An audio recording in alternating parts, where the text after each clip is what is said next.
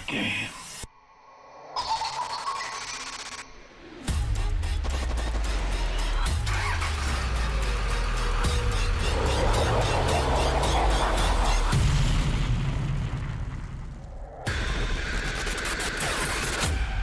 Before dawn.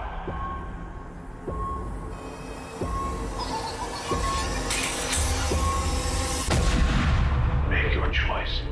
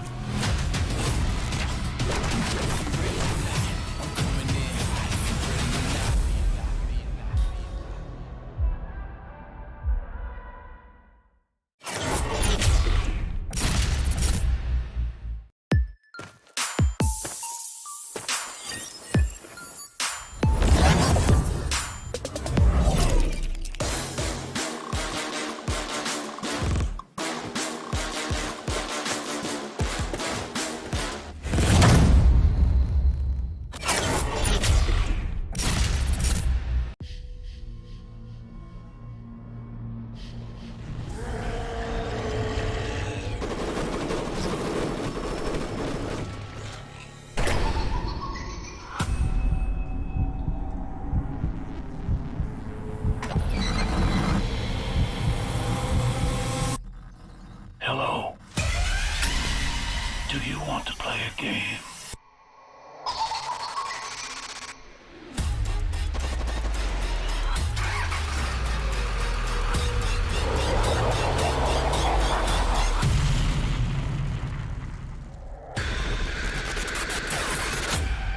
Before dawn.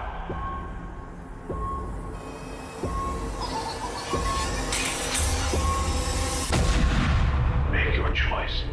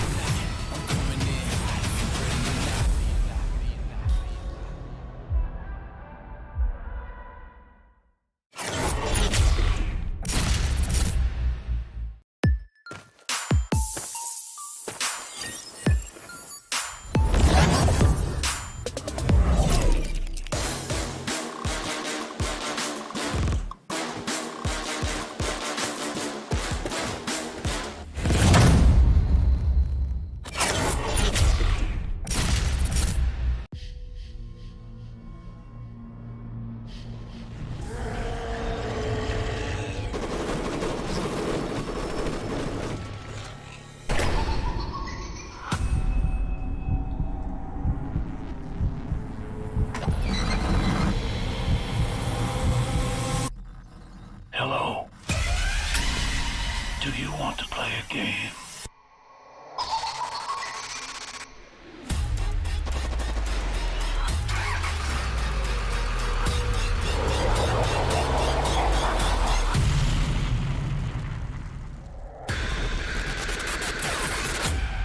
Live or die.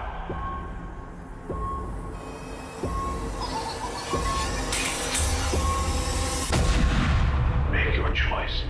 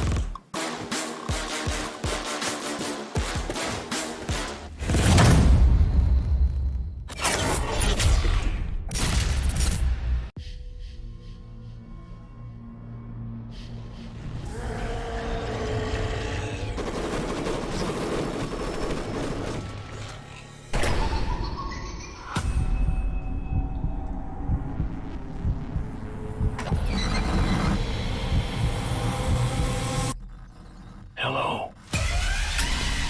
Do you want to play a game?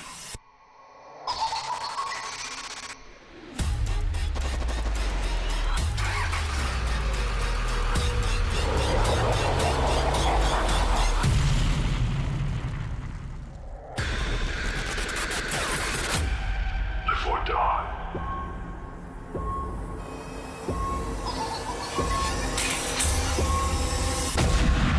Make your choice.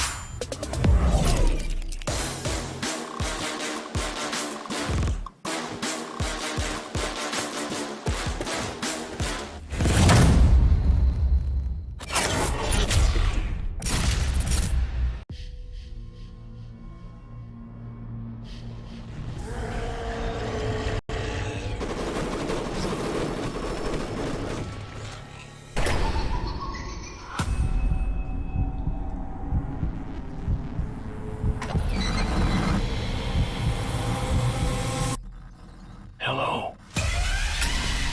Do you want to play a game?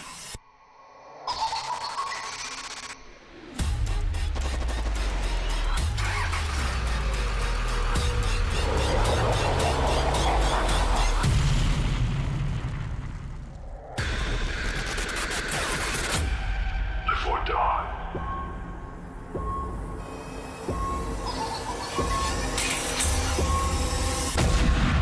Make your choice.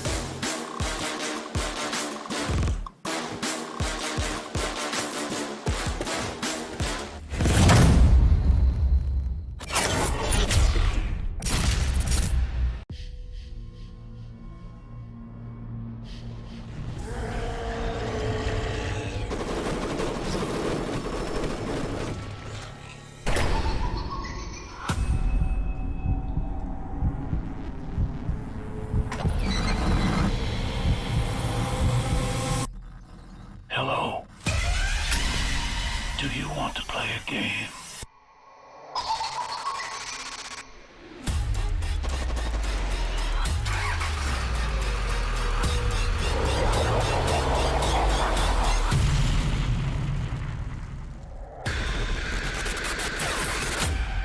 Before dawn.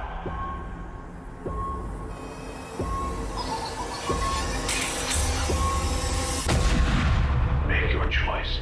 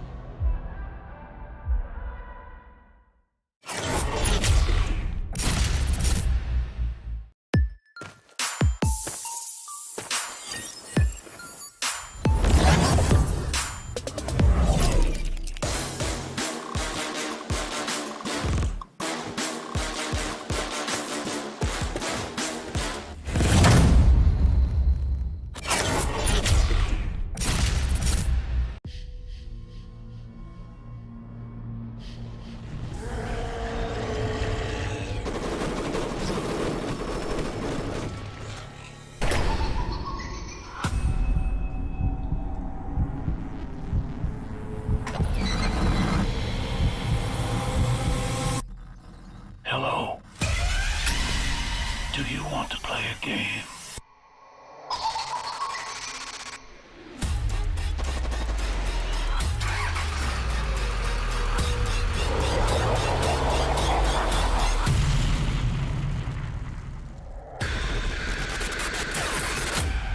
Live or die.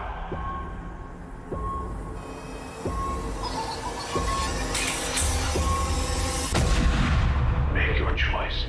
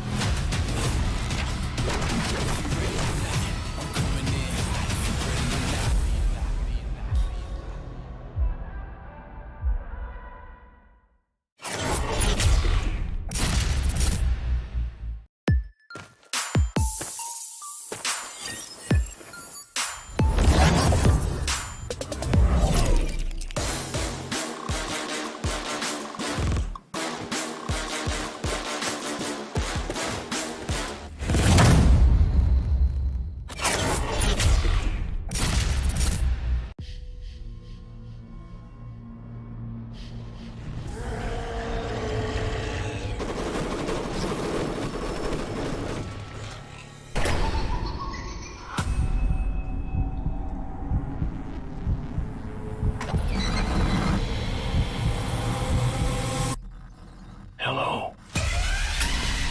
Do you want to play a game?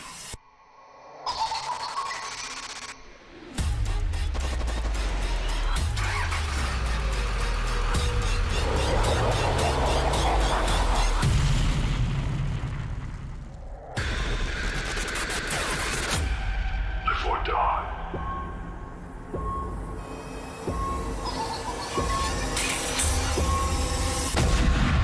Make your choice.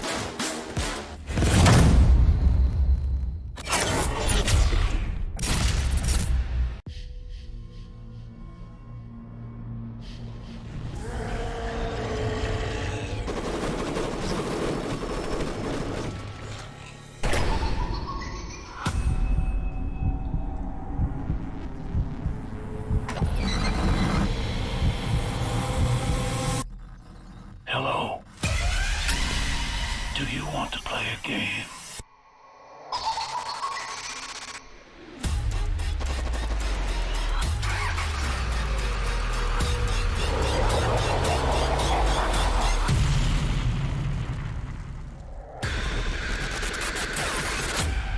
Before dawn.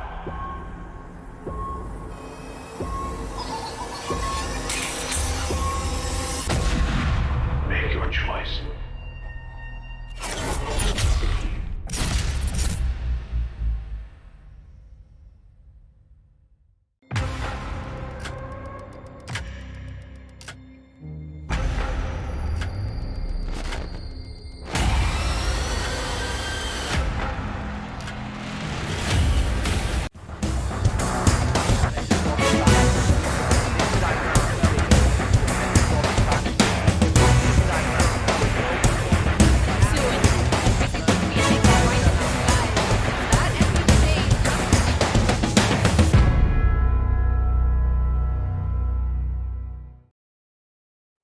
Welcome, ladies and gentlemen, boys and girls. This is the Plunge Battle Royale for MYSG. My name's AJ. I'm the Mustachio down here with the one and only Jericho from Triple V to bring you all of the hardest of action from today. 2 groups. In each of these groups, ladies, German boys and girls, all of those teams are stacked up. 4 matches each. They will go through 8 matches in total. Mayhem and all of that action, Jericho, happening at Blackout today. Yeah, I mean the new map coming through. You know, we gotta see a lot of new metas, a lot of new drops coming through, AJ. Not like the ones that we casted before, AJ. It's a different kind of map, so we might see. Yep. You know, we might see the old teams coming through again, but maybe some new teams coming through. But you know, with that being said, here are our qualified teams, AJ, for this tournament.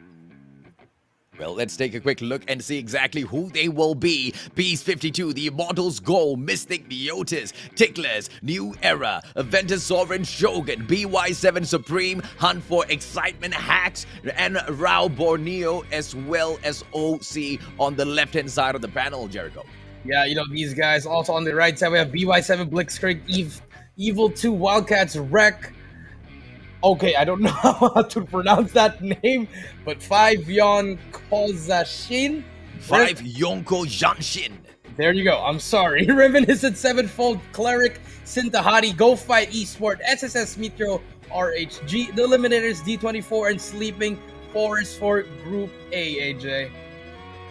Oh, now I am just so excited to see exactly which one of these teams will be able to make it through into the grand finals, right, ladies, German boys and girls? Why? Because what we are looking for, just the top 10. And in order to get those points, this is exactly how that format is going to be. For placements, this time around, we are quite generous. The top 15 get to take back points. But how much of points do they get to take away? If you play within the 5th to the 11th spot, you have literally just got that 1 point in there. 16 to the 20th, you take nothing back home, ladies, German boys and girls. Quite honestly, all the way up to the 7th placement, the points aren't really that kind, Jericho.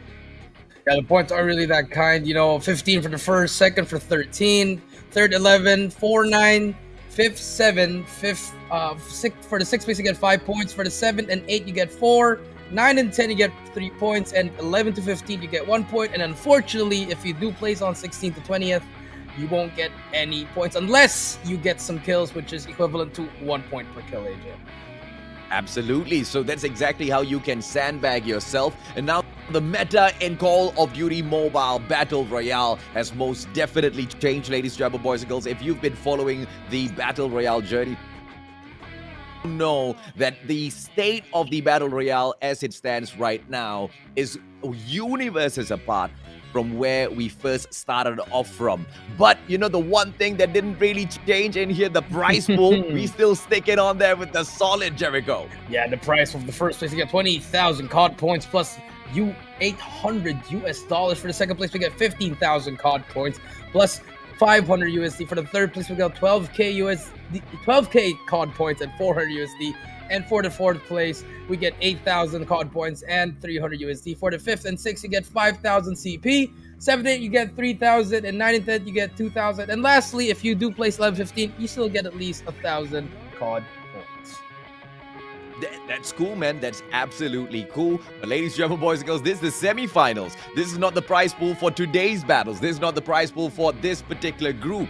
The top 10 will be able to move on into the grand finals to fight for an opportunity to pick the lion's share out of this prize pool. Exactly who will they be? We will find out on Monday. Ladies and gentlemen, boys and girls, as for the schedule of the day, just like we've mentioned at the start of the broadcast, 8 back-to-back rounds in the house, 4 of those rounds for Group A, and then we'll kick it off for Group B as well, Jericho. Yeah, a lot of games indeed, and we're going to start off for Group A at 3 p.m. So it's going to be 4 games for each group, actually. 3 p.m. for Group A. Going to be round 1, 4 p.m., 3 to 6 is going to be all Group A, 7 to 10, it's all going to be Group B. So going to be a lot of matches, it's going to be a lot of upsets for both of these teams. Let's see who's going to make it through. Yeah, absolutely, man. Now, a couple of players in the lobby, ladies and gentlemen, boys and girls, all raring to go already, but we have to stay patient. In a couple of seconds, you will see the action kicking off. So we want to ask you, who do you think will be able to rise up to the top? Because quite a number of big names in there. Definitely one of those who are looking to make their mark. You've got New Era. They've been able to show us exactly what they're made of. An evil virus as usual, Jericho. This time in the version of Wildcats, they send in their team. I wonder exactly how much they're going to be able to bag. All this above Triple S Meteor HG, one of the most dominant Malaysian squads out there. Yeah, I was going to agree with you with Evil Virus. I have them picking. I got actually picking them for this tournament, but I'm also looking at the Aventus clan. They have 3 teams, so any of those teams, or even the 3 of them, can also qualify. Just a lot of teams here, but also some new faces here. Big Brothers, the Immortals, Opa, all these teams making a name for themselves, and this is the platform that they can actually get through and be known, and maybe get to a bigger org, AJ. Oh, absolutely, man. Now, ladies and gentlemen, boys and girls, the matchup is about to kick off. So this is the very first time, I believe, the Plunge Battle Royale all out in Blackout. Let's see if that actually knocks the light out of both Jericho and I as we try to deliver 8 back-to-back rounds to you guys. This is game number 1. Let's kick it off, Jericho. Yeah, here we go. We do see the beautiful new map of Blackout here. We do see a lot of those legendary maps in Hijack, Fiery Range, Nuketown here, but we do see the drops coming through here. I feel like it should be a constructor on the estate side. So a very safe drop for a lot of these players. I feel like, some of these players, they want to go for that hot drop, AJ, try to get those early placement kills. But at the same time, you want to play for those placement points. So maybe a safe route would do here. So no one's really, not a lot of teams are sticking together. So it's all going to be just a loot battle. And then we'll see some battles in the middle. Yeah, absolutely. I mean, take a look at Team M there, right? We have got Cinta Hati just spreading out all throughout in the region just below Airplay there. Now, I array there. I don't see exactly why they would go ahead to do that. Not a lot of loot out there. And on top of that, if they get caught out, just pretty much open areas. So they have to be really careful with the way they move in here. You see, the whole meta of the Battle Royale in Call of Duty Mobile, Jericho, it's just been flipped on its head, man. It's a whole new game at this point.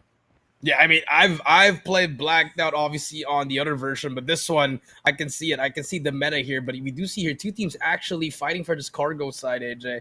So it's going to be a battle for this high ground. This team right here, Team G, actually. They have that upper ground here, but they do have a team in front of them. It's going to be an uphill battle here. This is going to be good points for them. We do see first blood coming through from these teams already, but a lot of teams dropping in from Nuketown as well, but first bloods are all coming through now. Yeah, apologies. A little bit of an error there. Team M is not Cinta Hati. Team M was actually Triple HG Meteor. So let's see if or not we will be able to see exactly what they can pull out of such a very daring drop early on in the game. But now it's going to be Spectre. Smart plays 1. Just 1% left on that armor. Ballsy plays. But of course, very, very brave. Mainly because the rest of the team members just there. And now we will have to see exactly what the rest of the opponents can pull off in here. Yeah, that is indeed right, AJ. We do see here they spot 2 more players. It's going to be 2v2 here, trying to run away with their lives here, but they're going to be chasing for this one. They have that pressure applied right now, but let's see what they can do here. They might get pinched, actually. They do have one more teammate behind, but it's going to be really far. They're just going to be chasing this. I like this play coming in there, getting those early kills, getting those placement, getting those kills, those points already. We'll spot them, but the chase is on. Let's see if or not they will be able to tag RBL as well. Does have the M13 Morningstar on hand, and if you've got a Mythic, you're probably going to be able to go out there and slay pretty easily. Hawk from the back managing to knock down 5788, and now Diablo still on the hunt, unable to spot that player out, but it will not be without Spectre pointing out the position of RBL, and this is just going to be a GGWP. RBL still surviving, managing to get behind that boulder for the time being, aiming for the antelope. Can he actually reach the vehicle, ladies, German boys and girls? And I cannot believe that Spectre hasn't been able to take him down just yet. The movements out of RBL just absolutely legendary, Jericho. Yeah, legendary indeed, but he's actually going for the vehicle. Not the best choice, but he's still alive there, just staying alive for his teammates there, and they finally give up Mystic. They don't want to go for that anymore. Good plays coming in from that player, and now he's going to be stuck all alone here, but Mystic, they have those early kills. The 4 players still up here. Now we're going to switch over to this side of the map, AJ. We do see them. He's trying to revive his teammate here, Steven. We'll get up here. Limbo. We'll spot another player on the other side. We'll try to snipe him. This is that shot. We'll get those information, and now they're going to be stuck in a predicament. I've got tears coming to my eyes, Jericho, because, I mean, just that one fight shows us exactly how much has the meta for Call of Duty Mobile Battle Royale changed in the past few months. I mean, in the past, the player RBL that was running away, a couple of shots in his back, and the guy would already be down on the ground, and then he gets turned into a dog tag, and it's a really fast-paced matchup, right? But with all of the adjustments that Garena has brought in very, very recently, it just slowed down the pace of the matchup. And now changing from the adrenaline in towards the armor setup, it just gives the players so much more viability out there on the battlefield. And with the maneuvers right now, with the mechanical capabilities that they do have out there on the battlefield, they're able to survive a little bit longer. And now throw all of that into the mix together with a huge map like Blackout. Dude, once again, a brand new game in our hands. Yeah, that is true here. Limbo will spot one, trying to get some shots going in. Will miss all those shots, but they have to go through. Zone is coming through now. They're going to be trying to get that early setup, but here Steven will hit one, actually tags one up, tags another one up. We'll just get some hit markers. Zone is inbound already, and Steven not really hitting those shots, but the helicopter's coming through, and AJ, this is the game changer for me. I feel like helicopters in Black, especially such a big map, AJ, it could actually benefit you in the long run. Oh yeah, absolutely right. It allows you to maneuver around the battlefield a little bit more easier, but we acknowledge that this is a mobile game, and you know, the helicopters just have a slightly unfair advantage, hence why on the map you are able to spot them out. Chris, the Nova Gas just playing towards his advantage. None of those players are able to aggress onto MYSG, but the backstab coming through from the one and only Najib, and Bosku, he manages to go in here and drop Chris as well, but not before he gets just knocked down from the back. Rex now taken down, and P52, they look absolutely solid. KO's dog tag already in the hands of KZ. Luffy in here for the backup as well. T1, there's nothing much more that they could bring into the fight. Go Fight Esports has to go somewhere else before they can continue this fight. Yeah, that is shooting over here. We do see another gunfight here. Cal trying to gets taken out by Botak. Greg Esports getting those kills right there. 4 kills into their name, just like P52, AJ. They both have 4 kills now. 15 teams still left, but the circle is getting smaller and smaller now, and we're going to see a lot more gunfights here. But we do see, remember, AJ, big map, so a lot of hiding spots here actually for all the teams here. You know, they could just go for an ambush. A third party would really be the best party here for all these teams here. But let's see what happens here. Like you said, look, the armor 200, AJ, so a lot of utilities that they can use here.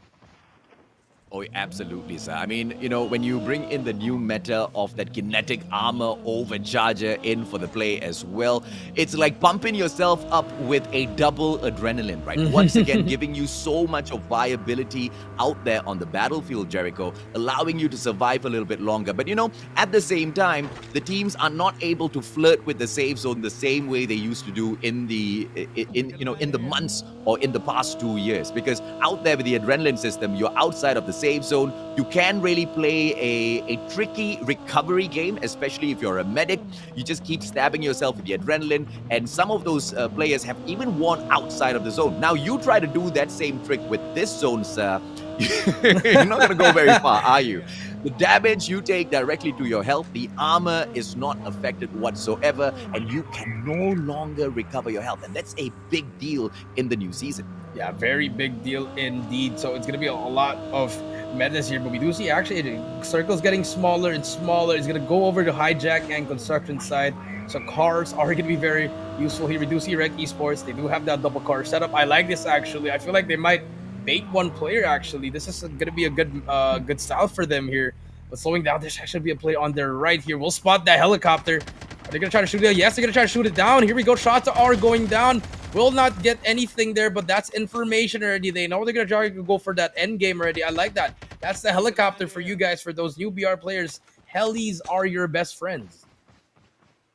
Oh, now look at this brand new brand right here, ladies, German boys and girls. Wrecked with Lamb, K-Pos, Kentang, as well as Botha. And it looks like those players most definitely listened, right? And they, from the previous Plunge, one of the feedback that we did deliver was the fact that there was just one clan going out there dominating the whole scene, right? And that's just not going to be doing a lot of favors for anyone, because the focus is just on the one supreme team within that one clan, that one supreme team within that one brand. And, you know, Lamb, K-Pos, Kentang, both are previously part of MYSG, now under Rec, ladies, German boys, girls. Let's see exactly how much they can go ahead and build that separate, you know, brand just under Rec a little bit more here for themselves as they focus in on building the overall brand around their gameplays. Because these players, if there's one thing that they allow us to remember, is their phenomenal gameplays out there on the battlefield. Yeah, that is true. You know, them with 4 kills. So now we're going to be on board with Team 15. The Eliminators, D24.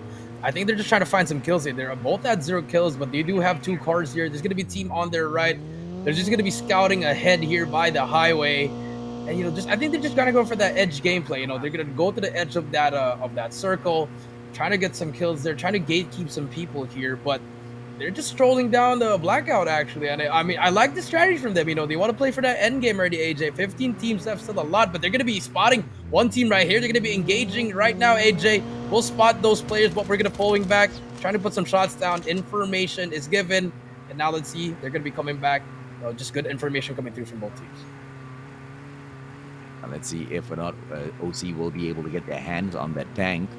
You know, we haven't really seen much of that blackout tank plays just yet, ladies, German boys and girls. Maybe OC will be able to deliver exactly that. Right now, they're just flirting with all of the opponents out there on the battlefield, just trying to make sure the surrounding areas not taken over by any other squads just yet. They do have a vehicle tailing them right at the back in the hands of Kubiga. But let's see exactly what MK has in store for us as they will I mean, once again, right, mobility with the vehicles out there on the battlefield at the moment, it unfortunately just is one of the metas out there, but I have no doubt whatsoever that these vehicles won't stay supreme for very long, man. Yeah, it's not going to be for long, but now we do see them in a drive-by, trying to get some shots down. We'll spot a whole team there. That's a 4-man team. They're going to try to chase that. They got 2 cars coming right behind them. Here comes some shots, but they're going to be moving backward. I like that. I like that idea. You know, you don't want to go for that. You know, get that third party. Don't face them head on. I like the strategy coming in from OC. You know, just very, very passive here, AJ.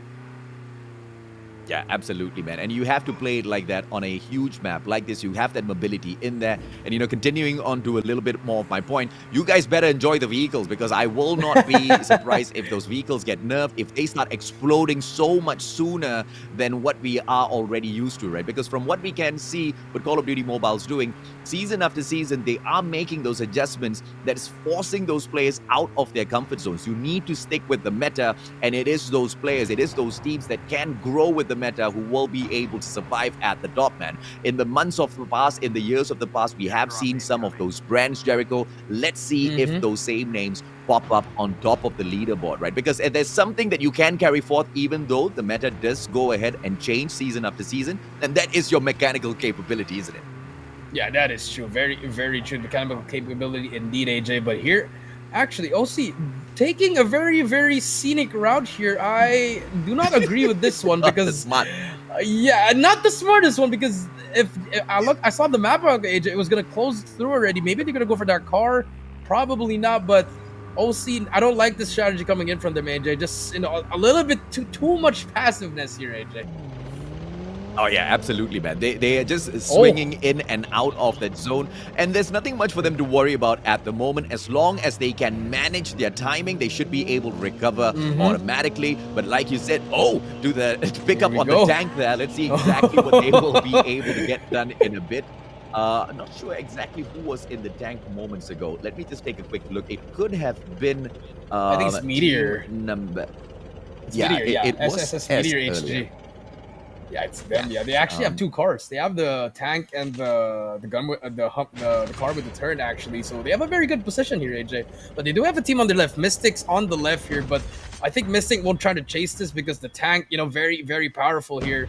So that could be good for end game here. So I like this play coming in from HG. But here comes the Rockets actually just pushing through the tank here. No shots being fired. No one is actually trying to fight anyone. Everyone's just waiting for that placement points. And this is what Blackout does. It's so big, and then in the end, everyone's just fully kitted out. Let's see if or not we will be able to see one team rise up to the top, easily instead of going through a lot of challenges. See, for example, HG Triple S, they've gone through a couple of challenges so far. In terms of the number of kills that they've been able to bag for themselves, on the other hand, Yes. non-existent. Yeah, but Yeah, I mean, so this is the change. You were right, AJ. The bigger the map, it's just harder to get more kills here, AJ. yeah, and you're going to struggle, man. HG Triple S, they will start understanding that a little bit later on. And how big the map is, although it's very, very useful for you to kind of stay out of trouble, for teams like HG Triple S who are trying to maintain consistency at the top in terms of their brand promise, looking for those kill points, it just gets super difficult, right? So the setup for that final zone, you are absolutely right too, Jericho. The huge map allows you to just go around the map, picking up each and every single one of the utilities that you can make use of later on. But now let's see if or not all of that is enough. We have Evil Virus on the board. Hana with those shots from afar, but the M21 will not be able to strike. She does have the legendary Extend Mag Sniper on board, ladies, German boys and girls. And the legendary mods really have been making such a huge difference in that Battle Royale, Jericho. Yeah, it really does. Once you pick that up, you pretty much have a game changer here. And actually, they're going to be dropping off here. Good shots coming in from Evil Virus here, AJ. But they do have the construction site. That's going to be the place to be. But there's going to be one team here. They're going to try to fight them down. Takes out Raven. There's going to be one kill for Evil Virus. Takes out Raven SLD here. They're going to try to take out the whole team here. But I like this setup coming in for Evil Virus. They have that construction site. Second floor is it with them. But there's going to be another team right below them. It's going to be P52 and P52. Like I said, AJ, the best party is the third party, and we're going to see something right here. Now let's see if or not the ladies from Evil Virus will still be able to fight back. The Wildcats, they hold back with Mamitika in hand. But HG Triple S, let's see what the Meteors will be able to do. Kid as well as Man, the tank in their hands. And they will not be aggressing anytime soon, ladies, German boys and girls. Also the Sports Car right in their hands. Ayam! Oh, almost getting taken down there. His non-existent armor will force him to back away. Finally, Kiddo on the ground. They have to back him up. That smoke comes out a little bit late, but all is well. They are still alive. Yeah, they're still alive, and they have that helicopter. It's going to be very, very useful in the end here. Everyone's going down now, and now they're going to get stuck here. It's going to be a team there on their left. It's going to be one team on their left just driving 3 cars. I like this. This is really good. This is going to be a good ambush coming in from them, but decides to back away again. OC just really driving around, playing for that placement points actually, AJ. But they have to kill sometime anytime soon because they need those kills too. Oh yeah, absolutely. And now with the tank going in towards the final zone, I think HG Triple S has just found the absolute solution, right? You can't find those kills early game. You move on into the late game, into a match like this. All out chaos on the battlefield. You've got the tank to give you that extra bit of support. And you also have the mobility around the map. You've got those shots as well. But now with Team R7 right in front of us, Kuntam finally gets knocked down onto the ground. Chintahati right in front of them, Espada. But we have to be careful, ladies, German boys and girls, because both of these teams taking the fight out in the absolute open. They can get third-partied here, Jericho. Yeah, they can get third party right here. They don't have that advantage, but nades are coming through, and I suggest they should just leave. They have the heli. They can just get out of there easily and just regroup and try to reroute their positioning here. But they're gonna force it because P52 is there as well. And here comes a third party. P52 goes down, but it gets taken out by another team from the top. The fourth party, the fifth party. Everything is happening, and this is it. The smaller it gets, AJ, the wilder it gets. And here we go. Battles are ensuing and back and forth, but the tank is there. Lupin trying to take out one, takes out one as well. And here comes the tank with the help. And just like that, Triple SHG getting 10 kills already, AJ. Beautiful play coming in from them. Oh, yeah. Yep, Chinta Hati right in front. HG Triple S, they have got the high ground, but they've now given it up to Team S. Ladies and gentlemen, boys and girls, you have got the one and only Go Fight Esports now with the highest point within the map. Let's see if or not they will be able to use that to their advantage. As HG Triple S, they back away one by one. Their players seem to be disappearing from that map, ladies and gentlemen, boys and girls. Kubiga as well as Mayhem from Team T, they are just keeping in towards that mobility on that map with the vehicles as well. Now, looks like none of them want to stop for Lupin to take these shots. Yeah, he's just running around, but getting information. Lupin just missing those shots, but we'll get information. That's going to be team on the left, on your right. They're going to get pinched here, actually, but Cal will try to take out one, hits the shot on Kiddo, but no, just hit markers. P52 takes out two as well. We got 6 more teams left, AJ, and this is just going to be a battle for that high ground, and this is the ground that HG, they really like the spot, and here comes the team. They're going to be fighting this, but they're going to be trying to get it away here, just back and forth. Shots are going down, finally takes him out. 11 kills into their name, and now the circle is getting closer and closer, and here comes the final battles. Oh, and now the players all see outside of the safe zone. What is going on? HG Triple S, they've got the better spot, ladies and gentlemen, boys and girls, but smokes all around. The smoke bomber on for the pop. Man on the ground. He needs to be helped up. And finally, in the nick of time, Man back on his feet. And HG Triple S still in here with a 4-man push. Now, right in front of them, they have got Team R7. I am Kiddo as well as Kuntum. It's a 3-man squad. The trio, will they be able to survive? Mayhem on the side of OC, just one final player left. It is all for HG Triple S to lose this battle now, Jericho. Yeah, that is very true. And actually, OC, they actually made it through to the third place. All you have to do is stay up and wait for them to fight. This is going to be good. But SS, actually, if AG just pushes up, they have that higher ground. They could just actually get the drop on them. And OC, all you have to do is watch. And I like this, though. But Circle about to close in. And here we go. 10 more seconds left before it shrinks. And here comes the nades coming through. HGSSS just holding it down. Kid at the back of these dumpster trucks. They have a good setup, actually. Just a crossfire coming through, but they have a car, AJ. And here comes the bait. They're going to be trying to get to one person on the left. And here we go. The fight's going to ensue. Nades are coming through back and forth. HG versus P52. Who's going to get that first place? Takes out one. There's going to be another one player going down. 2 players go down by the car, AJ. 2 more players, and that is it. P52 gets taken out. And the last player, Mayhem, they get second place. And first game goes to HDSSS. Ah, that was just a GG all the way through, ladies and gentlemen, boys and girls. Remember the setup from the get-go. The question was, yes, there are a few big names, but how will they figure out how to get over the supreme brand of Triple S Meteor HG? Because they are in here to win it. And we saw the setup in towards that final zone, 0 kills on the board. And the question was, how do you play the new meta? HG Triple S, they have got the absolute solution for that, right? You bring the tank out, you bag a majority of those kills. You've got an extra vehicle there in for the use as well. Amazing. Mobility in that final circle. You play your positioning as well above and beyond everything else, man. They had everything going their way, and every single thing was done right in this matchup for the side of HG. And they managed to bag a total of 15, the most number of kills, I believe, in comparison to any one of the other teams out there. Yeah, 15. And not only that, they also get 15 points for placing first, AJ. So they immediately get 30 points away ahead of the pack, AJ. But I mean, looking at everyone else, I mean, I thought OC was gonna get taken out, but they get second place, AJ, and they actually did well here, AJ. Pretty well coming through here. And we do see the other teams. P5, I thought P52 was gonna do better there, but they got really stuck in that low ground in that beach side. Just really bad positioning there. But you know, good kills. You know, you get like at least 9 kills coming in from 14 kills actually coming in from them. Yeah. So you know, still good place coming in, but Triple H. Actually, SSS Meteor Triple S, HG, Triple S just really playing well. I like what they did. You know, they didn't really use that tank. It was just there as a decoy, pretty much just to let the enemies fear. Okay, we have a tank. If you guys come through here, we can use that against you.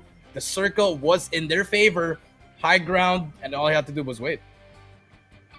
Yeah, absolutely, man. And you know, we did see Chintahati holding on to a great position as well. And unfortunately, they just couldn't really finish off super strong. And R7, they very easily took over that compound. And you're right, man. P5, although they did really have quite a good position into play, the one weakness with the play of P5 was that they were way too spread out on that battlefield, right? Yeah. And they had to now thin their numbers.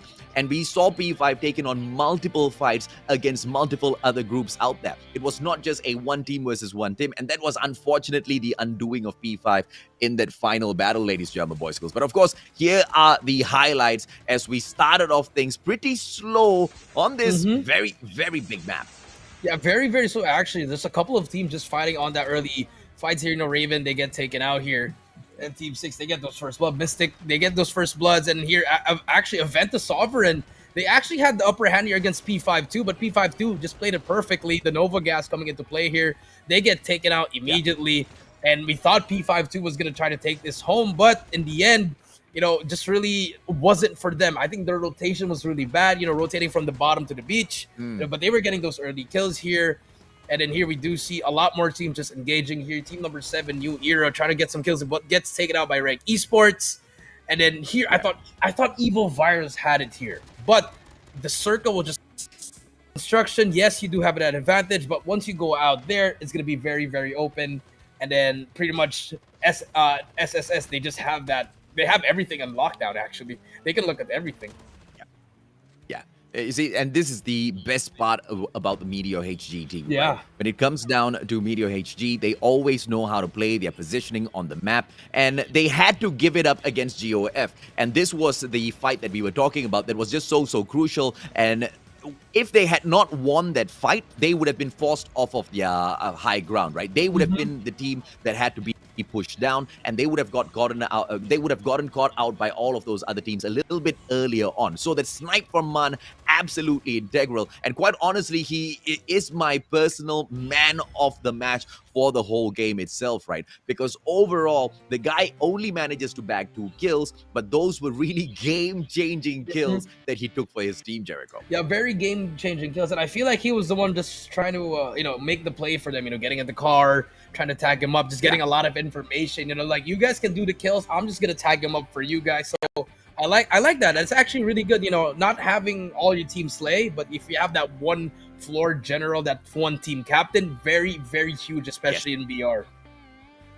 Absolutely, man. I mean, Man, what he has shown us in just this game number 1 is Triple SH Meteor HG. They just cannot be trifled with, because it's not about the kills for them. It's all about the strategy out there on the battlefield. How do you adapt well to the meta?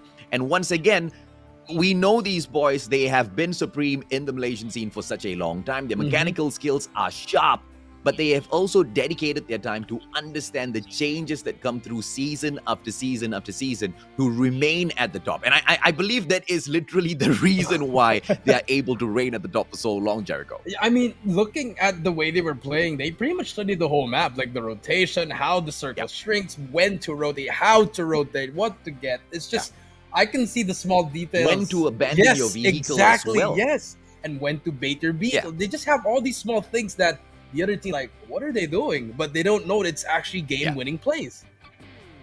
Absolutely. So when they brought the tank in there for the final play, they managed to abandon the tank after a certain point. Why did they jump out of the tank? They knew, man.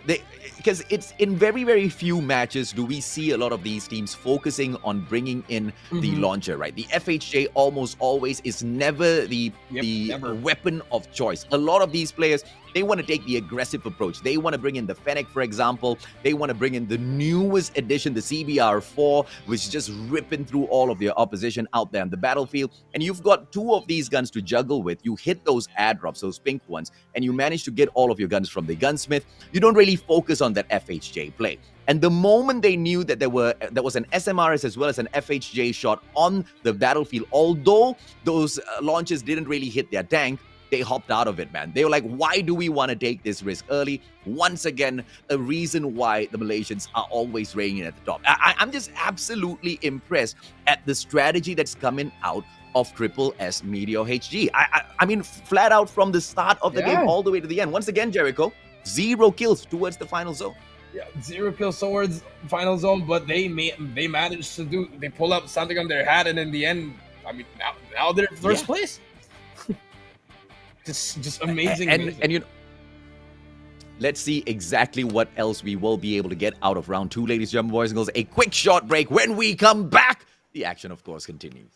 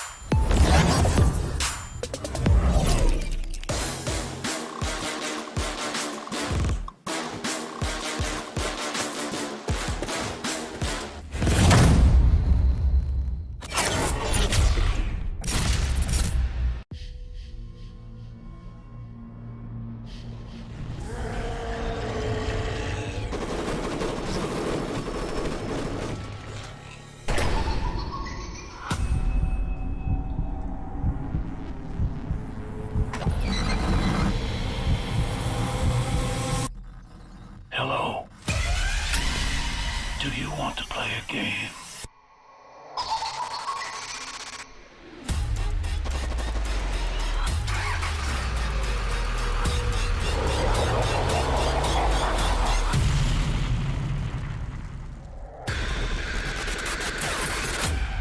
Live or die.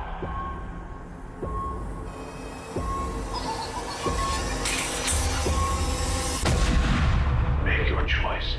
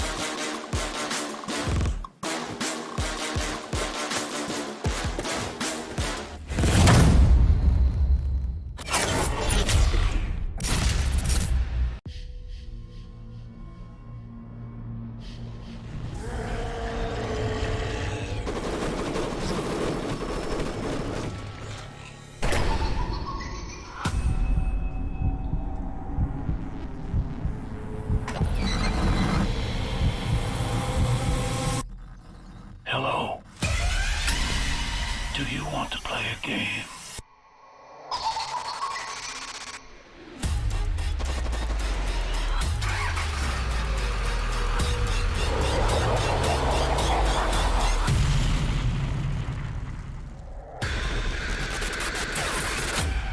Before dawn.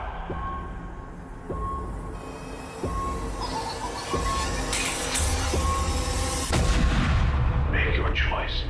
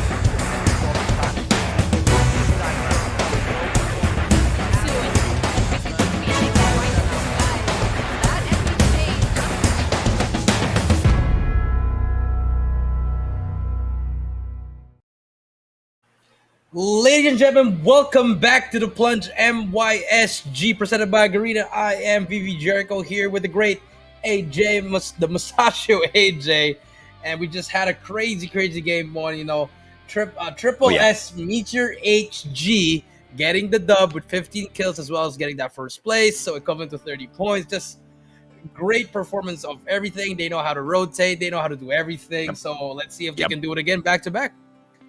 Absolutely, man. I mean, that's exactly what winning is all about in the Call of Duty Mobile Battle Royale right now, ladies and gentlemen, boys and girls. Let's take a quick look at the standings and see exactly how much they've managed to do and how far away they've pulled. Triple S Meteor HG sits down at the very top of the leaderboard so far with the 30 points. Peace 52 right behind them with the 18. OC with the 17 points. Reminiscent 7-4 Clerics with the 15. The Immortals Goal with the 13 points in that 5th spot. Wrecked in that 6th spot with the 13 points. And Chinta Hathi also equalizing with 13th, but they are in that 7th spot. But you know, one game, as much as Triple S Meteor HG has managed to run away from these other teams, another matchup in here, they can play catch-up, Jericho. Yeah, they can definitely play catch-up, especially P52 and OC. They're right behind them, actually.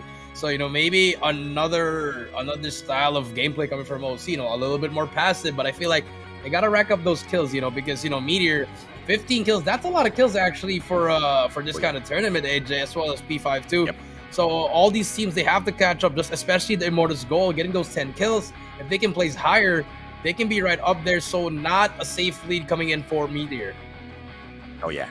Yeah, so I would just want to see exactly what are the changes that the teams will be able to bring in here for the next matchup, right, Jericho? Because, how much of changes can you actually do? One of the biggest, adjustments that you perhaps can make is picking your drop spot, right? Picking your initial drop zone, whether or not you're going to be getting into those early gunfights, which we did see some of those teams unfortunately jump into very early on.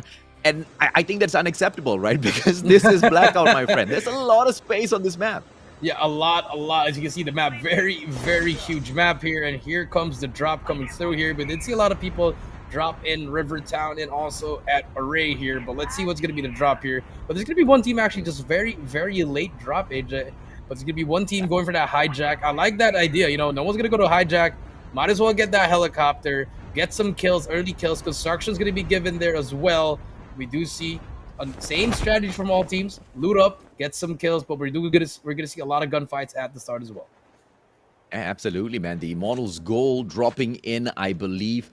And they will not like the action that they will receive from the side of the Eliminators D4. That's going to be quite the hot battle. And just to spice things up a little bit more as well, we do see the chopper being stolen away from their spot. So Team H, ladies, German boys and girls, the one and only BY7 Supreme, they just pulled off the best heist in round number 2. But off screen, we can see Go Fight Esports picking a battle with the team of Enrao. Let's see if or not they will be able to bag anything from this. Yeah, Enrao here actually going to be in a gunfight here with Train Yard. Gets taken out. Arrow gets taken out. One. That's going to be 2 players down already. It's going to be only 1 player left. And now we're going to see it's going to be a 1 versus 4. Can he try to make a play here, AJ? He has to pick up those tags here, but it's going to be very, very tough. Well, as he will spot 4 players here, he's going to be trapped. And this might spell trouble for them. Let's see if or not they will be able to get out of this, because it really doesn't matter. Yes, Daru's Breacher as well as put in down on the ground, turn into dog tags, but they still do have Tail Fox in here, right? And let's see exactly what Tail Fox is going to be capable of getting done, ladies, German boys and girls, because it needs to be all about the retrieval of the dog tag. And yes, he does play the trap a little bit smartly, I guess, but just does not take advantage at all. Unfortunate. Yeah, very, very unfortunate indeed. And actually, I'm not gonna lie to you, this is my favorite drop right here. Train Yard is one of my favorite spots here, and I like this because you're in the middle of the map. You can actually get somewhere here, but now let's see what happens here. They do manage to pick up 1 team already. 4 kills in the name of Go Fight Esports. I like this early start, but we do see here on the kill feed, Mystic will take out Contoon. That's gonna be another kill for Mystic, and now they're gonna be trying to look for a spot where to go next. Now let's see if or not they will be able to kind of just get out of this sticky situation, right? Because Zahira, yep, taken down a little bit earlier, ladies, German boys and girls. And, Go Fight Esports, I don't think that's exactly what they were aiming for. Let's see if or not they can just step it up. Because early in these rounds, the last thing that you want is to allow Zahira's dog tag to be expired. But at the same time, I don't know if this is just a bug that we are experiencing and seeing here, Jericho. Maybe they already scanned the dog tag and she's on the way back. We'll find out, I guess, on the next revive flight. Yeah, that's going to be true here. We see Mystic here. Actually has 1 player down, but they do have R7 there. We'll spot 1 player here. Versus 3 here, AJ. But it's going to be just a slow. They're just trying to make us play here because they have to pick up that dog tag, AJ. And that dog tag, it's not going to last forever there. They have to pick it up here, Mystic. We'll spot 1 player there. I am trying to just hide out Spectre with that M4 actually. But here comes Mystic with the Echo. We'll take out what Echo can win you those gunfights. I am will go down. That's going to be another kill for the side of Mystic. They already have to 3 kills, AJ. Mystic playing very, very well at the start. Oh, absolutely, man. And of course, that's exactly what we expect out of them. Hawk on that revive flight already. Nothing much for them to worry about, ladies, German boys and girls. Yes, the Echo in hand should be the perfect weapon of choice at this very moment, at the very least, for him to just take those CQCs. And, overall, it wasn't really that much of a disastrous fight to jump on into. He did have that backup there anyway. So Mhm. let's see, of course, what R7 can now bring into this fight, just beyond these walls. Yeah, just beyond his walls, indeed. But here comes Mystic. Actually, they can actually hear these enemies. They know they're gonna be very near. And Mystic, if I was Mystic, I would just push this through. You have that mad advantage. Might as well just double challenge at the same time, But here we go. This is gonna be a fight very, very near already, AJ. But just back and forth, just trying to get those first picks. Mystic gonna hit the flank. But R7 just trying to run away. They actually switched sides, and now they have that upper ground. I like this coming in from R7. You're like, you guys take the lower ground, we'll take this high ground. And now R7, they actually have the advantage here. Now let's see if or not they will be able to trade with Mystic. Well, Oh yes, my they God. do. Oh my goodness me! I actually found that. Thank goodness there was smoke, bro. If that was the cluster, my friend, that's a PG.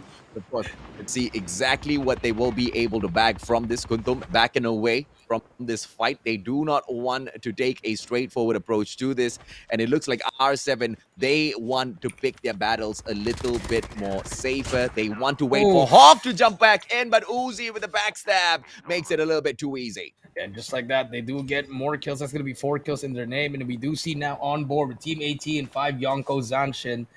Just, trying to scout some areas, but no enemies near them. They got to start moving here if they want to get that, they want to get up on that placement matches, AJ.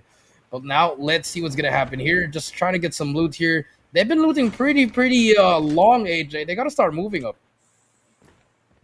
Let's see if or not they will be able to, perhaps get this loot out of this area, find a vehicle for themselves, because overall their positioning on the map isn't that bad, ladies, German boys and girls, but they also do want to just kind of slide into a better position because right beside them is a very, very dangerous squad in the name of PGN Alpha. So if they do not reposition right now, PGN Alpha, as they continue with the loot down there at Turbines as well, I'm afraid they're going to cross paths. Yeah, they might be crossing paths here, but on the other screen now, P52 stuck on that lower ground here. They're going to be facing up against Team 19. It's going to be Go Fight Esports with 4 kills as well.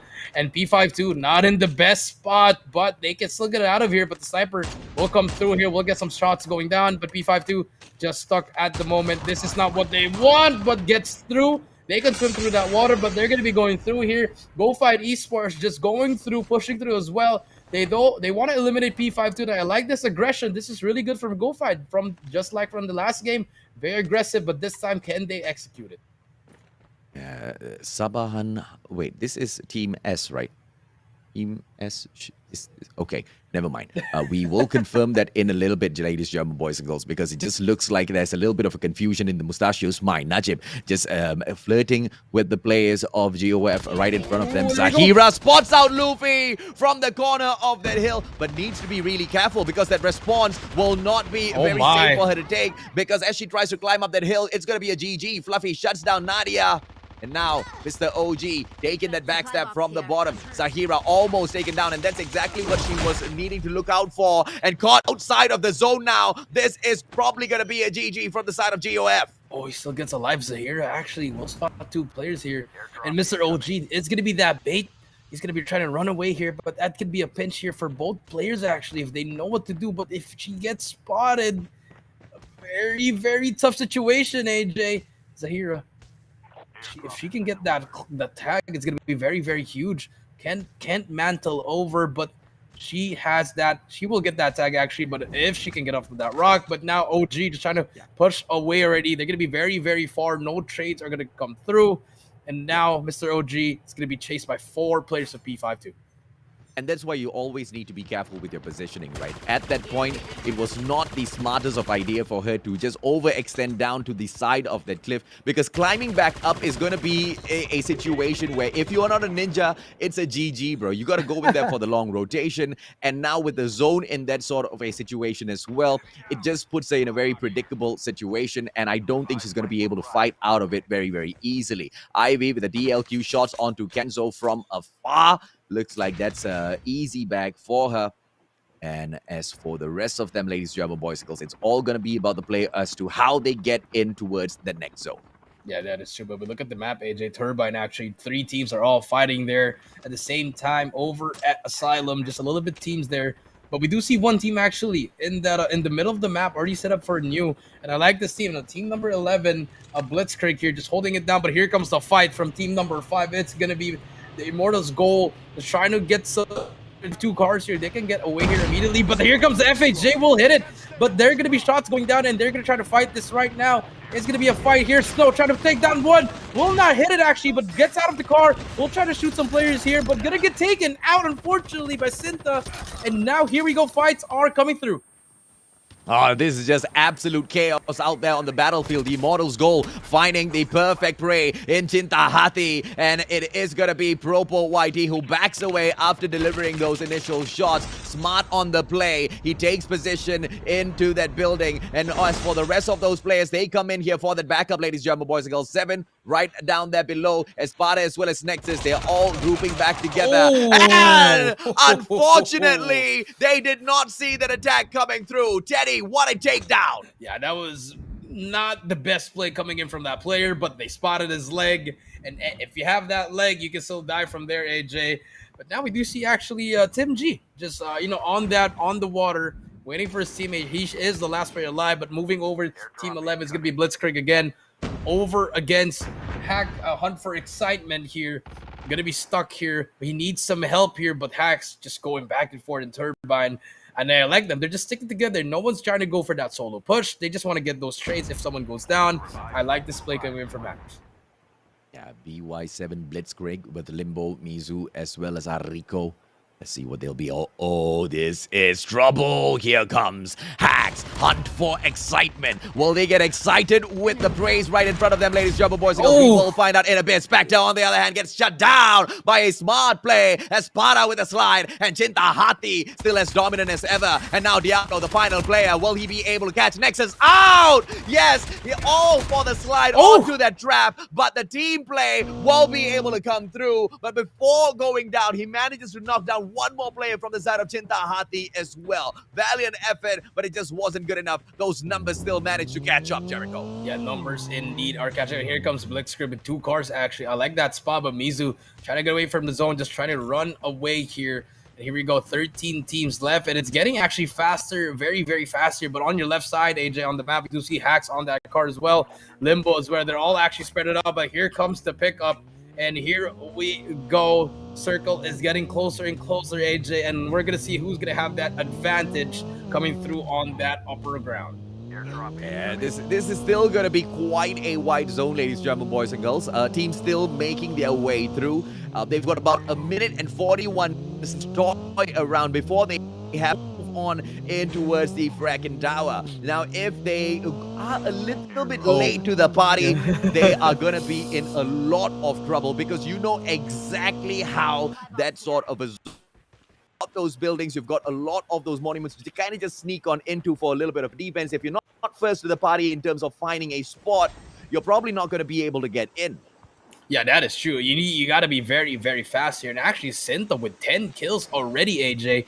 Very, very good second game for them. And they're just hunting for more here. And I like it. They're just very, very aggressive, you know. I feel like they just have that confidence in them. But there's going to be a team right behind him, Hacks. I don't think they know they're going to be here. Here comes the car coming in from behind him, Hacks. They're going to try to push through it. It's going to be a gunfight. Hacks versus Cinta. Who's going to get this gunfights here? And here we go. The setup is going to come through. And here's going to be all gunfights ensuing. Shots are going down. And Cinta stuck with these rocks. But they have that on higher ground, AJ. Oh, yeah, absolutely. You're playing the higher ground in here. You do definitely have it. But I love what Cintahati is doing. They don't really care, man. They want to continue moving on. And why do they moving on? Because once again, ladies and gentlemen, boys and girls, it's all about positioning. You want to find a suitable spot to build your defenses over. And in such an open ground like that, happened to them, like how the Hacks team just approached and started throwing a lot of sand in their eyes, something like that could happen again. And I just absolutely love the decision coming through from Cintahati to take the fight a little bit later on, because a lot is on the line. They've already lost a lot of those points in that previous matchup. Taking that 7th spot with 13 points, not what Cintahati wants. We know they are way more capable than that, just that one round. So let's see exactly what they'll be able to bag into game number 2. But as we lay our eyes on BY7, one of those teams that haven't really grabbed many of those skills in this map just yet, Jericho. Yeah, they did get some 2 kills here, AJ, but they want to set up for those placement points. So I like this coming in from them. They got those 2 houses, and but over here now by Sinta Hari, they're just pretty much just in the middle of everywhere, just trying to look for some enemies here, just hunting and hunting and hunting. And I like this coming in from them. Very, very aggressive, but it might cost them in the end game, AJ, if they don't have any cars that actually, if they have to move out somewhere. But they will spot one play here. Shots are going to go down, but the car will just move through. And the same team again, AJ. OC is driving around the whole map, playing for that placement points. It works all the time for them, and I like this coming in from them. Now let's see if not BY7 will be able to continuously bag all of these kills. B52! Smart plays with that backstab, and they are able to take down the opponent. KZ brought back up onto his feet before they can take the fight up against BY7 as well. They do not have the height advantage in terms of the ground that they play, and the zone not on their side as well. So this is just going to be hustle time for Peace 52. Yeah, hustle time indeed. But if you see on the right side of the map, BY7, they have those 2 houses on lockdown. And P52, they're going to be stuck here. They're going to get shot here. It's going to be a gate keep coming through here. But if they manage to get through fast, something, and here comes the first players, the first team that actually won. They only have 2 kills here, but they do have a Ventus on their side here. Shots are going to go down. Man, we'll try to take out one here, but they do have them stuck here. It's going to be a battle like nades are going to come through, and here comes the push. AVS just not really doing anything. They're just going to get taken out, but they have fought back, AJ. It's going to be a 4 versus 3. One guy goes down, and let's see who's going to get this fight. Yeah, AVS is going to get fried in this situation, most probably because Hacks on their left-hand side, and you've got HG on the right-hand side. My friend, what do you go ahead to do? But now BY7 jumping into the battle as well. Perhaps this is the distraction that the team from MYSG needs, right? And this is for Ventus and Shogun to perhaps focus in on taking out the team of Hacks. Yeah, that's actually very true. Oh, so sorry. Go ahead, AJ. It'll all depend on the decision making right now, man, because it just doesn't seem to be the case. They still want to focus on HGSS. Yeah, they actually still want to focus on that, but that small window of opportunity made them actually go out. But here comes P52. It's going to be Najib and Floofy. Floofy takes out one more, and now they have 9 kills, but they only have 2 players left. No more revival flights coming here, so they have to go through here with 9 more teams, but actually with 9 kills. A lot of kills coming from P52, but most of the teams are still complete here. And actually, if you are HG, this is very smart. You're gonna be stuck in the middle. Might as well get the hell out of there. And this is I like this. The cars again, AJ, is very huge in this blackout map, AJ. Oh yeah, absolutely right. And HGSS getting done what all of those smaller teams should have already done. Get the hell out of there and position yourself within the fracking tower, because it's not going to be a lot of space left in a couple of seconds. This is something that we were talking about moments ago already, ladies and gentlemen, boys and girls. A little bit late to the party, and you just do not have a standing in the competition. HGSS with the 3 kills in here so far, they don't really mind, although a little bit late to the party. Right in front of them, and this seems to be the kind of prey that they most definitely can take on. Oh, but look at that, right above the tower, we just got a quick spot at them. OC sitting down with the high ground advantage. just trying to play for those placement points, and I love it coming from OC. But HG, they do spot 1 team here on the left. BY7 Supreme here on the left as well, and they can actually get pinched here. But here comes the fight. Bombs are all coming down here, and here comes the nade. SSS trying to make their plays here, but they are stuck. They have to get through some buildings, play some time here. But I like this. This is going to be very, very good. Just get that crossfire set up for both players, and they just have to wait. Yeah, HGSS, they are in a damn good position, ladies and gentlemen, boys and girls. OC, on the other hand, Kubiga with the chopper flying around. Say needs to be careful, and Carl does not manage to take him down. Should have been a little bit more sharper with those shots, ladies and gentlemen, boys and girls, but it doesn't really matter. He has been scared off of his high ground, and that just means that there's not much pressure going to be coming across on the side of HGSS from the right-hand side, and they can focus on taking out OC, who are the bigger threat in this particular battle. Yeah, OC's actually the very, very big threat here, AJ. They're just playing very passive. They don't want to kill anyone. They're just going to take their time here. You know, but if you look at it, everyone is already inside the circle. Here comes the shot. Sinta was going to try to get taken out. And this spot by HG, actually very, very good. No one's going to take them from the back. It's all going to be left and right. A pinch should be coming through here. But here we go. Yeah, we need to look at Evil Virus, ladies and gentlemen, boys and girls. The ladies from Wildcats, they're holding on to a strong position Oh my. in for the fight. B52 Luffy shuts down Teddy as well as 7 bags a double kill for himself as they continue on. B52 now with the 12 kills in hand. Are they going to be able to get to the final zone? And as I say that, ladies and gentlemen, boys and girls, Evil Virus, one by one, they die outside of the zone. And Immortals, the hacks, they drop the players of OC. How did they manage to go in here for the fight? Because OC, they had to abandon the high ground. There's absolute chaos now unfolding, Jericho. Yeah, just ensuing indeed. And, P52, they're actually still winning a lot of gunfights, even though they're just 2 players. The Echo coming in huge here, and here goes the Jib. Gonna be one more player there. If he actually tries to pick that up, that's gonna be a huge kill. The Jib should look on his right. The timing's gonna be coming through here. Can they actually make a play here? But here comes Evil Virus as well, pushing through. But Panda, OC, gonna push through. Panda will, oh my, the timing is very predictable here. Najib, all he has to do is peek there. It's gonna be last 5 teams here, and it's all gonna be placement points now from now on. Floofy will peek one, will spot that player, takes him out, and OC finally out, will place 5th here. 4 more teams, and P52, they're playing out their minds here.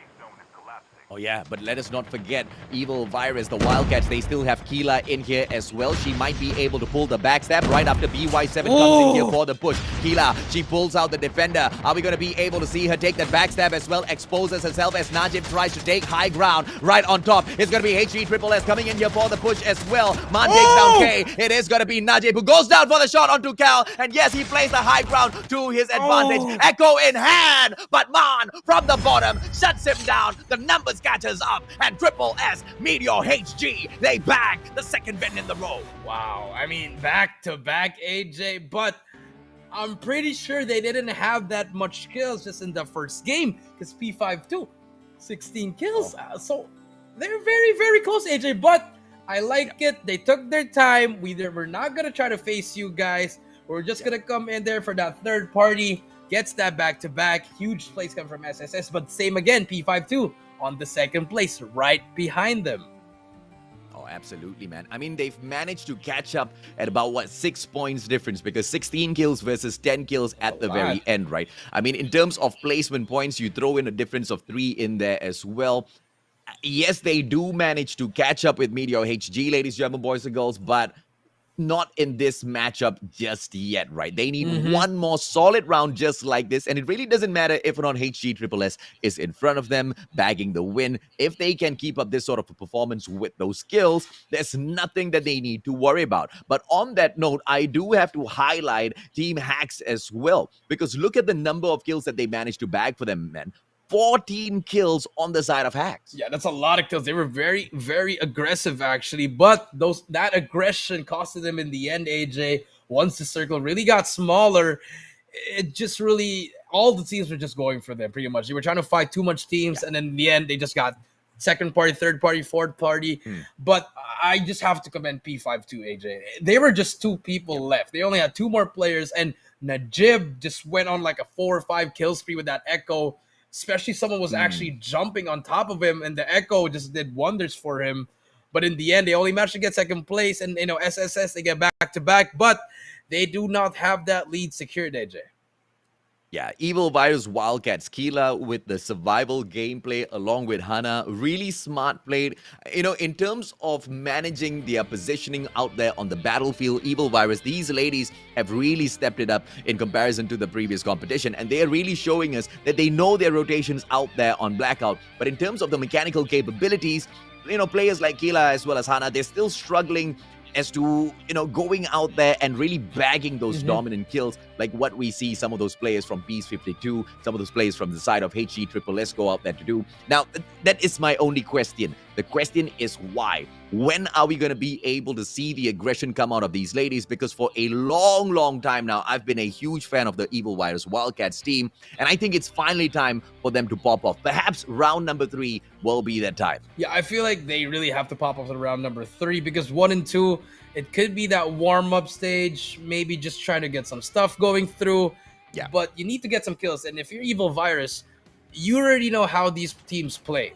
So might as well take a different approach, maybe a little more aggressive, maybe use a helicopter and just start, go split. You can have a 2-2 split, try to get some kills. So a lot of ideas that you can go through here. But then again, this is the best of the best, so might not be the best idea for that one, AJ. Yeah, absolutely, man. I mean, but you also have to take advantage of the meta of the game, right?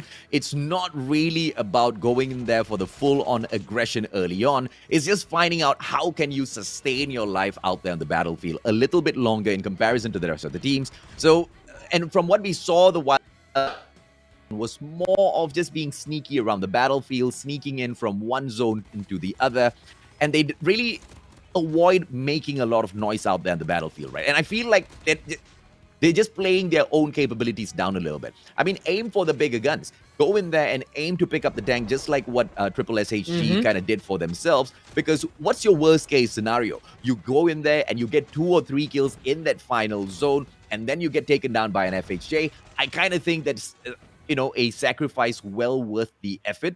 And, you don't really need 2 to 3 players in their tank. The rest of them can kind of go out there on the rotation, try to bag those placement points instead.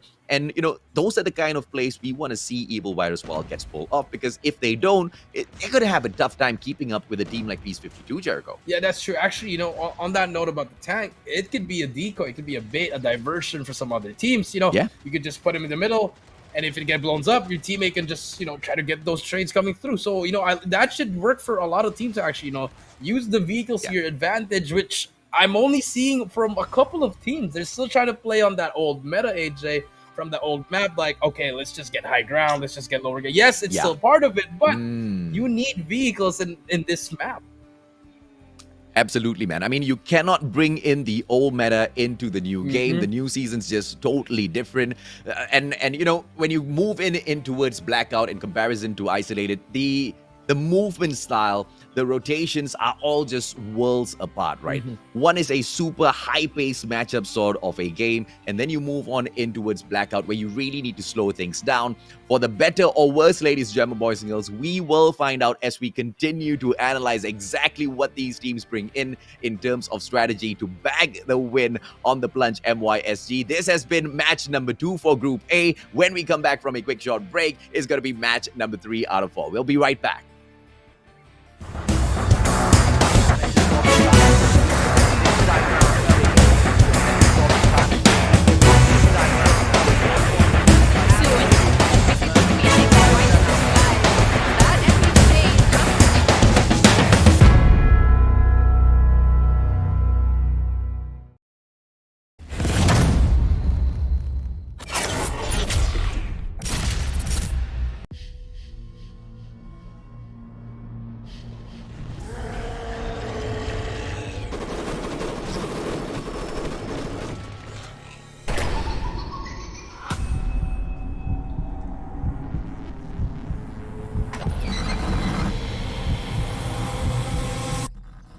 Hello. Do you want to play a game?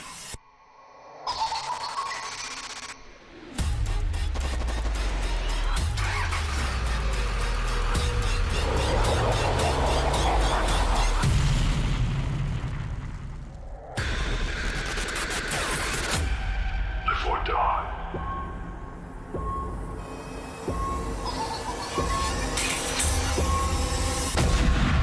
Make your choice.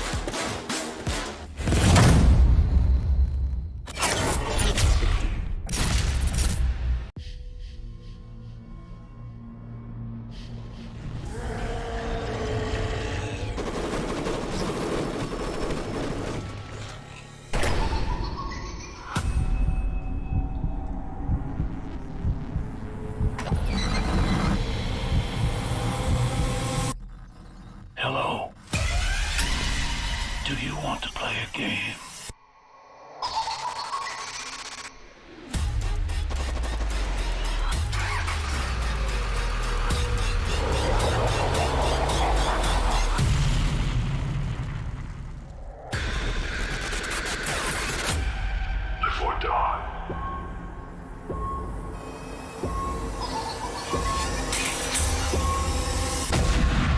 Make your choice.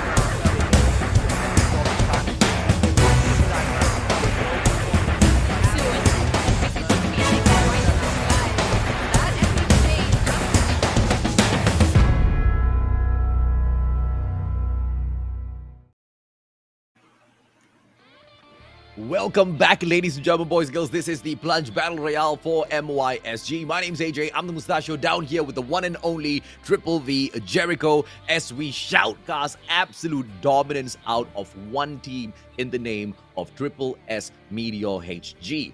But hot on their tails, also Peace 52. They don't seem like they want to make this very easy for the raiding champions at all. Yeah, they're not making it easy. Well, you know, back-to-back second places for them, but the second game for them, very, very good points coming through. 16 kills plus those 13 points from placement. So, I mean, I don't know who's really going first and second, but they're both up there. But, you know, we're going to see here our round 2 standings, AJ, and we do see here Team 1 actually now, Peace 52 getting that total points of 20 now with 16 kills, even with 0 wins, AJ. And for SSS Meteor, they do have 2 wins here, but they only have 25 points at the moment.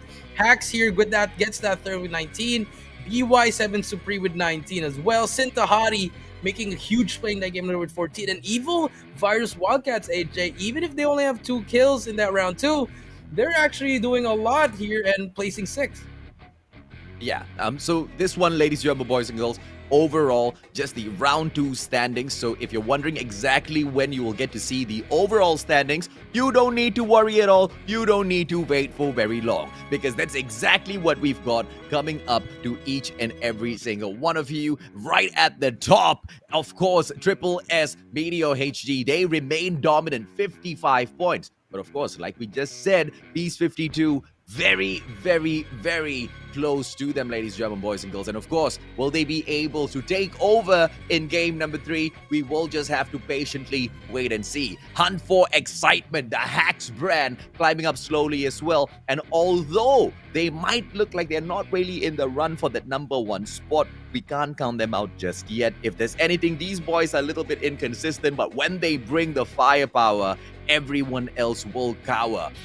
Look at these guys, very slowly but surely climbing up the leaderboard. And that's why, you know, I kind of gave them a little bit of extra love, a little bit of extra attention as well. We know their capabilities, but it's not about what history can tell us. It's all about how well you've adapted to the current meta of Call of Duty Mobile Battle Royale, Jericho.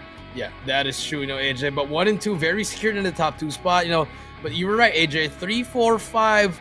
They could still change up here, but you know, we got to look at Evil Virus. That's like you said, AJ, you've been looking out for them for a long time already, but can they step up? They're in that 10th spot. Yes, you can get top 10, but you want to at least get into the top 5 just to secure that spot as well. Yeah, so Evil Virus Wildcats, this is a full-on girl squad. They've got 4 ladies in there, absolutely whipping all of these boys into shape. Overall, not the #1 team out of the Evil Virus brand, but most definitely a team to fear because I believe their clan master, Mami Tika, is in this team. So if you want to fear them for their ferocity, or if you just want to fear them because Mami Tika is in the team, ladies and gentlemen, boys and girls, I don't know. Because so far, I kind of feel like they've been super duper passive. And here's the one thing that I truly believe in. Yes, sometimes we need to Malaysians say it in Malay as kenal tempat. You need to know where you stand, right? But in this particular instance, I feel like the Wildcats don't really know what they're capable of. And I think if they push themselves a little bit further, try to take a little bit more of an aggressive stance, they will start, discovering that they can bag quite a number of these boys out there on the battlefield.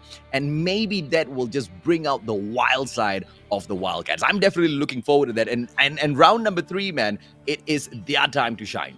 Yeah, I mean, it should be their time to shine. I feel like they just need a little bit more confidence. I feel like, I don't know if it's one of their first tournaments. I'm not sure about it, but, they need that confidence in them. And this is that game number 3 here. We're going to be actually now the flight's going to coming in from the other side, from the Hydro Jam side. Now we do see the drops coming through. A lot of teams going to go for that estate side, that raid side as well. And now we do see teams again, a lot more passive teams, but this time we're always gonna see a lot of these teams just fight it out at the start. Yeah, so this is one thing that, the COD community can learn from as well. When we go into matches, as you guys can see, a lot of these initial drop zones are kind of being aimed for by these teams, hot spots for the drop. And we can also see a few of these spots really avoided by these huge squads, right? But, as you take a look at the overall state of the map, I want you to focus on to the midsection of it. M1, 2, 3, and 4. These are the boys from Triple S Meteor HG. Look at the way they spread out onto the map, looting up all of their individual areas, not really crossing into each other's spot. And they also understand a very, very clear depiction in here, the fact that barely any of the other teams bother going here. They are not going to be disturbed early in the game, and this has been a very, very consistent play coming through from the side of Triple S Meteor HG, and I feel like that's just a winning solution.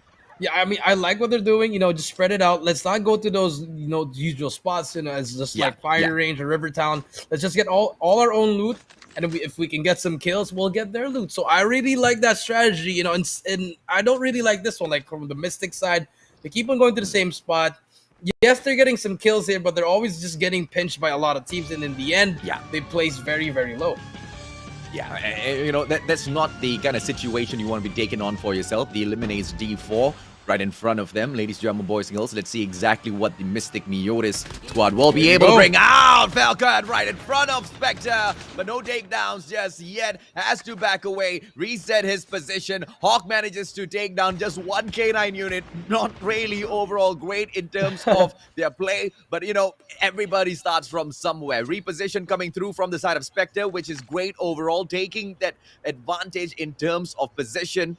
With that height, he should be able to call out the movements coming through from the opponents. And look at this, man. He calls it out well, just managing to catch a glimpse of them running away. And, he doesn't really have to force this fight, right? They kind of got involved in a very sticky situation.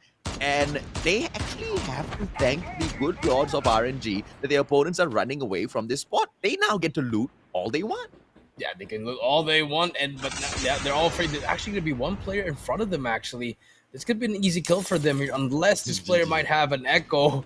Let's see what happens, Spectre. He's just pretty much hiding there, waiting for his teammates. They just left him. But let's see what happens to Spectre. Just looting this building here.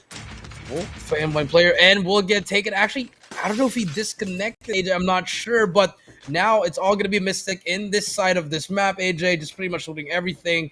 And now they have to actually really loot fast if they want to try to get more kills here. They do have one kill already in their name, AJ. In Team 11, BY7 trying to kill Hanzo. Will try to take him out, but nothing will hit there. But they do have that information. And now BY7 on here. Blitzkrieg just holding down this building. Now let's see exactly what Blitzkrieg will be able to bring in. The guy has got the extended mag for the sniper, ladies and gentlemen, boys and girls. It increases the mag capacity. That's a great one. But when you've got the golden mods, and this is something that I absolutely love about the new update, right, Jericho? When you've got the golden mods, not only does it like kind of add a lot of advantages to the gun that you're carrying, like it's not such a secret, a sort of a buff, right?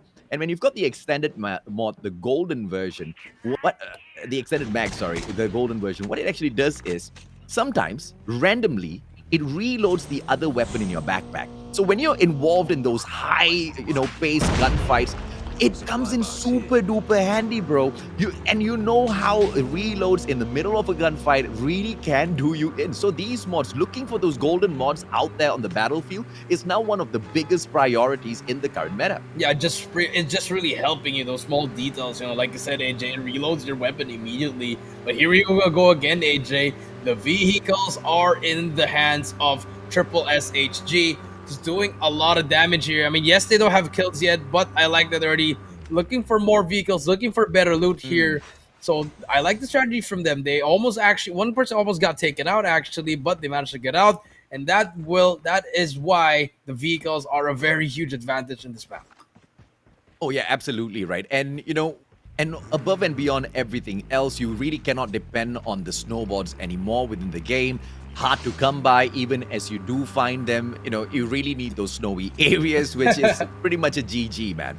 And if you want to just purely depend on your player model's movements as you slip and slide across the battlefield, as you get caught out in gunfights, yes, you may be able to just buy yourself a little bit of time, but the moment that turns into a 2-on-1 situation, that's it, right? You are going to get taken out. So those vehicles really, really important. But I just wonder how long are we going to have fun? Because just like our snowboards got taken away, my friend, the vehicles are going to go away soon too. So I'm not loving it too much just yet.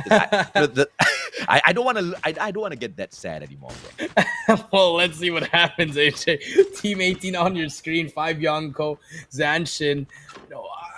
I mean, I was looking out for this team a while ago, but, as you can see, the helicopter just exploded there in front of them. No more transport for them. But, this round's been very, very passive for all the teams, AJ. And I like that, right? You take those passive rounds. You are playing Blackout. You're not playing Isolated. Isolated, high pace, small map. You go in there for those rotations. Compound to compound, there's not really much distance between it unless, you're moving out into areas like the bus station. But when you get in towards Blackout, each and every single compound, a universe on its own. Hannah, from afar, goes in for the knock, and it looks like the evil virus Wildcats are on the hunt, Jericho. Yeah, they're on the hunt indeed, but there's a car behind them. They're going to get pinched right here, but the car gets away, but there's going to be a team right in front of them, and another team indeed as well. And here we go. Kyla takes out Breacher, and that's going to be 2 kills coming for Evil Virus, and this is the team we were talking about, AJ. Now a different kind of approach coming through. Takes out another one, put in, goes down, Enrao. One more player to beat. It's going to be 69. Killer all alone. He's going to be trying to run away with his life. Will get tagged up, but just the armor saves his life. But he's going to be trying to run away. Kills it down. 3 players down, and it's all up to that 1 player for Enrao. 69 Killer running away with his life. Hannah, smart, backs away with your advanced armor repair first. You need to make sure your armor is good for the go before you jump into these battles. You cannot, just go in there and underestimate your opponents. Evil Virus Wildcats, what a change of pace from taking such passive approaches into these matches, ladies, German boys and girls. One small feedback and they change, and they don't even stutter with their play. And that's exactly what makes the Evil Virus brand just so versatile. And now let's see exactly what they will be able to do, because a bigger challenge in the form of Peace 52 now steps forth. Yeah. I hope the Wildcats run away. Yeah, I mean, I feel like they're just going to try to go for this. B5, dude, they're actually stuck in one spot. But, look at Evil Virus. They're actually spread out in all the buildings, so I like this.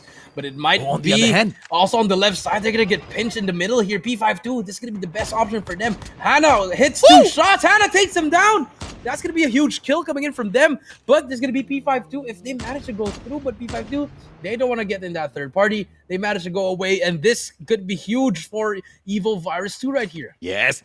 Oh, what a toss grenade! Hana! Can she find the kill? Oh, that hit marker there. Nadia back on her feet. Hana! Aggression out of Evil Virus Wildcats. Exactly what we wanted. Exactly what the leaders give. And look at the change of pace. 5 kills on the board so far. All 4 players of the Evil Virus Wildcats still alive and kicking. Look at what we talked about. Underestimate yourself. That's exactly what Evil Virus Wildcats were doing all this while. And now they go in for the hunt. Zahira, she cannot take this pressure anymore. She backs away. She does have the snowboard on her. Gives her a little bit of the mobility. And out of this situation, she gets smart plays out of Evil Virus Wildcats. So fine. Hana! Aggression. But Casey, Peace 52 is a different sort of a breed. Yeah, that's what we were saying. I thought they were backing away, but Peace 52, here we go. Here comes the push, actually. The pressure is on.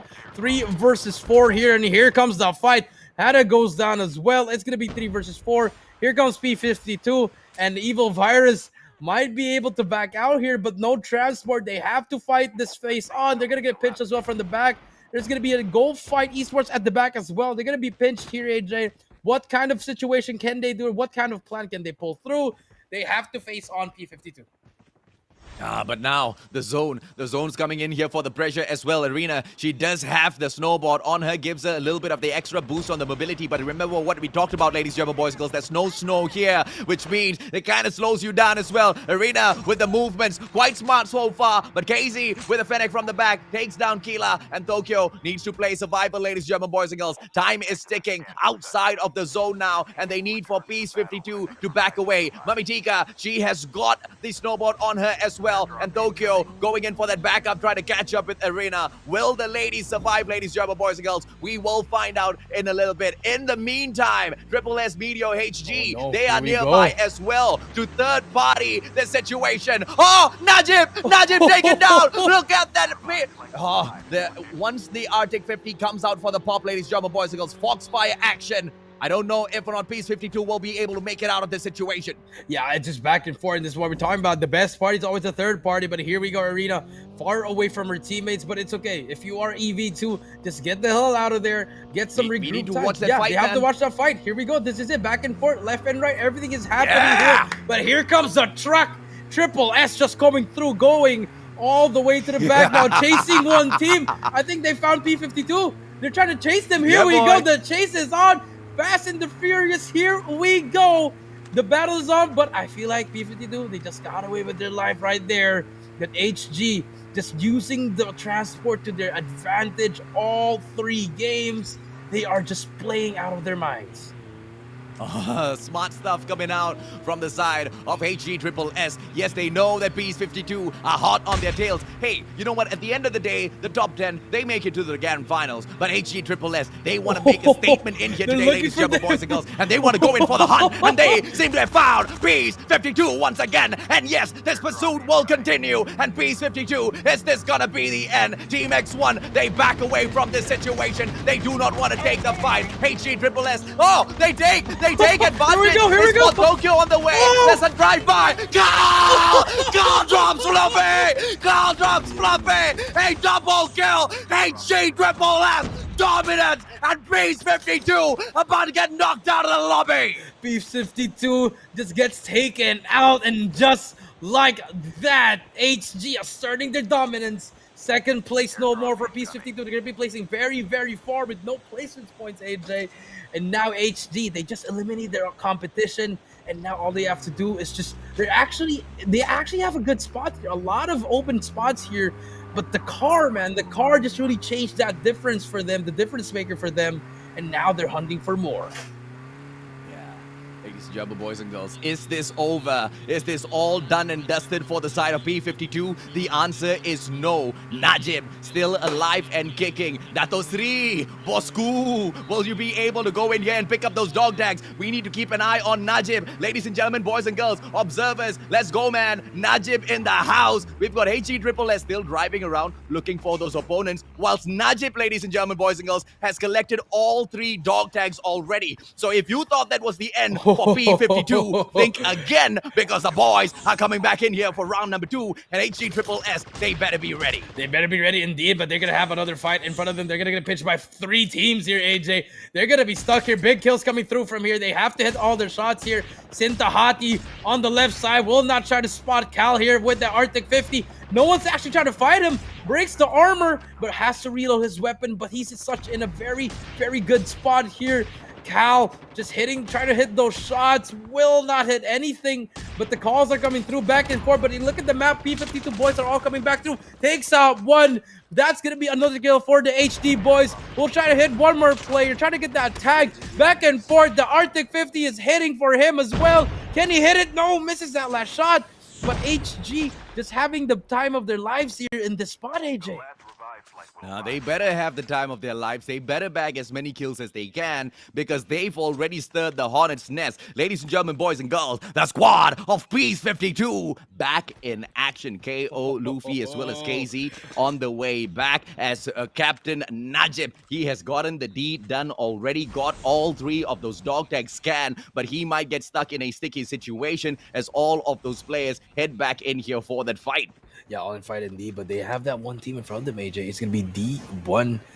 They're going to be on that second floor. We'll spot a car. We'll try to hit one on the car as well. Can he hit it? Please hit that snipe. No, we'll miss that shot, but Jin takes out the K. Oh, my bad, teammates. But here we go. That's going to be the fight ensuing. Shots are going down. Here we go. Advantage will be going to SSS, and this is going to be a lot of pain for that team on the beach, AJ.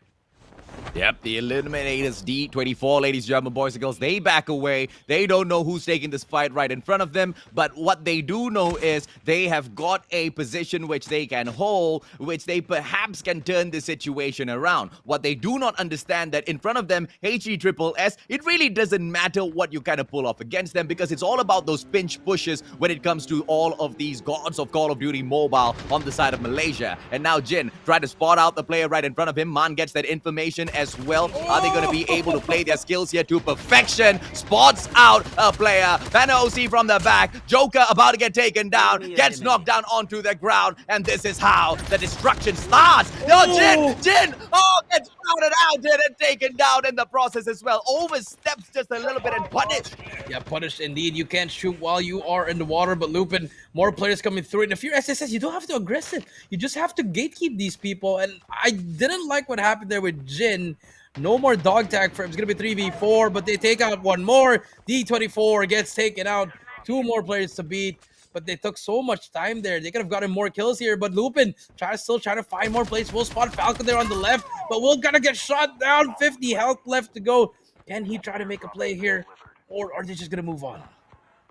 This is just smart plays coming out of the Eliminators D24. Remember what we just talked about, ladies and gentlemen, boys and girls. The moment they spotted the team in front of them, it was either you take the fight out here in the open field or you back away into a defensive position. And they took under the bridge like little trolls and they turned the situation around. Smart plays coming out of the Eliminators D24. We will keep an eye on them a little bit later on. But of course, as we had spoken about just moments ago, ladies and gentlemen, boys and girls, Bosku Najib in the house with the play, bringing back KD, Luffy, Fluffy, as well as KZ. Smart plays coming through, but now they might need to take on a team in the name of AVSG. The AVSG Shogun boys right there in front of them, and Chitahati by here as well. So, P52, can they play third party smart? Yeah, they have to play the smart. They also have Go Fight in front of them, but here comes the plays coming through. And this is going to be a fight coming through. Here we go. But I like what they're doing. They're just really waiting for each other. They're just letting them fight each other. But Lupin, actually on your screen here, one more shot here. He's going to get taken out with 1 shot left. But they get through. And now they're going to be inside the circle as well. But here comes the fight. They're going to meet P52 again. It's going to be the rematch, AJ. Here we go back and forth. SSS trying to make some plays here. It's going to be ball all coming down here. Smokes are all coming through here. I mean, look at the map. All the teams are all here. Najib trying to spot one, misses that shot, but we'll spot that player. And now we're just going to see back and forth gunfights here, AJ. Oh, it's just pure chaos breaking down in front of us, ladies and gentlemen, boys and girls. And as all of these teams try to get out of this situation, HG Triple S, they are just pinned on the left-hand side of the corner. Espada almost getting away with the situation. Luffy, Fluffy gets taken down by Lupin. And Najib with the snipes from afar. HG Triple S in front of him in his crosshairs. He's not able to bag any bit of it. Carl, what a play. Backs away. Yes, that armor gets broken. But Najib, no takedown just yet. Mechanical supremacy out of the players from HG Triple S to avoid those shots. Yeah, but now you can see Najib and Floofy only left here. It's going to be another 2 versus 4 for them. They have to try to get to play here, but here comes, they spot Cal actually. They have to get out of here, try to cross here. Najib just trying to run away with his life. The grapple, it works. Beautiful grapple play coming in from Najib. And now he has that advantage, but he's going to get shot from behind. Brings out the Echo, no SMG in hand. It's going to be a close range gunfight for him. We'll spot a play here on his right. You see, going to try to get taken out. The Echo will take out one player. But here we go, more players coming through here, but Fulvio gets taken out, and just like that, P5 still alive. One more Najib, last player to beat. Kenny's still alive. Cal's right away with his life, full health inbound as well, and Najib gets taken out. No more P5 2. They managed to make a good comeback, but HSS is still alive here. One more player on his left. Cal's still alive. How is he still alive? Because he's using the pumped up. Oh, no, Carl! Carl got taken out just moments before. I was about to hype up exactly how he was staying alive. He was bringing in the brand new class into this battle, ladies and gentlemen, boys and girls. Pumped, and he kept flying through the air, just avoiding all of those shots. Smart plays out of the boy, but unfortunately, this is exactly how the chips fall. As to all of the battles that was falling on the other side, ladies and gentlemen, boys and girls, as all of that chaos was unfolding, Hacks just stood awaiting on top of this hill with the advantageous position, waiting for all of that battle to come to a close. And Mystic Meiotis with the exact same luck as well. And now they most probably might just be the last 2 teams to fight in here for that #1 spot. But Aventus Sovereign Shogun, they have a final player in the mix as well in the name of Chris. Yeah, this has to be the perfect third party, but Chris, I think they know he's here. Chris, just trying to hide behind that rock. Please don't pick a fear, Chris. All you have to do is wait for that third party. But Chris gets spotted. This is going to be very, very funny. But here comes Hacks, going to push through as well. It's going to be back and forth. Diablo goes down as well. Hacks versus Mystics. But AV, he's still alive. Chris is still alive, trying to make his play. But he's still alive. Back and forth. Finally gets taken out. But they get second place. And Mystic takes it home. This game #3 with 10 kills and 15 points on that first place, AJ. Mystic Meiotis, ladies and gentlemen, boys and girls, bagging that #1 spot this time around. What a play coming out through the team. As we have already broken down and discussed so many times now, how do you go in here and get the win? It's all about the positioning on the battlefield, and when you are sitting down on top looking down in Call of Duty Mobile is just slightly easier, man. And of course the terrain played to their advantage as well as they took that final battle, and unfortunately Hacks just could not make the cut. The numbers were not on their side. I'm not so sure what the final player on the side of Hacks was thinking, as he kind of just bolted right outside of the zone, got sprayed down, and that was just a little bit unfortunate. Hopefully we can catch that out in the replay, ladies and gentlemen, boys and girls. But overall, it was just a stellar play coming in from all of these teams in here. We were so fixated on the action that we didn't even see teams like Mystic as well as AVSG sneaking in to that final zone together with Hacks. Yeah, I mean, I was surprised that Chris was still alive. He was just pretty much going left and right with that transform shield as well, but they managed to get that second place. But Hacks finally turning up again, AJ. We did see them in that overall leaderboard, just doing a lot of things there. But Cinta just pretty much not having that best game, AJ. Only 4 kills and placed 11. Not the one that really surprised me was Evil Virus. I think they placed around top 8. So, you know, everyone is stepping up right now, AJ. Oh, absolutely, man. I mean, let's talk a little bit about Evil Virus Wildcats. Once again, showing us consistency. These ladies are just absolutely impressive out there on the battlefield. You know, they brought in the aggression this time around, and, you know, that aggression kind of got broken down a little bit early on. Huge battlefield out there, but overall, they still managed to bag those 7 kills. And, you know, Tokyo just staying alive towards that final zone. Unfortunately for her, she got caught out by the one and only Carl, right? And this was this situation that was breaking down. Tokyo was chasing Carl, and Carl was running away from Tokyo. The one upper hand that Carl had over Tokyo was he jumped over the fence with his skill. He had the pumped skill in here. Yeah, He jumped over the fence. And Tokyo, she couldn't run through the fence. She now needed to look for a breaking in the fence. And by the time she found that, it was just way too easy for Carl to just spray her down from across the fence, man. It was just smart plays out of this gentleman all throughout the time. It's just a little unfortunate that HG could not bag the win. Their position as they played that final zone could have been slightly better, right? And we kind of notice when they take that high ground, they usually come away from the win. And this time, with the low ground input towards that final zone, it unfortunately just didn't play out in their advantage. Yeah, I mean, they had to take out Chris, honestly, because Chris was... They knew there was one more team, but they didn't know how many. Chris was just there.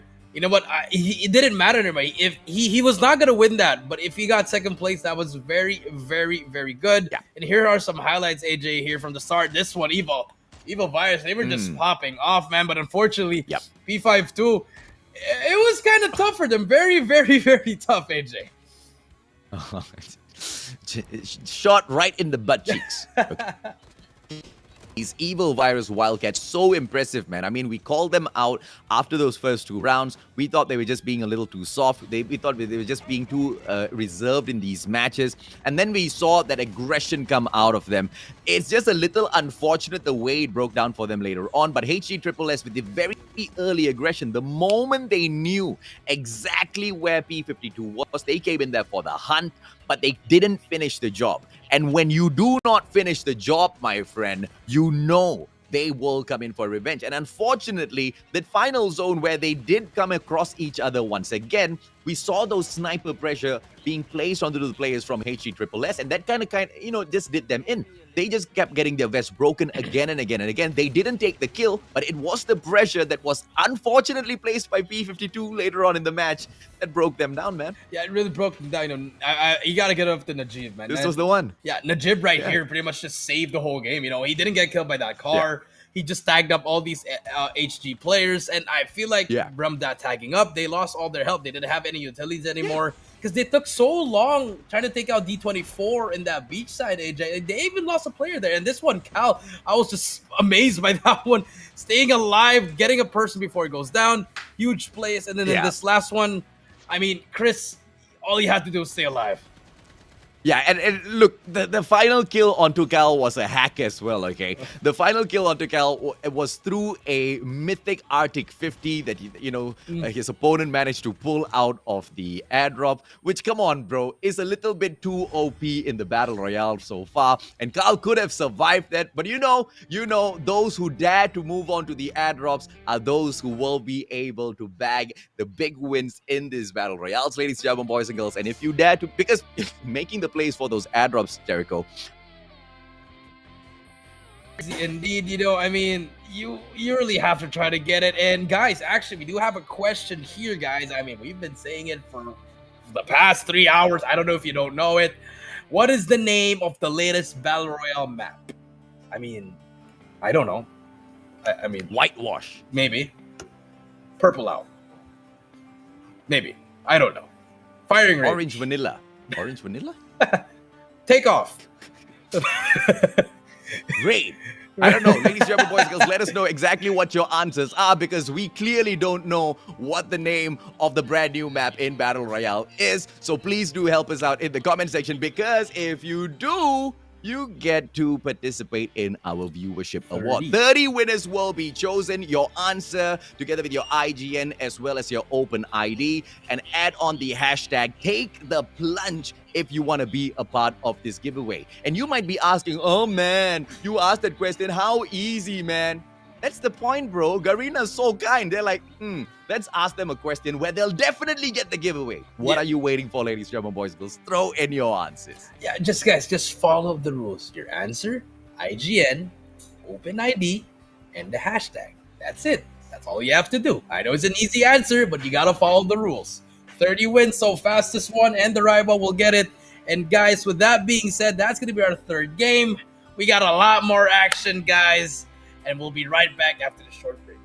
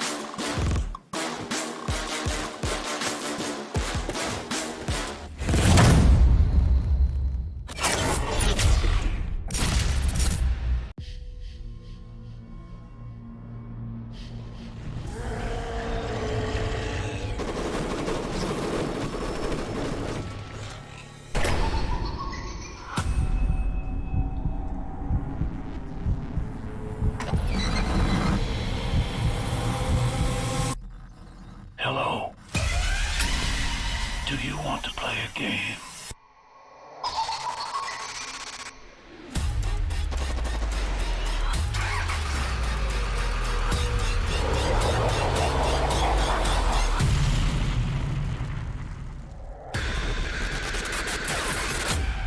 Live or die.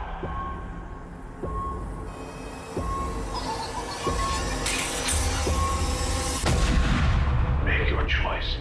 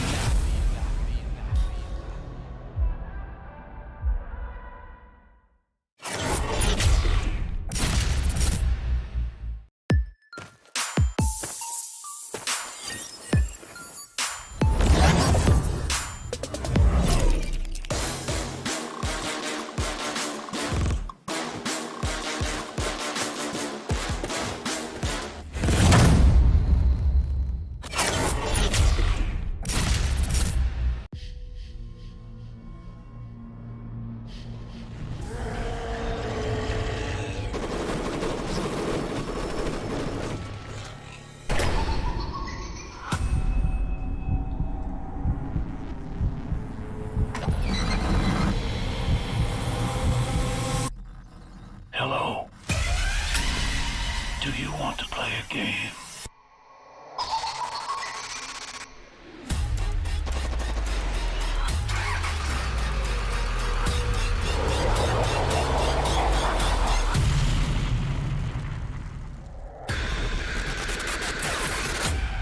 Live or die.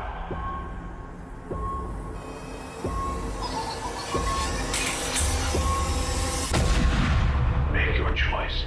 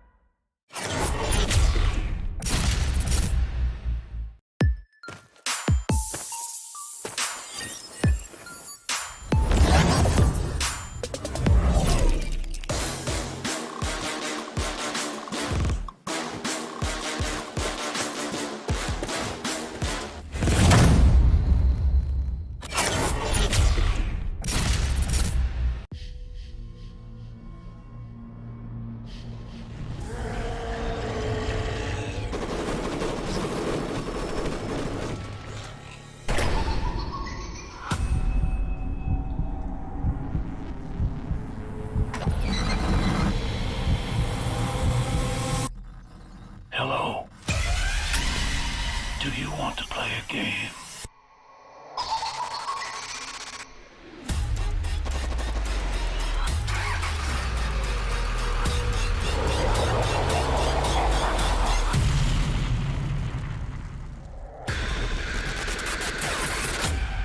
Before dawn.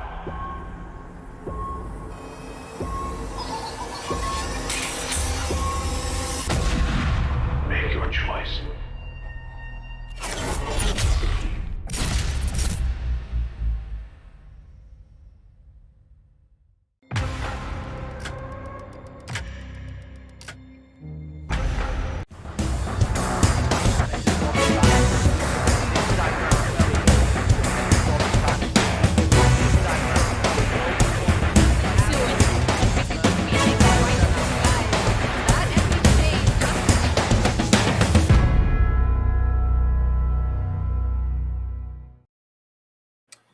Ladies and gentlemen, welcome back to the Plunge MYSG presented by Garena. I am VV Jericho here with the Mustachio AJ, and we just had a crazy game number 3. I mean, we had crazy game 1, crazy game 2, crazy game 3, and now it's their final game for Group A, AJ. One more game to decide who's going to go to the top 10 and who is going to go home. But before we do that, we left you guys with a question, a very difficult question that I don't even know the answer. I mean, AJ, do you have any guesses?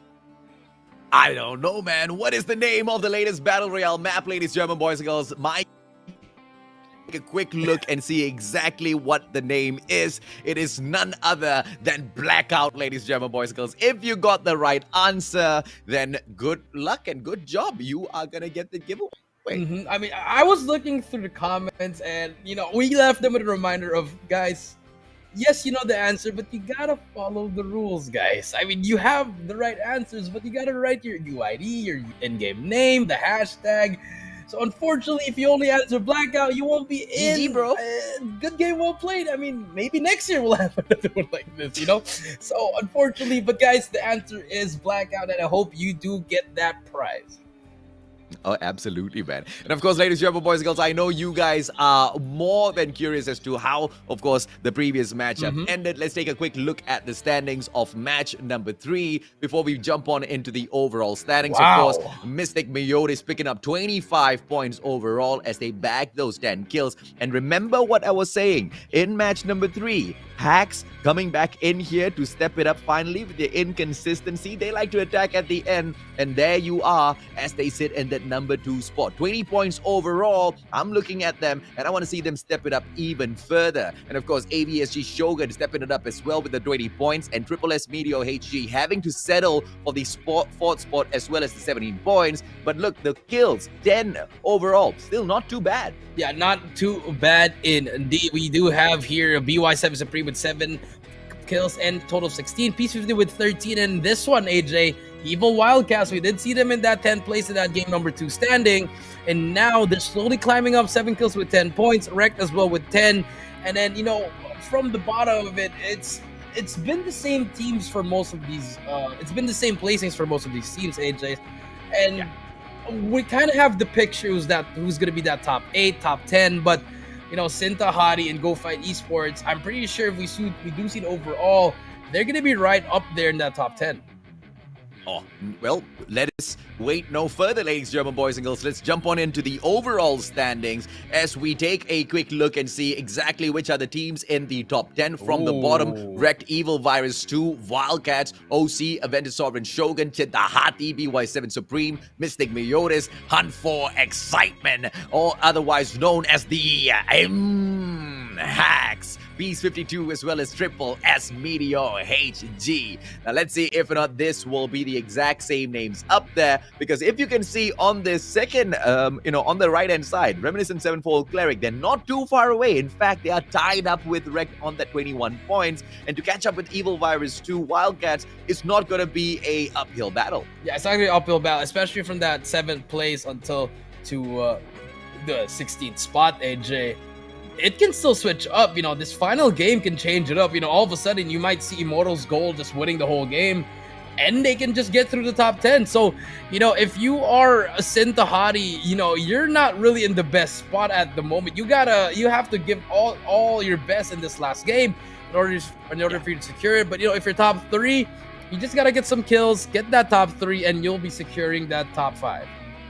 Yeah, and of course, let's see exactly which one of these teams will be able to do exactly that.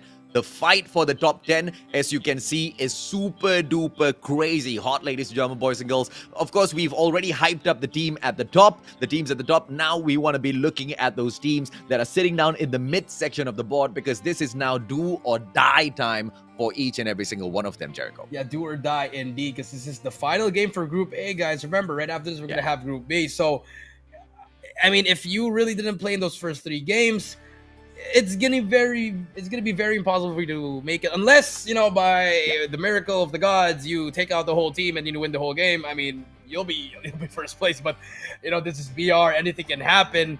But let's see what happens. Here we go, game number 4, round 4, the last game for Group A, and we're gonna have our flight going through the middle here, AJ. Let's see which places they are going to drop to. Oh, of course, man. And of course, the early engagements we are curious about as well, ladies and gentlemen, boys and girls. We want to see, let me just tell you the highlight teams that we want to be looking out for, right? Evil Virus 2, Wildcats. They're currently sitting on the 9th position. We want to see them do, whether or not they will be able to do well, because they are trying to make the top 10 in here. Very close at the bottom. Teams like the Immortals Goal, New Era, BY7 Blitzkrieg. These are the teams that will be able to step up in a moment's notice and to take the fight up against a team like Evil Virus 2 Wildcats. Although the Wildcats have performed in the previous round, they're not going to be that #1 supreme team with the mechanical capabilities out there on the battlefield so far. And the Wildcats, they do make their fair share of mistakes as well, which we have unfortunately seen so far, when it comes to anything apart from their positioning out there on the battlefield, right? So hopefully they will be able to bring that in. But 5 Yonko Genshin, we haven't really seen a lot from them, but they might be able to make a change. Yes, they do have 14 points on the leaderboard, but just one solid round in here, Jericho, might be able to squeeze them into the top 10. Yeah, that is true, AJ. But now on our screen, we do Eliminators 24. We'll spot one, will get taken out from behind. And just like that, here comes the fight coming through. And this is what we're seeing. The aggression coming in from Eliminators. Alan gets taken out. And this is going to be very, very good for them. But they do manage to lose 2 teammates as well. But it's gonna be a 2v2 here. Can they make a play here? D24YX at the backside. He's gonna be hitting that flag. He needs help from his teammate Joke, trying to play alive here. Has that M13, brings out the AK-47, trying to run away with his life, waiting for his teammates. But they are very far from each other here. AJ's gonna get pushed. Joke trying to make a play here. Gonna get 3 players on him, trying to make a play here, and finally gets taken out. And D24, this is their fight for their survival. Yes, DYX will take out one. Revival Flight will come in a little bit second. Don't have to challenge this if you are D24. All you have to do is wait for your teammates. Yeah, absolutely, man. I mean, at the end of the day, the other two, Falcon as well as TN, already on the way back into the matchup, ladies and gentlemen, boys and girls. About 30-odd seconds in here. He just needs to be a little patient. And with a 3-man push to retrieve that dog tag of Joker is going to be much, much easier, right? And I really liked exactly what Joker had on display here for us. With the skill on the Joker, there's just 2 ways to go in here and play it. You go in for the drop, you allow those hounds to go out and look for your opponents, and you just allow them to guide you, and you take those kills as those hounds go out there for the distraction, or you allow those hounds to go in for the distraction and you pull that back door and try to get out of that situation, right? A little unfortunate for him as he was trying to get out of the door. One player runs in, and that's exactly where he made the mistake.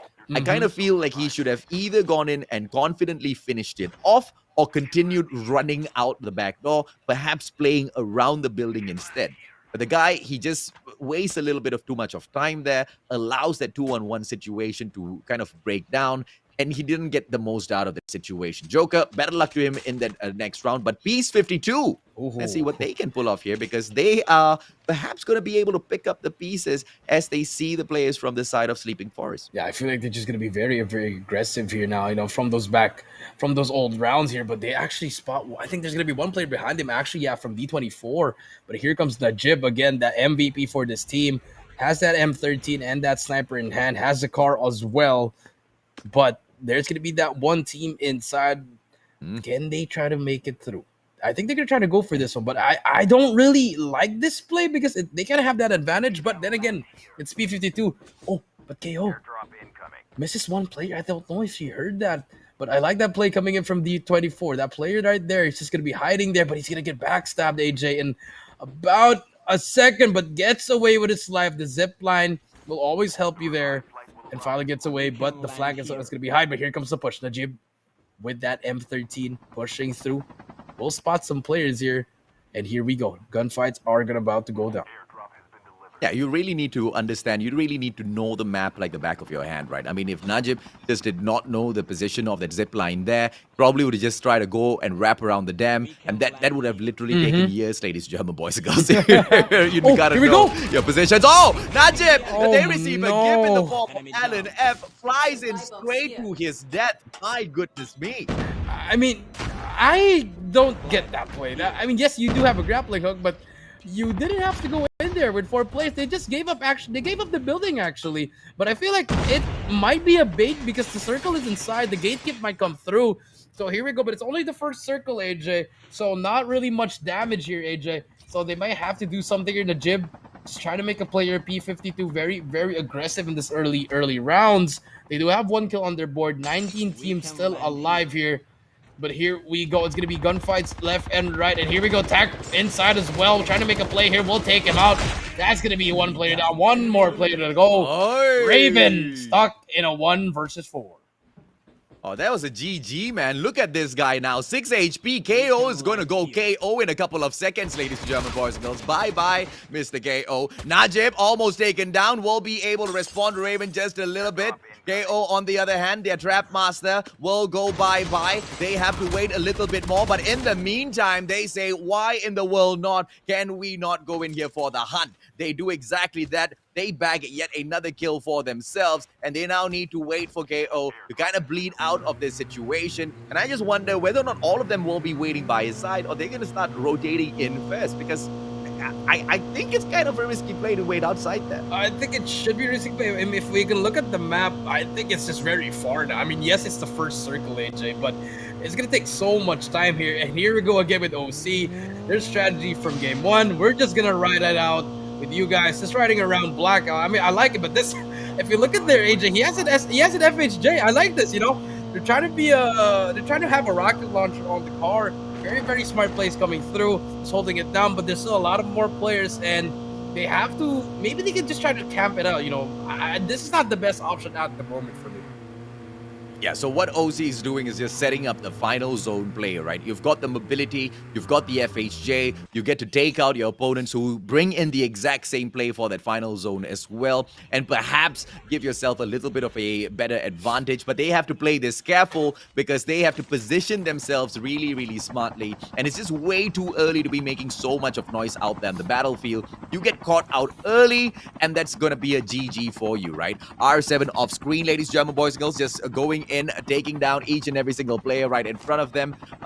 Curious to see exactly what's happening in that fight, but you know, momentarily, just take a look at what's the view from up top in this chopper. Yeah, Sinta, just, you know, I feel like this is what they're trying to do. Just being aggressive here. They're actually going to go through the card of Gox here. They're going to be facing 3 teams there. You know, you see Hacks and all those other teams just fighting, but it's just a back and forth. But if you look at the far side of the map, AJ, Hijack, there's a team there just chilling in, but here comes the fight coming through. Here we go. SSS going to be stuck with so many teams here. Can they try to make a play here? Lupin again. Here comes the card plays coming through again. And I just really love the way that they're playing, but they're about to get shot by Rec Esports, and Rec, they have the advantage here. Let's see what happens next. Oh yeah, absolutely, man. It is gonna be the team of HG Triple S. Man loses his armor, loses his life as well, and this situation has turned around really, really quick, ladies and gentlemen, boys and girls. Lupin backs away, Jin in the situation as well. Carl picks the vehicle, drives out of that situation, but he is gonna be most definitely on the pursuit. Right behind him, those players, they are looking for the kill. They know exactly who's beyond them, and if they've already managed to take 1 player down, why not go in for the juggernaut kill, right? But it is against Triple S, so they need to play this a little bit more careful, Jericho. Yeah, they have to play this very, very careful indeed. But here we go. They're just trying to go back and forth here, getting for more kills here, more information indeed. But let's see what's going to happen here. They're actually going to fight into Rect here. I like this. They wrapped around to the left and right. But here we go. It's going to be a gunfight here. But the truck is going to come through here. The SS, they're trying to go down as well. Hacks one player as well there. He's getting all those information. But the truck, it's going to be very, very important. But you see the car is about to explode. They should be leaving this car right now. Yeah, absolutely, man. And of course, right there behind them, ladies, German boys and girls, the boys from Wreck looking to wreck each and every single one of these players. We haven't seen Lamb much in these gunfights. I wonder exactly why the boy hasn't really popped off. They are protecting those dog tags there, and it looks like Hacks will not be able to make a play, ladies, German boys and girls, off screen. But of course, DOF, as they take that fight up against HG Triple S, this one is going to be quite an interesting situation as it breaks down as well.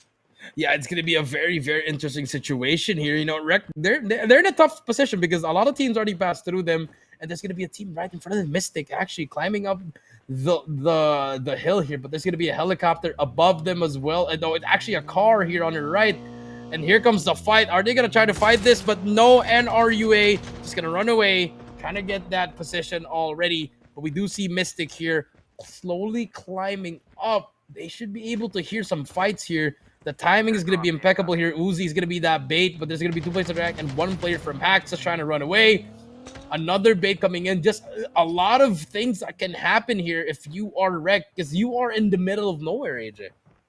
Yeah, and you know, that's going to be a very weak play coming through. They're just underestimating the teams that are in front of them, and you might just get wrecked out there in the open field. But they've got a play here, and I believe one of their players also brought in the pump. No, there was no pumped action coming through. The guy was jumping up pretty high in the sky, though. But look at Lord Grim. He does have the spotter on him. Lamb, just a little bit too ferocious in there. Gets knocked down onto the ground. Off screen is the Peace 52 players getting knocked down by Chinta. As well. Let's see exactly how Wrecked gets out of this sticky situation. Yeah, let's see how they get away from this, AJ. But here we go. They're going to be seeing 1 more player, 2 more players from Mystic. But here comes Wreck, takes out 1. But the push is coming through. Gets grappled out, gets taken out, and Wreck, they're all going down 1 by 1. Grim and Bolt are trying to make a play here. And finally, they all take out Mystic. But there's going to be 2 more players at the back, actually. They're going to try to make a revive here. Grim, 1 shot, but Wreck gets taken out. 1 more Bolt trying to make a play. Spectre goes down as well. Hawk, last player alive. Gonna try to make the play here. Hawk trying to make the play. Takes out 1 more. 1 more play they made. The revive is in though. They're both 1 shot here. Grim gets taken out. And no one's gonna land. And finally gets taken out. And Mystic getting the best of that gunfight. Oh, but then now the question is, ladies, German boys, time to back situation, because these 2 boys, they're sitting down outside of the safe zone. Spectre is so low on that health. If he doesn't make a move in now, he's gonna get taken down by the zone. And yes, Spectre on the ground once again, and the damage has already been done, ladies, German boys and girls. Team Mystic Mayoris, they are hurting outside of the safe zone, and I don't know how long more can they survive. But I don't know if you guys are seeing this, ladies, German boys and girls, because smart plays coming through from the Mystic Mayoris team off screen. Spectre still on the way of getting saved there, 56-76, as we keep our eyes onto Chinta Hati. The Arctic 50 on for the pop. Foxfire trying to find these players inside of the water. Will find absolutely no one for the time being. But you know, patience is key in situations like this, Jericho. Yeah, patience is very, very key. And Chinta Hati actually a very good position, top of the rocks with cars as well for easy coming out. But here we go. Cal with that sniper will spot Kid. Oh my god, I thought I was gonna hit that shot, but we'll spot another player, Kuntan, on top of the rock, and takes him out. Beautiful snipe coming in from Cal, and that's gonna be the opening for them to get that early kill. And here comes the push from SSS. Okay, now let's see exactly how well he uses the pumped skill in here once again, ladies, German boys, girls. So much of a difference he was able to make for his own team in terms of placement points in the previous matchup. As Lupin now positions himself, opens up the defender just as that extra bit of defense for himself as well as his team. As they position themselves there, those Nova gases will be forcing them out of their spot. Smart plays coming through from Reminiscent 7-Fold Cleric. Yeah, smart plays coming through. Here comes the fight. Sin, they're trying to take out 1 more. Last player, Snow, below them. But they're not going to try to fight that big. It's going to be very, very difficult to try to fight that unless a double push might be inbound here. Cinta not gonna do what SSS tried to do here, but here we go. Espada will try to spot one player. They're just gonna leave him alone, but there'll be more players across. Cinta finally takes out Snow, and that's gonna be the last player there. 12 kills for Cinta Hadi, AJ. They are on a mission. Oh, absolutely, man. Now, Chinta Hati, they want to make it through. Hacks Madi right there in front of them, and it looks like that Nova Gas will be able to force him out of his position. And as we say that, ladies and gentlemen, boys and girls, 5 Yonko Zanshin joins this battle as well. Let's see if or not Chinta Hati will be able to gatekeep all of those players, because they need to make it past that bridge and drop right in front of Chinta Hati. And with all of those 12 kills with them so far, they will be hungry for more. Yeah, they're gonna be hungry for more indeed. But there we go. Shots are going down. Cinta takes out Hanzo, goes down as well. But they're actually not getting hit. They're just going third party in left and right. And this is what you want from Cinta. The aggression and the game sense coming in here. Back and forth. They're just really getting all these kills. Very, very smart.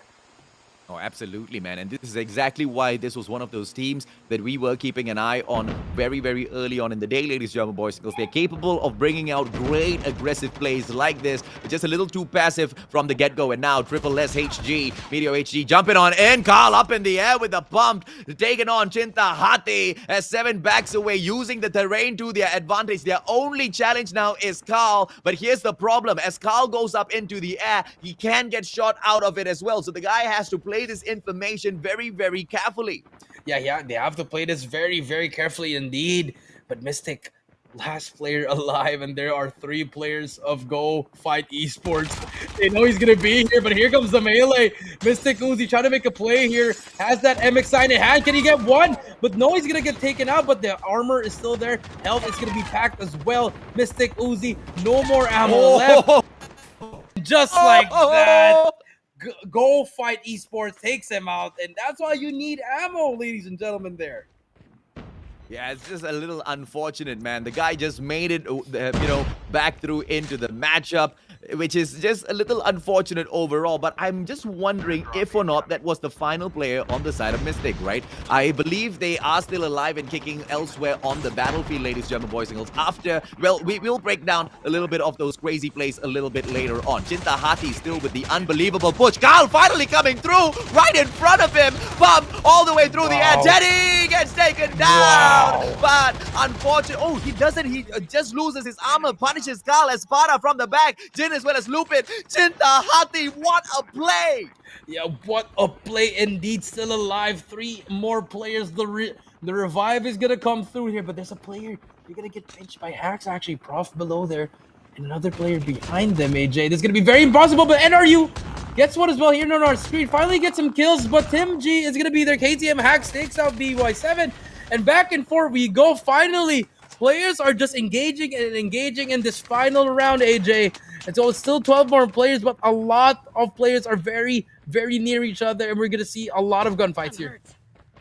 Let's see exactly how will they be able to step up. And Rao, I don't really think their chances of making it super high up here. But Chinta Hati, look at them make this final fight. Oh, smart plays by Mad Red. Pulls out the defender in the nick of time, but he has to deal with a smoke bomber as well. I don't know if that was a defensive smoke bomb or an offensive one, but Teddy holding back, pulls out the Echo. So much of pressure, will not be able to find a kill. Takes the backstep position instead, right in front of him. Knocks down K. What a play by Chinta Hati as they continue mowing down player after player. 20 kills in the bag so far. And Nexus and Teddy, they've got Espada in here for the backup as well. They don't seem to be slowing down. Yeah, no slowing down indeed, and they want to fight it. They want to shoot. That helicopter goes down as well. BY7 flying inside, but they have that high ground advantage. Cinta right now on a 20 kill spree. Can they keep it going? 3 players alive. But there's a team right below them, AJ. It's going to be BY7. They spot one. Teddy with that AK-47 brings out the Echo. With that legendary mag, AJ, here we go. The Echo trying to make a play here. Will spot one player. Takes out another one. But backs away here, AJ. But they have players trying to make a play here. It's going to be back and forth. B52 as well is there in the fight. It's going to be back and forth. Here we go. Ladies and gentlemen, 3 teams. Who is going to take it home here? R7 still alive and kicking with the 4 players out there. Soy Boy back in away. And Soy Boy does not go in there and make a good play as Steady manages to bag the kill on him. Next, a whirl bags Kuntum as well with a Fennec, and that is exactly what you get out of the DPS that the Fennec promised you. And now Nexus, he has got the prime position in here, just gatekeeping 2 of these teams. R7 Kiddo right in front of him, Noah on for the pop, Teddy coming in here for the backup as well. Are they going to be able to find 2 more kills? The position, vantage point, the rain played to their advantage, and Chinta Hati, what a performance in the final matchup for Group A in here. 22 kills, and these guys are not done just yet. Definitely not done, and yet they're gonna find one person there. Nexus will spot him. Will go down. Actually, it's gonna be a 1v1 there. His teammate goes down, but I am going back and forth. The movement is on point, but here comes Echo the Fennec. Takes him out, and 23 kills here. Nexus still alive. There's gonna be 2 more teams here. It's gonna be a 1 versus 2 versus 2. Here we go. Can Nexus finally manage to kill something here, AJ? It'd be very huge, but he look at the hacks here. They have a good position here on their side here. Nexus. Oh, I believe Nexus has got the best position in this game. Yeah, they do. Jericho, BY7 with Limbo as well as Mizu. They are holding down to the edge of the ground right beside. And this will all be decided by the safe zone, ladies, German boys and girls. And I believe it will be in the favor of Nexus by this whole thing is over. Prof is just trying to toss those nades out from across that a little bit of a block of that hill. It's not going to work. BY7 now making their move. Prof, Ninja up onto the side of the hill, ladies and gentlemen, boys and girls, and a little bit out of sight, gets caught by Mizu. Mizu, just like water, downs Prof in all of that body of water, and now Limbo as well as Mizu getting caught outside of the zone, and Nexus, Chinta Hati gets the victory. 24 kills, AJ. 24 by Chinta Hati.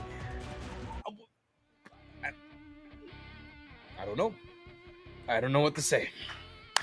Beautiful performance coming in from them, and that might just give them that top seed and that 800 USD, AJ. But beautiful plays coming in from that team. Nasib baik jaga muka AJ. I was thinking, oh goodness me, man, I've hyped up Chinta Hati way too much today. These players, are they going to step it up? I mean, we know they are top 10 level, but, you know, they were allowing Triple S Media HG, Peace 52 to kind of take the spotlight. And Chinta Hati, they really were not grabbing it for themselves at all. But, you know, one final matchup in here for the road. And what do you know? One of the most number of kills that we have had in here throughout the whole day, ladies, German boys and girls. 24 in total. And on top of that, the 15 points that they get from the placement as well. They're going to be really happy with their final performance in here. Yeah, they're gonna be really happy with their performance here, AJ. I mean, 24. That's it. That's all you have to say, man. And the next closest one was, second place had 4 kills, and then the third had 4 as well. I mean, they pretty much just slaughtered half of the lobby, AJ. And you know, this is a statement game. And look at that, AJ. Team 15, HGSSS placing very far. Yeah, and you know, and that's exactly what's going to Oh my. You cannot bring in the supreme consistency, which has most definitely been a problem that Triple S Media HG has kind of showed us from competitions of the past as well. We saw exactly in the previous Plunge, Evil Virus kind of overtook them at the very end because they could not bring through that consistency, right? In the previous one, it was quite close as well for the brand. But this time round, I believe they've just exerted enough dominance to kind of stay at that top 3 position. So they're not going to be too, fussed at all as to where they finish this off. Because at the end of the day, this is still not the grand finals, ladies, German boys and girls. We're looking for the qualifiers, right? And the top 10 teams from this particular group will be stepping on through to the grand finals. We've got Group B up in here for the lineup of performance. 4 back-to-back rounds still coming up. We halfway point indeed, AJ. We just finished our first 4 for Group A. Very intense, and I hope Group B doesn't disappoint. I am pretty sure Group B will not disappoint. We've got stacked teams in there as well. And you know, Triple S Media HG, I kind of counted them as the most the ones that were most definitely going to stand out. They most definitely did stand out, right? Cinta Hati, in terms of them being able to show off a little bit as well. We kind of called out the right players in here, the right teams in here, Jericho, today for Group A. But let's see if or not we will be able to do that for Group B as well, right? Because as they bring in all of their supremacy later on, it's going to be pretty much the story painted out clearly for them through Group A. And that's the lucky position that they sit in, because no matter how dominant you are, you cannot get comfortable like what Triple S Meteor HG did, right? They backed those first 2 wins, and then you kind of saw that firepower die off a little bit. And you also kind of saw a little bit of that confidence creep in where it shouldn't be creeping in, right? You should be backing away from some of these fights and really playing it slightly more safer. But we just saw them get even more aggressive. They wanted to go on the hunt for, Peace 52. And that's not the kind of gameplay that's going to be guaranteeing you that #1 spot. Yeah, it's not. I mean, I guess it's a little bit overconfident. I agree with you, AJ. But it was a sense of urgency for other teams. They needed those kills. They needed those placement points. So I feel like that was their mindset. But unfortunately, some players are just. I mean, that's pretty much is it. If he's better, then you have to try to get better. But unfortunately, it is what it is. But it's just very unfortunate for some teams, because I expected some teams to play very well, but just small mistakes was really costing them.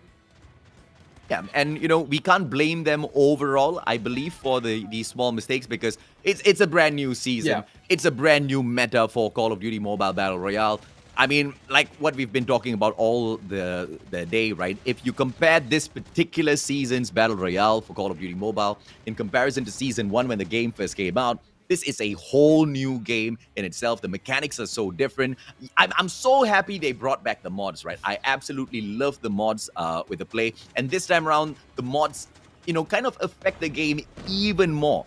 And as I say that, we also noticed that some of the teams that were running in there, bringing in these tremendous really bring in a lot of those mods to their advantage, which I think can be something that they can perhaps go in here and fix later on, right? They are focusing on picking up those, weapons, but not really focusing on the best combination of mods, which to a certain degree is hard to control as to what you find.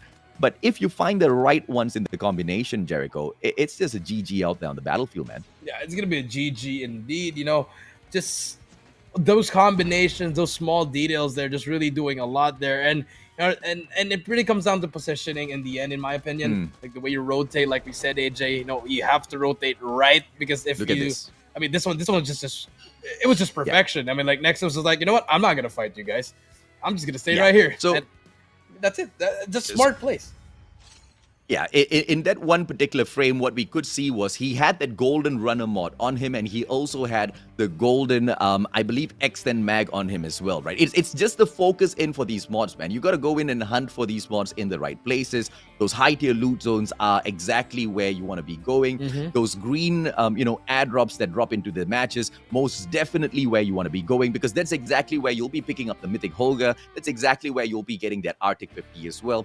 And all of these legendary mods that will be making your game, right? Because it just goes beyond those basic, adjustments that those mods kind of give to your gun that really puts you on a different level. But now, speaking of a different level, I believe we are going to be taking this broadcast to a whole new level as well, Jericho, correct? Yeah, I mean, we have an interview with a pro player from 7-9, Mr. Justin Chin Smokey. Welcome to the show, Smokey. How is it going, buddy? Everything is going so good so far, man. How about you? We're doing great. Me and AJ, we're excited to have the Plunge here, but I think we have some questions for you, AJ. You can start it off. Yeah, what do you think about, how the teams have been taking this match so far? Because, of course, you've been watching all 4 matches so far, right, Smokey? And Cinta Hati finally managing to step up. And the kind of aggression that they brought out in themselves was pretty much, it kind of reminded me of what you guys did, right? Under the brand of 7-9, prior to this, Crackheads as well. When we least expected you guys to strike, you guys struck as well. And that was after meeting many, many losses back to back. As a pro player within the Call of Duty mobile scene, how have you managed to, I guess, keep yourself high-spirited to take these fights? Well, firstly, you have to have a goal. If you play in every tournament, you need to aim to be number one. So let's say you play in any MP tournament championship, you aim to be number one. Or if you play in the Plunge, you don't aim just to qualify. You need to aim to be on top and show your dominance to everyone. And you have to just get that trophy, man. Okay, fair enough, man. I couldn't have said it better myself. I mean, solid advice coming out of the one and only Smokey. Jericho, do you have one for us? Yeah, I mean, there's some high pressure situations both in multiplayer and in battle royale. What kind of tips would you give these players in the Plunge, especially when the circle gets really small? If you were watching, there were just like so many gunfights. What advice would you give them in those kinds of situations? In those kind of situations, normally as an MP player, usually if you're in that kind of situation, you die within 2 seconds. But from what I've watched in BR, you guys have much more health, which allows you to run more freely around the map. So from an MP perspective, I suggest that you smoke the place or just get lost and avoid the gunfight, get into a more strategic position and shoot from there. Okay, I agree with that. Solid advice, bro. Smokey, you've been in the Call of Duty mobile scene for a while now, and it hasn't been a very easy journey. Do you have any advice for anybody out there who wants to perhaps be a pro player like you one day as well? How do they start? If you could give them one advice as to how do they start today, what would that be? How do they start today? Firstly, you have to be good in rank. Let's say consistent top 2 in rank.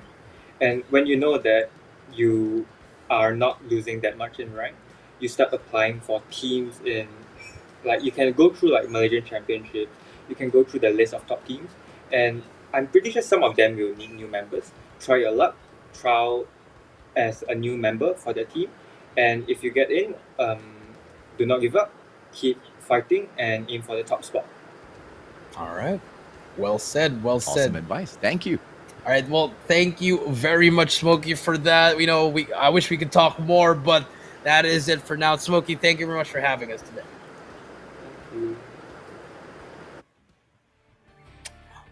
There you go, ladies and gentlemen, boys and girls. Pro tips coming for you if you want to be a pro player in the Call of Duty mobile, battle royale, or MP scene, right? It really doesn't matter. In the whole esports ecosystem, we are all together as we try to go in there and as we eye for that #1 spot. Smokey, in his own respect, he's managed to achieve a lot already so far in the world of Call of Duty mobile, as the rest of the teams out here in the Plunge are eyeing for themselves as well. There's not a lot of consistency that's coming through just yet, but I'm pretty sure we are hitting that stride. All of those minute adjustments, they seem to be making match after match. Adjustments coming through from all the teams. You know, that game, that round, those first 2 rounds, we had consistent, triple meteor and P5-2, just really doing it. But 3 and 4, a lot of teams did manage to make that switch up. But now round 4 standings for Group A, Sintahari, 24 kills with 39 points, AJ. That's a GG right there. I mean, once again, thank you. Thank you so much, Cinta Hati, for helping Mustachio jaga muka sikit. 24 kills.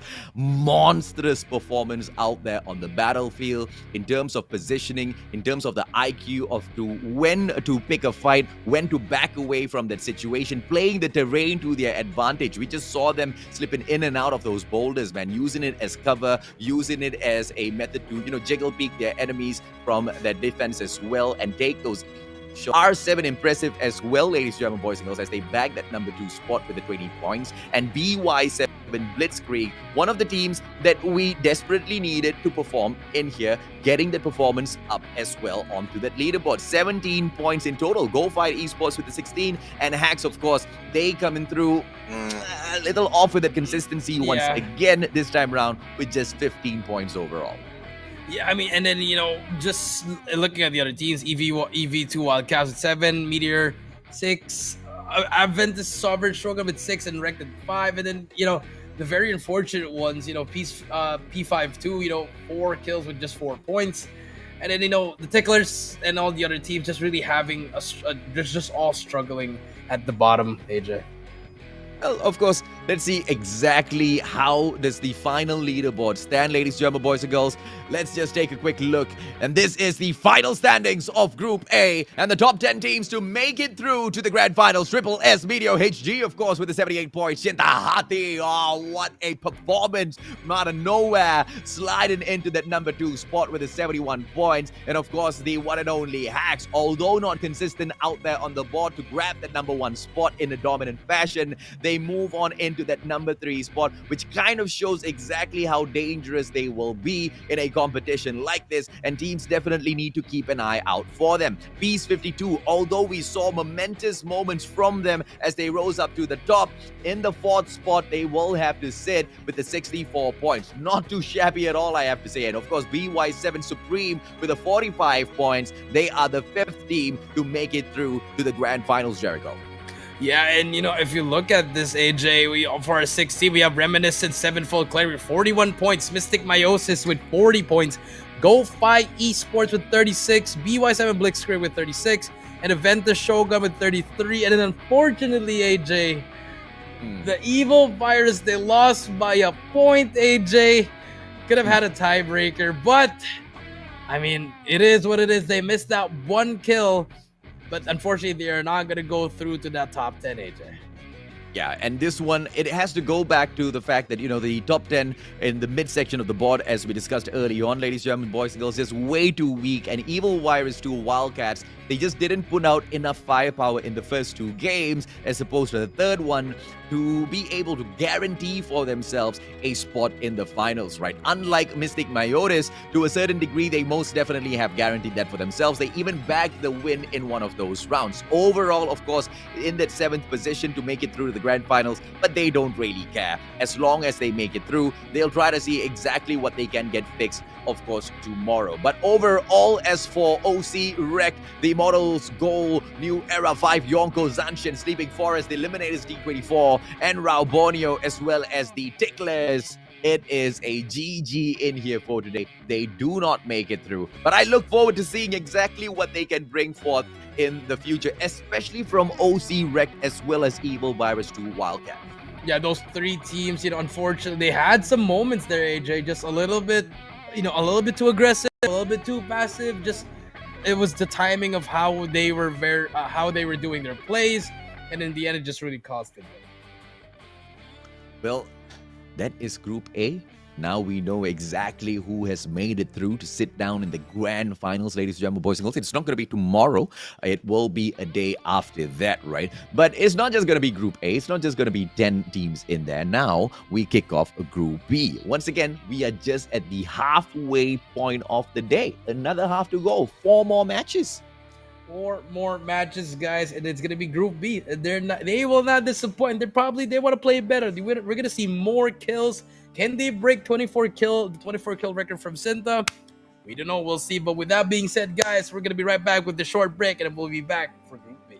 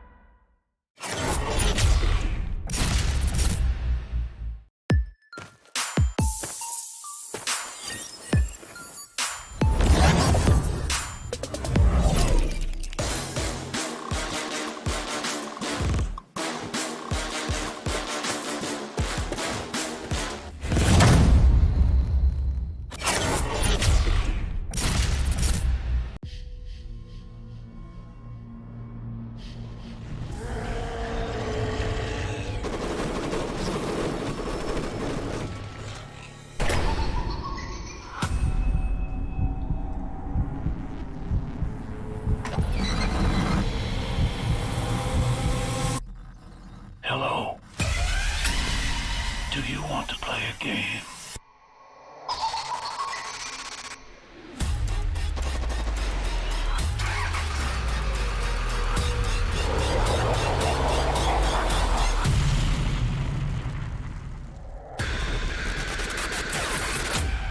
Live or die.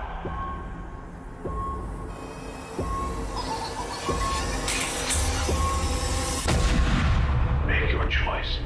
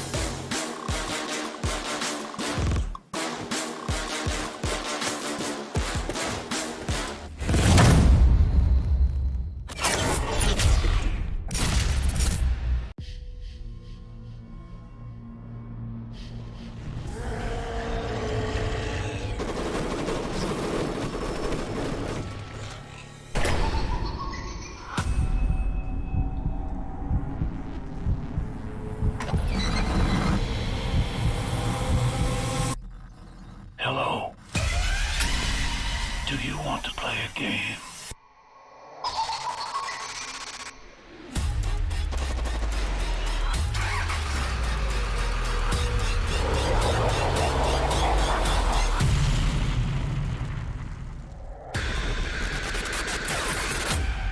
Live or die.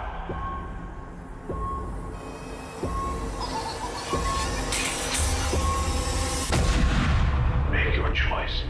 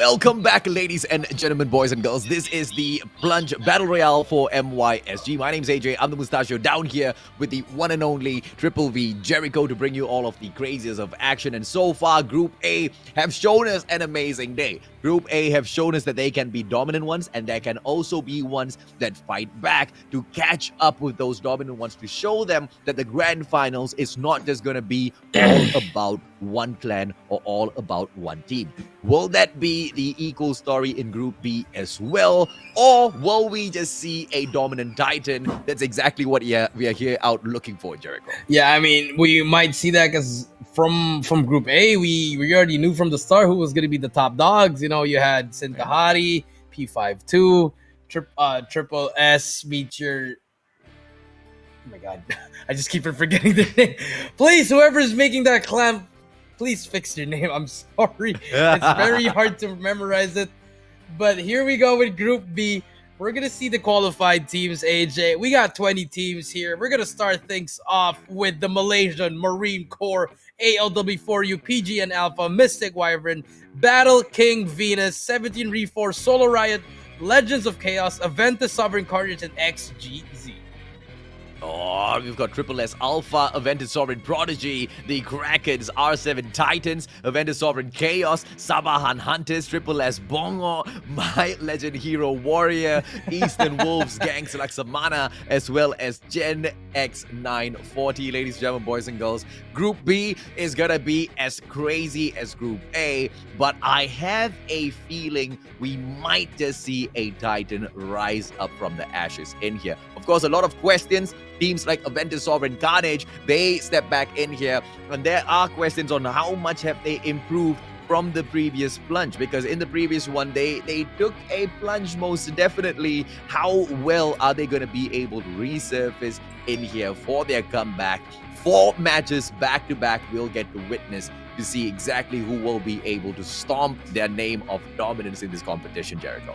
Yeah, I mean, we're going to see if, you know, we might even see new teams pop out of here, AJ, you know, but I'm looking out for the Aventus people, because I've seen that, I know they have so much teams, but I feel like these 3 Aventus, they might just turn up, and we might just see 3 Aventus from the top 10, so it might be very, very interesting. But, you know, I'm looking out for this team just because I really love their name, AJ. My Legend Hero Warrior is just a nice name.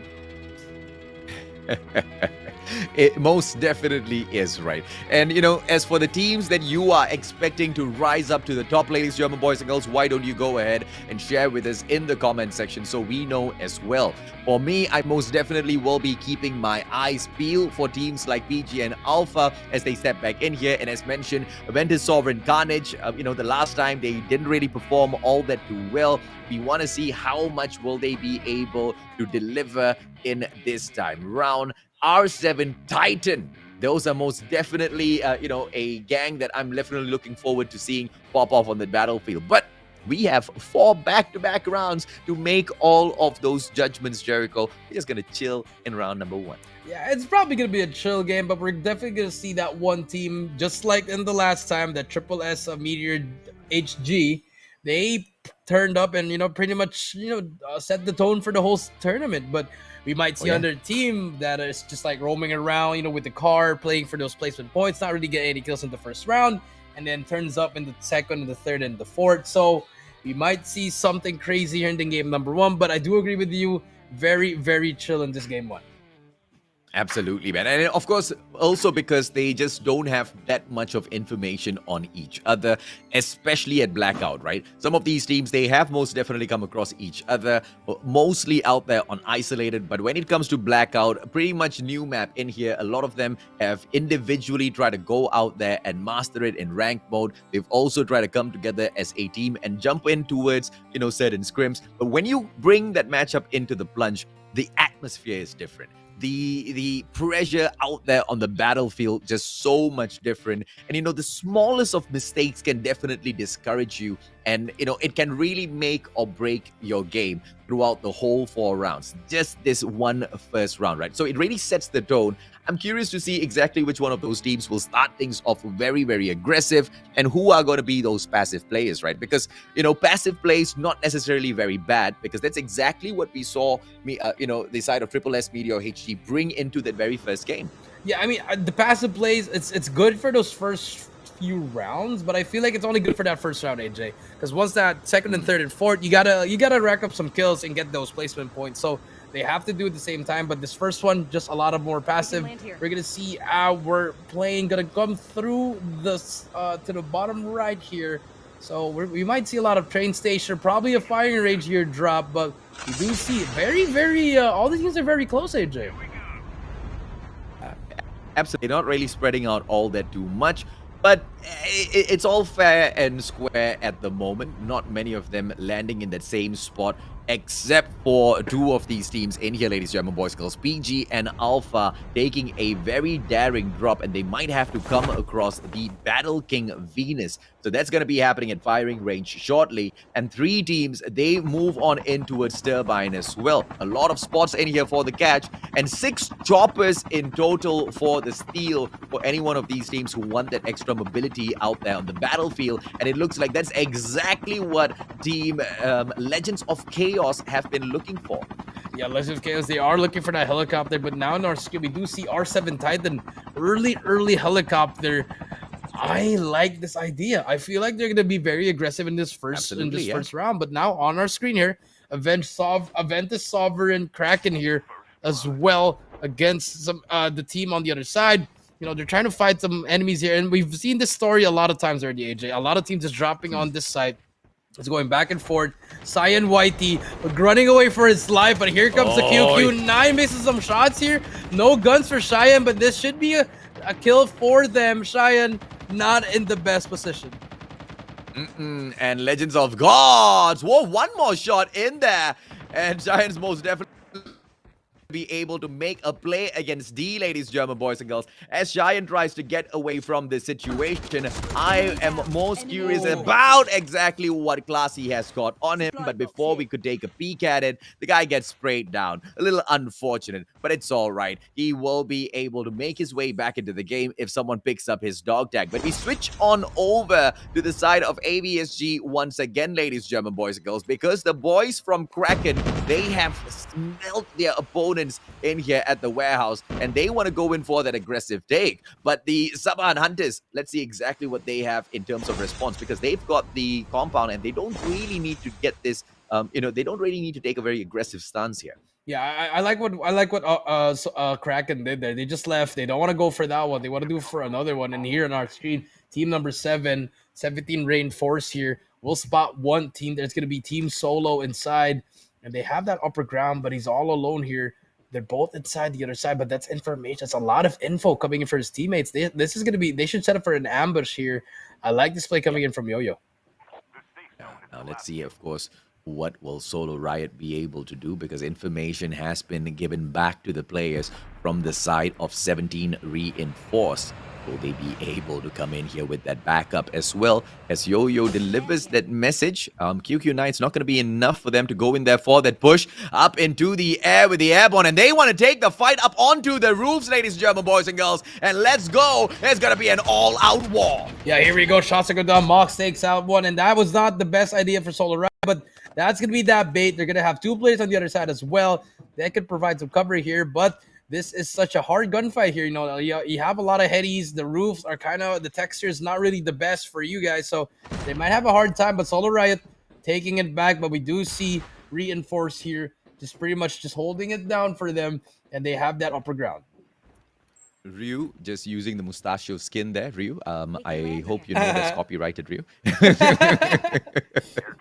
74, 77. Dude, I thought they would be able to kind of just go in there for the quick fake, bait out 17 Reinforced, but I'm very, very impressed. 17 Reinforced did not fall for that play at all. They held their ground. They didn't get suckered in by the 2-man push, not getting greedy at all. They want to play for their placements. 20 over 20 teams that initially dropped in still alive and kicking, so we can understand why they want to play it a little nice and easy in these initial rounds. A vehicle there as well that they can just fly off to, as we can see Izora potentially wanting to go in there for the play. And, in terms of mobility out of this spot, they should be able to get a good job getting out.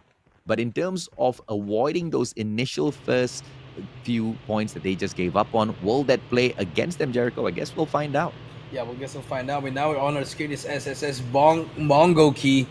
They have that truck coming into there, and they're just trying to get some information. Double truck coming in here. I like this double minigun. Let's see what they can do here. They're going to spot some players here, but let's see what they're going to do. Just roaming around, trying to find some kills here. They got to start separating out onto the map, but I feel like they know there's someone there. They just don't know when to stop. But here comes the ambush. The ambush could come through perfectly here. But I love the Turkish discipline coming in from there. From that team, K2. They're just pretty much just holding it down.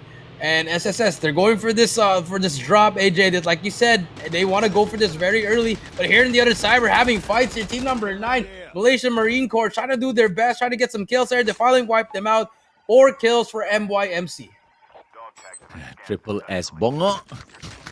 Still alive and kicking, ladies and gentlemen, boys and girls. We will be able to see exactly what they bring into the fight later on. Okado, on the other hand, just holding on to his spot as G-Bull tries to repair his armor. They need to play this a little carefully, MYMC. If they make one wrong move as to what has happened to the rest of their team members can befall them as well. A good scan coming through on Naga as well as Zero, which will make sure MSMC are all good for the battle in a little bit. They just have to play it a little bit patiently for the time being whilst they wait for that revive flight. Yeah, they just have to wait it patiently. They did manage to get 4 kills, so that's a good, huge start for them. 2 players coming in from the revival flight. That's going to be good. And no enemies inside. So very, very good time for them just to, cross it out. And here comes the Mystic boys coming in. Here, Mystic Wyvern just pushing in. And they're going to spot a lot of players on your left. They're just trying to chase Fast and Furious again. Here we go. They're going to chase. The chase is on, AJ. Here we go. The minigun is going to come through. Can they get this kill? And they're going to try to fight this player. But they're just coming running in circle. Donuts and donuts over and over again. Yeah, Mysticking going up against Battle King Venus. What a play! At Dream, they catch that player off, running over Albert. Salty gets taken down as well. What a play coming out of the Mystic Vyvern. They do not take their eyes off of the prize, and they manage to bag the big one. And now let's see if or not they can finish off AOW4U as well, who are just flirting around behind them. For the time being, they grab each and every single loot that they can get. Smart plays coming out of the Mystic side. Yeah, smart plays indeed here. They're just, I like their play. They're just roaming around with those cars, and when they find someone, they're just going to go full throttle in it. And this is pretty good. Revival flight comes in, and here comes the respawn coming in from their teammates. But we do see construction side, AJ. That's going to be a huge, huge position right now. If you look at the map, yes, it's not going to be the one to rotate to, but if you do have some players coming in trying to go in there, but here comes more fights actually. They're just pretty much just running over all their enemies, and I like this, just making donuts all over this area because they know this is going to be the certain center of engagement. Yeah, and there comes a fair share of risk with this play as well. As you can see, the car is smoking already, ladies and gentlemen, boys and girls. The sports car doesn't really give you all that too much of armor, not like the vehicle that Rogue sits in right now, right? It's going to be Chillup together with him as well. They will have the mobility as well as a little bit of a firepower out of this Antelope as they try to catch the players from the side of ABSG. And it does not look like ABSG wants to slow down any moment now. And the boys from Carnage, they make a beeline out of there. 2 vehicles on for the chase. Chillup trying to get those shots as well. Almost overturned! And that gives ABSG the time to get away from this situation. The gods of RNG perhaps giving them a little bit of a hand, or just terrible driving skills on the side of Mystic. Well, you do need to have a license to drive properly, but it doesn't matter. Mystic Dream's going to try to chase it, but besides to take away, but if you look at the map, Key, that team on your right, they're just pretty much waiting. Their PGN just pretty much waiting for that ambush, and I like it. The patience, the trigger discipline coming in. They can hear all the cars and Mystic. They're not going to drop off. I like it because once they drop off, that's when PGN's going to hop off. But I like it. They're just pretty much waiting for them to make a mistake. And I don't think the players from the side of Mystic know exactly the position of the players from the side of PGN. But PGN, they get free information. The vehicle's just absolutely noisy, right? Dream taking those shots up against the team right in front of him as well. Unfortunately, all of those numbers overlapping. Didn't manage to catch that, did you? Yeah, they didn't get a match indeed, but you know, I mean, I'm actually getting dizzy by the fact that Mystic just keeps on going left and right, circles and circles. So can the observers, can we switch over to another team, because I'm really getting dizzy. But here, another team on the card as well. Team Solo here, trying to make a play here. Actually, will not find anyone here, but they do have 2 kills. And actually, AJ, you're right. Look how passive everyone is. They're just trying to tease everyone with those kills. But here we go, actually about to fight. Will they go for it? No, they will not. But the cars are just going to be very useful, actually. You know, from Group A, not really much cars, but for Group B, everyone's using one.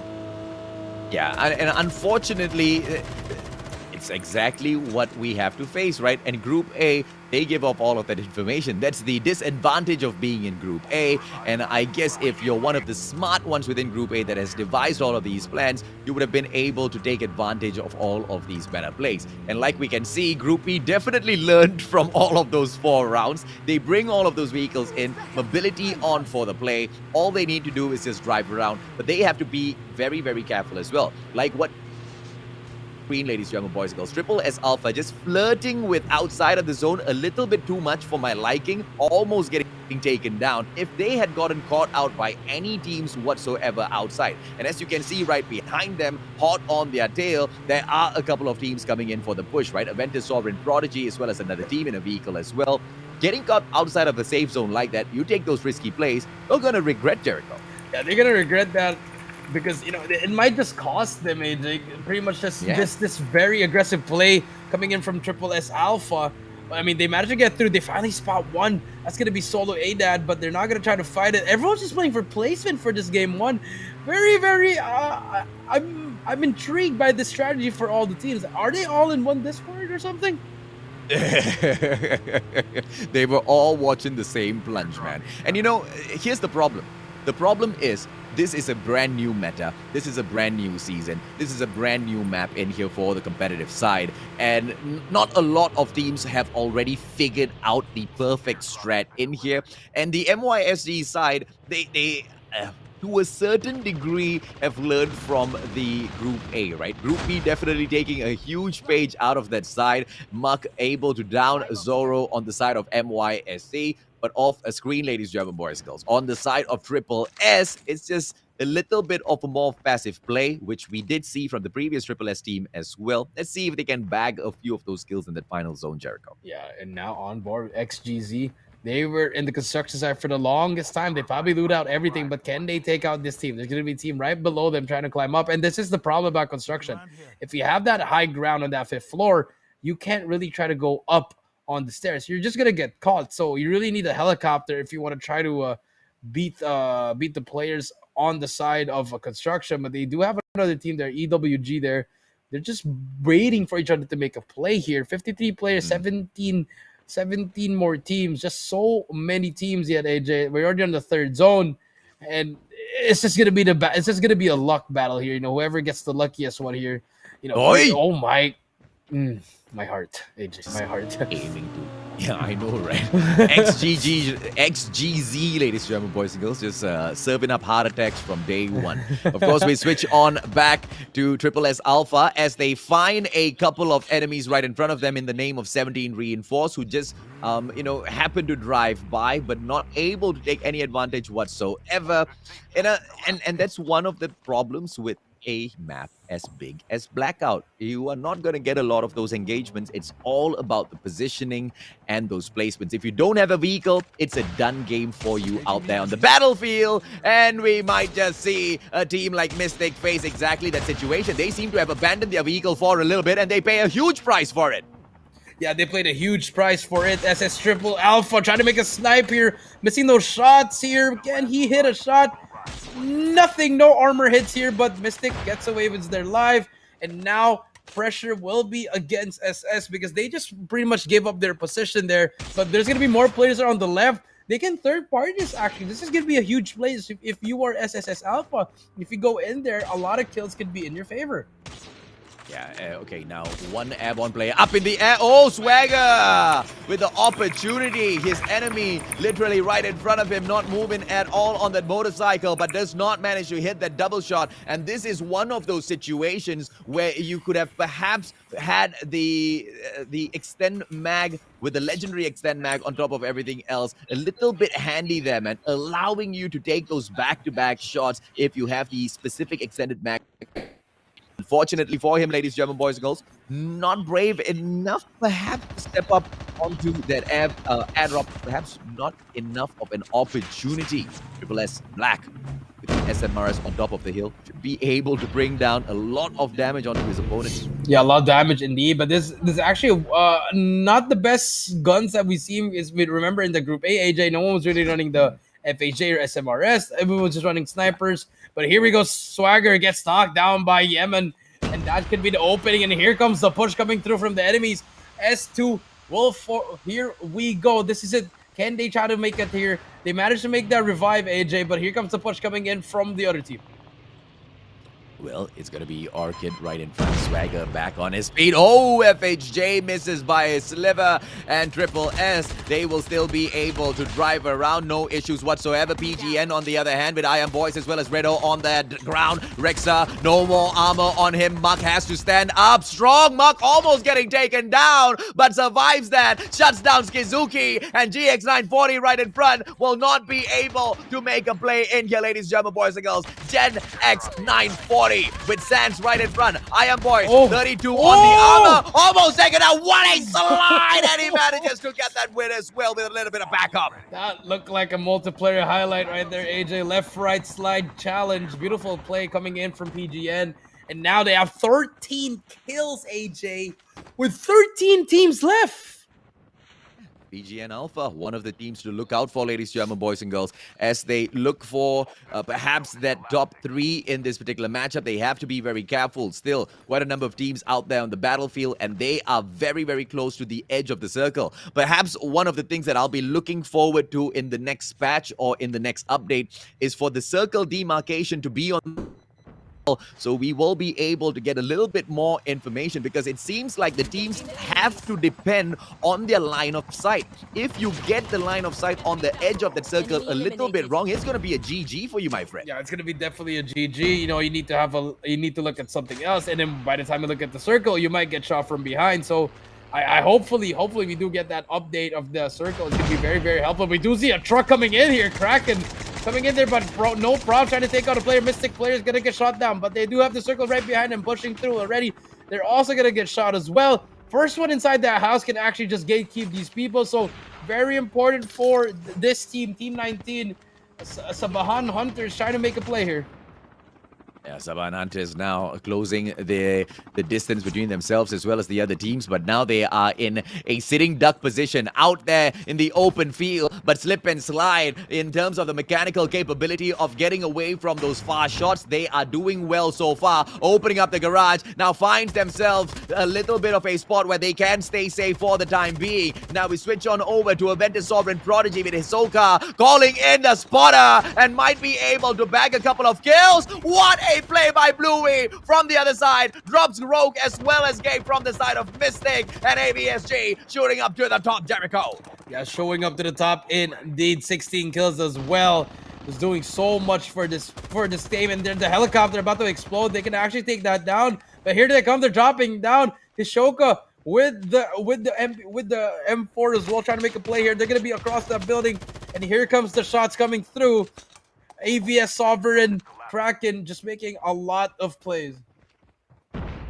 29 players still left in here, and all of these players just trying to play that high ground on these buildings, trying to play the roof just so that they don't get spotted out. Some of them inside of those buildings, and they have to be really careful, because once that zone starts pushing them in, and if they are inside of that building, getting out is now going to pose to be a huge problem. On top of the roof is exactly where you want to be, and team number 3 in a solid position so far, ladies and gentlemen, boys and girls, and we will not see them let go of any of their spot, and they will be be able to get Boruto as well. Oh my. No knockdown just yet. They get away with a nick of health.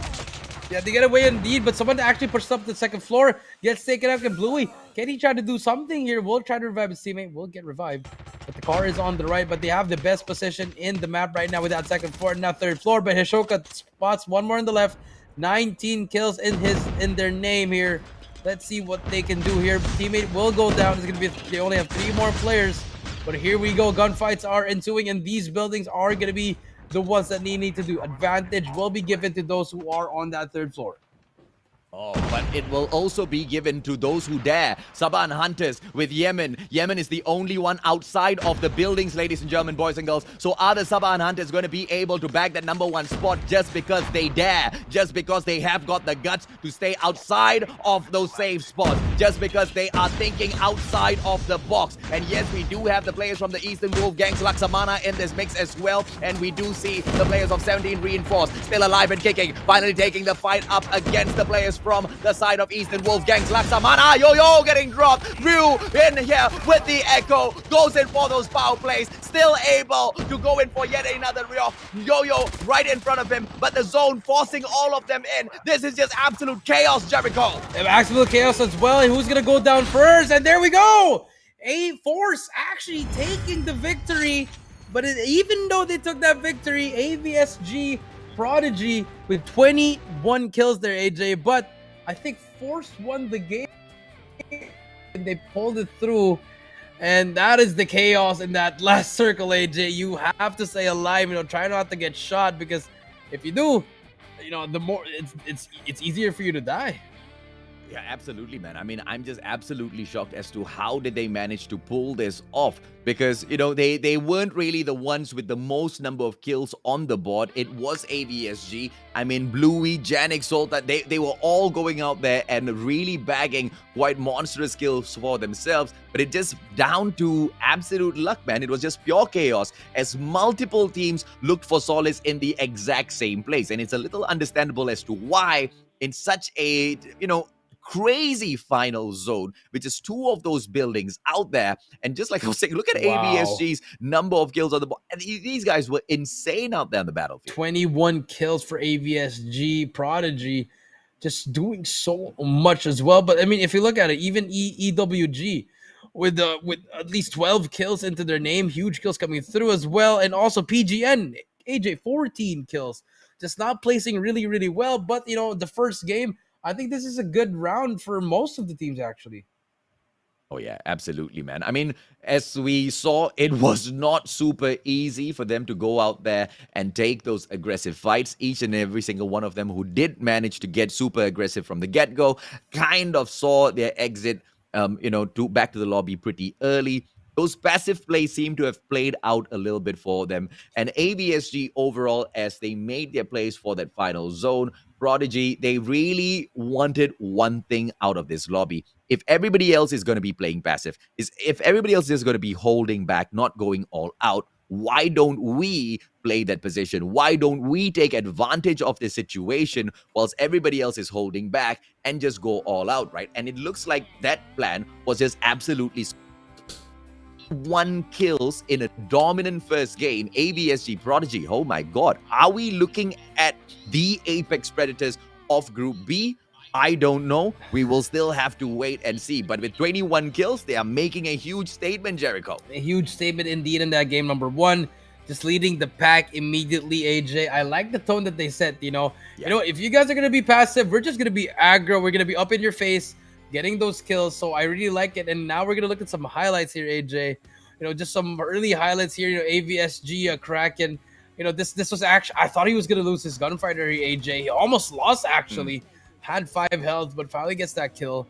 But very, very slow start for everyone. Everyone just roaming around, getting some information, setting up in the end.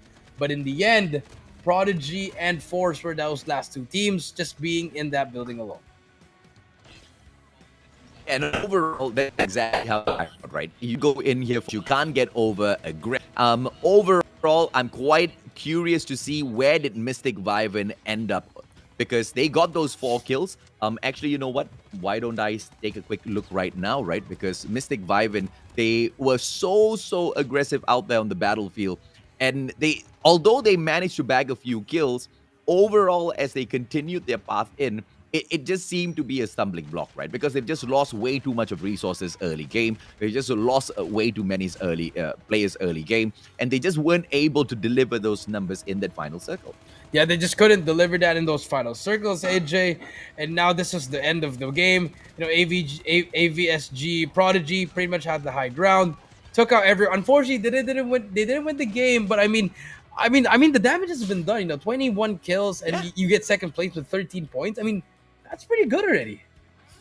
It's super good, right? And you've bagged all of those skills, which you know for a fact that Force won't really be able to outdo you. Overall, they got a total of 7 kills.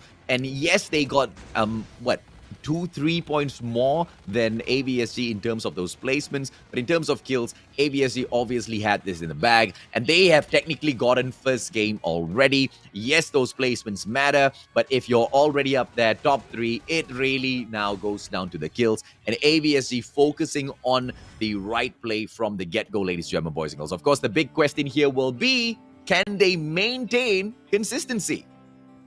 That's been a problem for a lot of teams, except for, you know, in Group A, we had some consistency in P5-2, Triple S, Miotra, HG.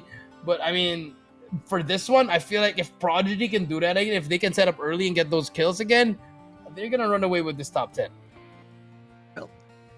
I hope you guys are ready, because we've got a Q&A for you as well. Back to the times where we ask tough questions and you guys scratch your heads because you cannot answer them. What is the paying form of CODM? When you go into the game and you want to make a certain transaction, what is the paying form that you use within the game to make that transaction? I don't know. I think it's called KP. I don't play COD Mobile, so I don't know. I've never opened COD Mobile before. I don't know what people keep coming into my stream asking me for. Hey Mustachio, do you have some KP? That's what they say. That's what they all say, man. Ketchup pie. I'm kidding. No, but I mean that's pretty much. I mean, if you guys know that, I mean, you guys should know that. That's all I'm gonna ask. Well. Drop your answers down in the comment section. Walk them through exactly how they can do that and not make the same mistake that they threw in earlier. Please, guys. Okay, 30 winners will be chosen. Guys, answer IGN, open ID, hashtag take the plunge. That's it. That's all you have to do. If you answer KP, I mean, maybe you're right. I don't know, but you have to put your IGN in your ID. You just have to follow the rules, guys. Like, please, if you follow the rules, you'll get a reward. First, I mean, it's that simple, guys. Yeah, JP, KP, KP. I have to be careful because I'm almost about to say the right one. You know, it's all about the tough questions here today, ladies and gentlemen, boys and girls, at the Plunge MYSG.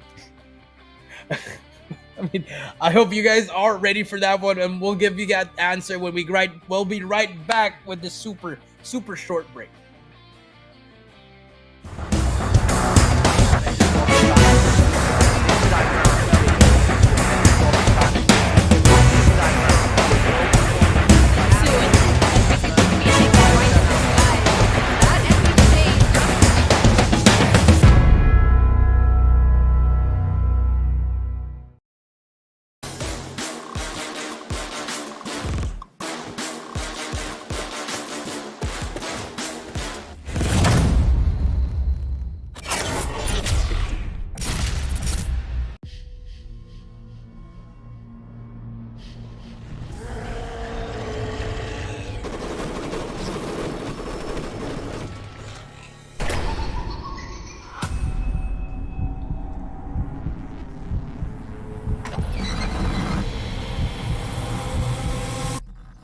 Hello.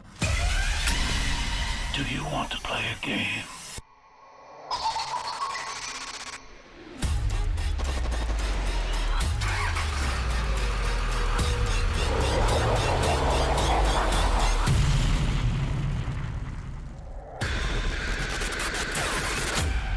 Before dawn.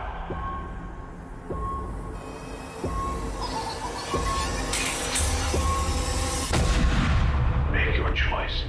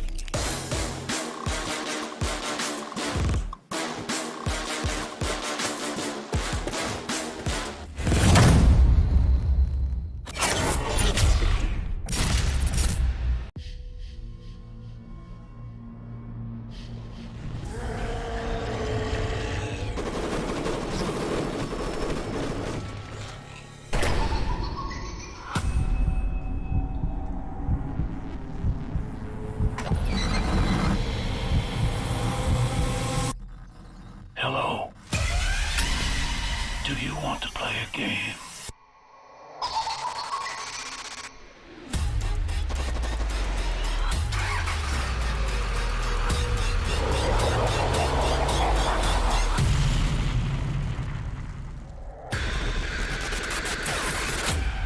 Live or die.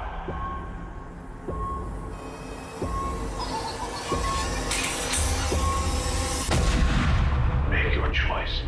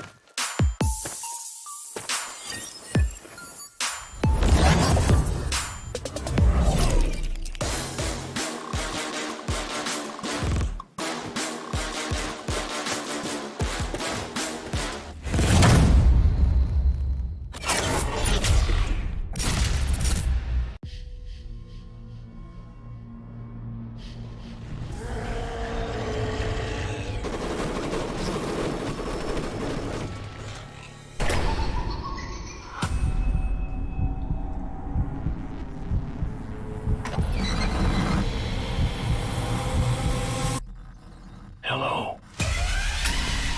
Do you want to play a game?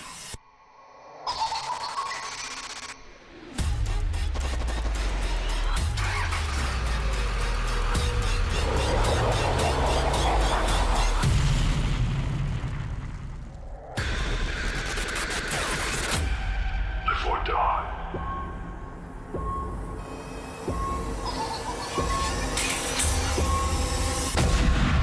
Make your choice.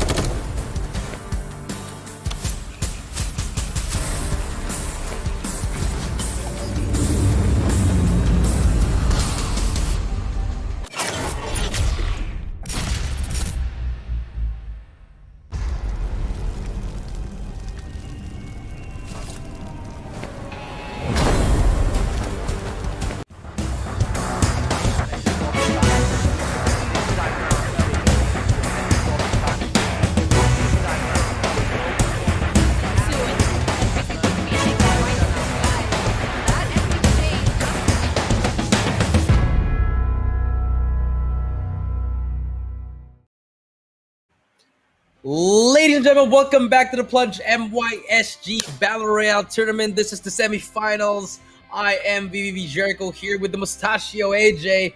We've done 6 games so far. We finished Group A and now we are at Group B. And I mean, AJ, it's getting hotter and hotter. We had a passive game 1, but now we're gonna see some a lot of action in this game number 2, AJ. Absolutely, man. But you know, when you said, you know, we've had 6 games so far, I was quite happy. I was like, oh wow, only 2 more, and then I realized, we haven't had 6. We've only had 5. So stop breaking my heart, Jericho. This is a long day ahead, man. 8 back-to-back rounds. Garena Call of Duty Mobile really putting Jericho and I to the work. Garena, we gotta break this apart, man. Group A, Group B, separate days. But you know, back-to-back action, of course. Absolutely loving what we have in here, ladies and gentlemen, boys and girls. The question was, what is the paying form of CODM? Now, if you responded KP, you might not be able to. Let's bring on the answer, ladies and gentlemen, boys and girls. The answer is none other than Call of Duty points. I did not see that one coming. I was about to say CP, but okay, I guess that was right. I'm reading the comments. I saw someone say blackout, but I'm... Oh, okay, Garena just went like, surprise! Oh well, that's a GG. I would have gotten that wrong either way, ladies and gentlemen, boys and girls. So much for all of the teasing. I should have just given away the right answer. But yeah, that is the answer, guys. Call of Duty points, guys. Don't forget, if you do answer Call of Duty points right, don't forget to have the right format, guys. But with that being said, guys, this is going to be our standing for that last game, guys, for game number 5 for round 1 for Group B. We do have Aventa Sovereign Prodigy with 21 kills and 34 points in total. 17 Reinforced with 7 and 22. Eastern Wolves Gangs Laksamana.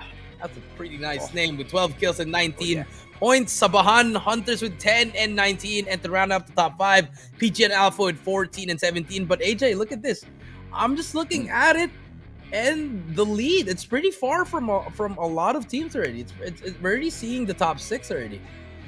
Oh yeah, absolutely right. But you know, I'm very happy to see AVSG Carnage there with 13 points, really getting the whoop placed out there on the other teams. Fair enough, a lot of improvement from the previous plunge, but we want to see how much more, whether or not there is consistency. Because I kind of believe in these boys. They can make it up to the top, right? They started from absolutely nowhere, Jericho, and if they are already dancing around in the Group B of the Plunge semifinals, I'm pretty much betting they can go even further than this, right? But of course, things get a little bit harder from there because Mystic Viven and all, they are the 1 digit and they want to play for a little bit more in this next round.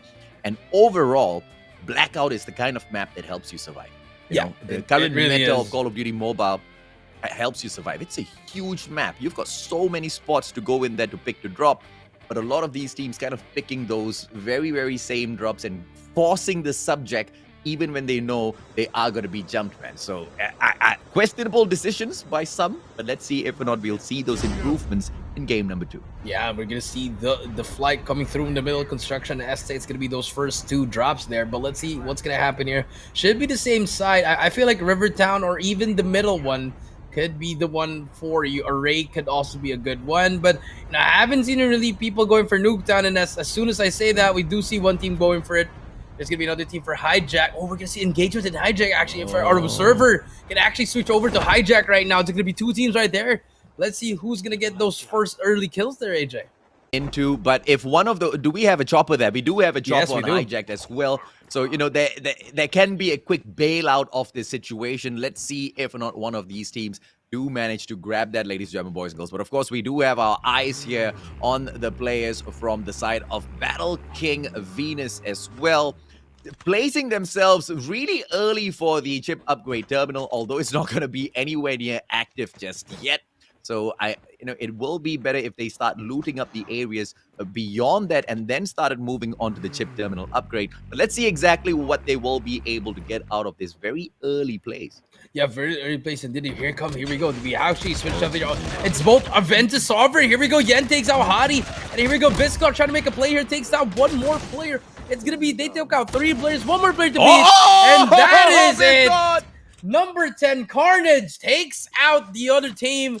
And they're only 3 players actually, AJ. And they managed to take them all out. Oh, Biscuit, my man, what a play by this beast. You know what, ladies, German boys and girls? Shout out to AVSG Biscuit. Let me tell you about this guy's journey with Call of Duty Mobile, right? Started off as a streamer, went in there, couldn't really find a lot of those views, right? And instead of giving up on that journey, instead of just complaining that, that there's just not many opportunities out there, he went in and he focused on a different path. If streaming is not going to be that 100% for me, I still want it as a dream, but how do I get there? Maybe I can achieve it by being a pro player for Battle Royale. It was a simple dream, a simple one, and he started off from there, joined together with players like Vivek as well as Hadi, who joined him on his stream week after week, day after day, bagging those wins, and they bring that confidence into the Plunge. And look at the amount of, improvement we've seen from the previous competition until now. And he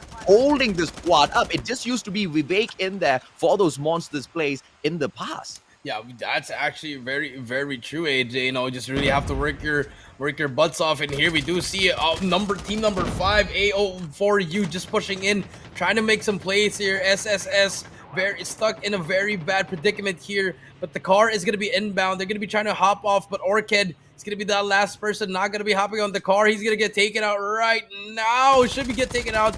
Yes, will go down. That's going to be 2 kills for AOD4U. And let's see if they can keep it up. The house will be covered up, but they are going to be running away. And that's all they need. 1 kill is all they need right now. Yeah, let's see if or not this team will be able to get a little bit more than this done so far with the 3 members on their side. They're already playing with one hand tied behind their back, so not in the best of positions to be in so far. But as we switch on over our attention to second four, who managed to pick up that second spot earlier, ladies and gentlemen, boys and girls, just shutting down one by one each and every single one of these solo players out there. Yeah, one by one they go down, and now Force with 4 kills immediately, just really doing a lot for their team, AJ. But we do see them 4 kills in a row. It's finally cleared out, but they have all that loot they need. All they have to do is just start to go aggressive if they want to get that top spot, AJ. Now, with a four-man push, they should be all good with the loots in here, unless some of those players from Team 13 come back in for the attack, looking for those dogs. We might be in for a little bit of a treat, but overall, a lot of improvements coming through from these teams from the previous Plunge. And that's exactly what we love seeing. And now, as we jump on over to the Eastern Wolfgang Saxamana, as they lay their eyes on the opponents ahead, they get shut down by the side of Mystic. Ladies and gentlemen, boys and girls, the one and only Mystic vibing with a comeback play this time round. And right in front of them, they might be able to spot out a player from the side of Aventus Sovereign Carnage as well. If they can play this right, if they can play this smart, they will be able to bag up a couple of more kills in here as well and continue moving on towards the next zone. Superb setup so far, Jericho. Yeah, very superb indeed. We do here numbers Team 16. We have Kraken here. Oh my god! Takes him out. That is very, very embarrassing to get taken out by a launcher, but unfortunately it is what it is. But AJ, we've seen the change of pacing from game 1, AJ. Everybody has been adjusting to everything. They want to be super aggressive, and I'm liking this from all the teams. Absolutely, man. Let me save him. Let me save his honor a little bit there as well. In the previous season, you get taken down by a launcher. GG, we laugh at you. In the current season, the launcher is definitely a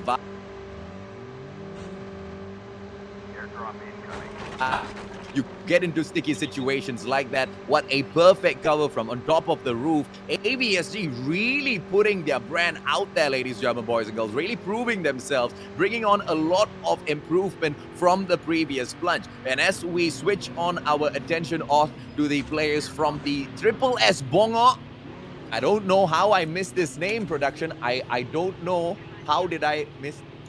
We didn't miss the previous one. GG, guys. GG. But yeah, we do see SSS here. SS here, Bongo. I'll just call them Bongo from now on. Still, no kills. You were calling them Bongo before we even started, man. So you continue, man. We do see them trying to make a play here. They do have the ATV and the car, but no kills yet at the moment. But we do see just a kill feed, AJ. Every like 10 seconds, we just see someone going down all the time. But if you are SSS, you're gonna try to go aggressive here because you're trying to chase some enemies here, but nothing. But there's gonna be an enemy behind. Enemy lock missile. Oh my God! Gets away with his life. But here comes the flag. He gets squashed by the car. Gets taken out, and that's gonna be a drive-by. Mela goes down. GG. No one's gonna help him, and just like that, that is so unfortunate.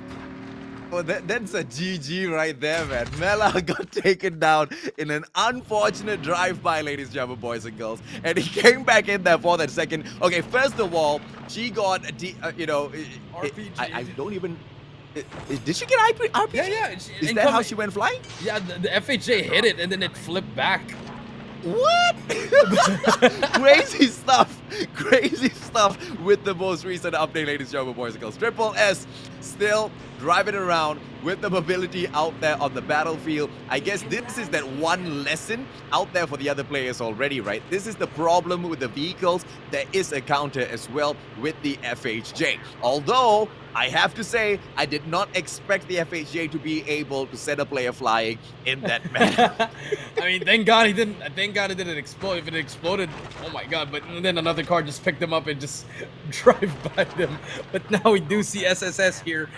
Mela's gonna come back, actually. I think they did pick up that tag, so that's gonna be good for them. But now 16 teams left, still a lot of players here, but I'm not liking this plan coming from SSS. They just keep on roaming the same things, but they do spot MYSG. Here we go. They're gonna be chasing this. Here comes the chase coming through, but they manage to back off. They're not gonna try to face that one, but we do see that team that's trying to chase them was gonna try to wrap back here. 15 teams left. We do see PGN taking a Mystic, takes out PGN as well. Just back and forth kills coming through from all the teams at the moment. Yeah, I think we've had enough of Triple S and they're back on the vehicle already. A lot of action. Oh, and the tank incoming as well. That's going to be quite a curious one, whether or not any of these teams jump on into the tank, ladies and gentlemen, boys and girls. Of course, we switch on over to Team S now, the one and only Sabahan Hunters. If or not, they will be able to find some prey right in front of them. We do have the players from the side of Mystic Viben, and Mystic Viben, they most definitely stepped up towards the final moments of the previous match. And if they turn around now, they can make easy work out of these players. Yeah, they can actually make easy work of this, AJ. And now we do see they're going to be spotting another team on their right. We do see the Sabahan Hunters here trying to look for that. Oh, it's going to be a drop. It's going to be the fight for the drop. The timing is going to be very important here. I feel like those players can actually just wrap back on that hill, but they're just going to go through. They're not even looking left and the right. Oh, they actually did spot one. Yemen will spot that. There you go. Very good spot there by Mystic. They're going to try to fight this. Here comes the cluster strike. Comes in there. That should be the one that they can cross to the arsenal. But Yemen trying to snipe it. Will hit that. Oh, beautiful shot. Armor will be broken. Rogue hits another one. But still alive here. The arsenal is just making it better for them. But here we go. They do have the upper advantage here, AJ. Can they make something happen here? Well, the airdrop's already looted in here already by the side of Team S, ladies and gentlemen, boys and girls, the Sabahan Hunters. So that just puts them in an advantageous position. I'm just wondering as to who picked up that golden mod. It will be Yemen, ladies and gentlemen, boys and girls. He has got those steady shots on him. Guy's gonna be able to pop off. He's got the vertical recoil. That's a legendary mod. And he also has the legendary lateral recoil control in for the matchup of the fast ADS. Legendary mods all on this guy. So that should be putting this team on quite the ability to take down all of their opponents. But I don't believe Yemen's really stepping into any of these aggressive stances because his armor really needs to be repaired. So he needs to take a step back. Yeah, he definitely needs to take a step back here, AJ. But here comes the push. Engagements are coming through. And now they're gonna be stuck back because they have no more utilities. But here comes the nades and everything coming through. The abilities coming through, but gets taken out. SMRS takes out 2 players. Beautiful play coming in. And Minato trying to stay alive for his teammates. 15 seconds for the revival flight. Here comes active camo coming in as well. Cluster strike coming in, and everything is not going well for the Sabahan Hunters. It's not, and here comes the Mystic Vyvern, ladies and gentlemen, boys and girls. We thought that the Sabahan Hunters will go in here and hunt a Vyvern, but instead it's the Vyvern that finds them, and a quick meal for the Vyverns is exactly what they need to continue in here for the prowl. And across the street, they will be able to find a little bit of an opponent in their own brand, a little bit of those players from the side of AVSG. But as we spot on Triple S, this fight that they are trying to take on against Gen X 940, is this the right decision? Very early on, they might be losing this tank. Yeah, they might be losing that tank indeed, AJ, but you know, I mean, it's gonna be very good in the end. I like this, but they still haven't gotten any kills. 13 players left, but Cell up here, 9 kills already for Mystic. These guys are just on a roll. There you go. But huge, beautiful shots. AVSG stuck in the side here. Here comes the M21 EBR here, trying to make a play here. We'll hit some cluster strikes. No hits coming in, but information is given. And if you are Mystic, you can just pull back. But there's going to be another team, SSS, coming through here with the cars. And here we go. Back and forth we go. Just a lot of players pushing out already. Takes out one. Can he take out the second one? That's going to be one shot. Joker dismisses those shots as well. There's going to be 10 kills for them. Can they keep on going? Oh, Mystic Vyvern already in here with the 10, and they were in an amazing position earlier on already, ladies and gentlemen, boys and girls. It's continuing that story that we were building. AVSG just very neatly setting up a position in front of them, allowing the Mystic Vyvern squad to make the decision to not really move on anywhere. And thankfully, they see the players from Aventus Sovereign, Kraken stepping up as well, and AVSG, just like food, trickle down, being sent down into the waters, and the sharks out of the Mystic Vyvern squad just coming up to eat. There is the airdrop right there behind them as well. So those guns from the gunsmith, you know, in their equipment, making Mystic Vyvern all that more powerful. Ladies and gentlemen, boys and girls, I want you to take your eyes and look at the mods that Chillop has got in his artillery here. It is not to be messed with, right? Because what he has got, ladies and gentlemen, boys and girls, his Fennec from the gunsmith, and he also has the hipfire legendary boost along with the long range legendary mod in there. The guy's gonna be an app here as well as long-range encounters. They are just setting up a final game maneuver in here, and Mystic Vyvern, I have a feeling we will see them pop off in that final zone, Jericho. Yeah, they might be able to pop off here, but I like this play coming in from team number 8. You know, Legends of Chaos just roaming around the whole circle. They're not gonna get shut down yet because they know there's gonna be more teams, 12 teams left. Oh, but get inside. Yes, they are gonna be inside the zone here. A little bit damage there. 3 help will be minus from all of these players. But here you go. Shots are going to go down. They're going to start shooting. Flares are out. No rockets. But Biscott actually takes himself out, AJ. Very unfortunate. But there still is a revival flight, so they are still doing well. Now, let's see if or not the team of GX940 will be able to make their way into a better position, because right now, out in the open and also being forced in by the safe zone, ladies and gentlemen, boys and girls. 19 seconds back in here for that revive flight, which they will have to deal with in a bit as well. Dog tags all around in front of them. So that just might make it a point of contention for some of these teams who are coming in there for the revive of their team members. So these guys, they need to play their advantages high position really well in here. But it's also going to be putting them in a very tight spot as they play the edge of the circle, as some of these teams have gotten caught out before. Yeah, some of these teams got caught up indeed. And now we're on board with Team 24. It's going to be Gen X940 with 4 kills, actually. But here we go, trying to take out one person. That's going to be the easy kill for the ATV, but the ATV just a little bit too fast. And we do see Avenged Sovereign D inside that in that building, AJ, just pretty much holding it down. Let's see what they can do here. But, you know, if you are Gen X, I feel like you just push that building, get more cover inside. Yeah. Yeah, absolutely, man. And you know, Gen X, they have a all right position right now. It's not like they have to give up that spot because they don't really know exactly where the next position is going to be from the rest of those players, as they do know the next safe zone is going to be towards their left. So if they make their maneuver in towards the left, ladies and gentlemen, boys and girls, they have to make sure that that area is clear, which is something that they just can't guarantee. They're going in there for those scopes. They hear those vehicles out there. So this is just a moment where they have to decide, do we run out in the open because they don't have those vehicles on them, and you are going to be a sitting duck if you get caught out.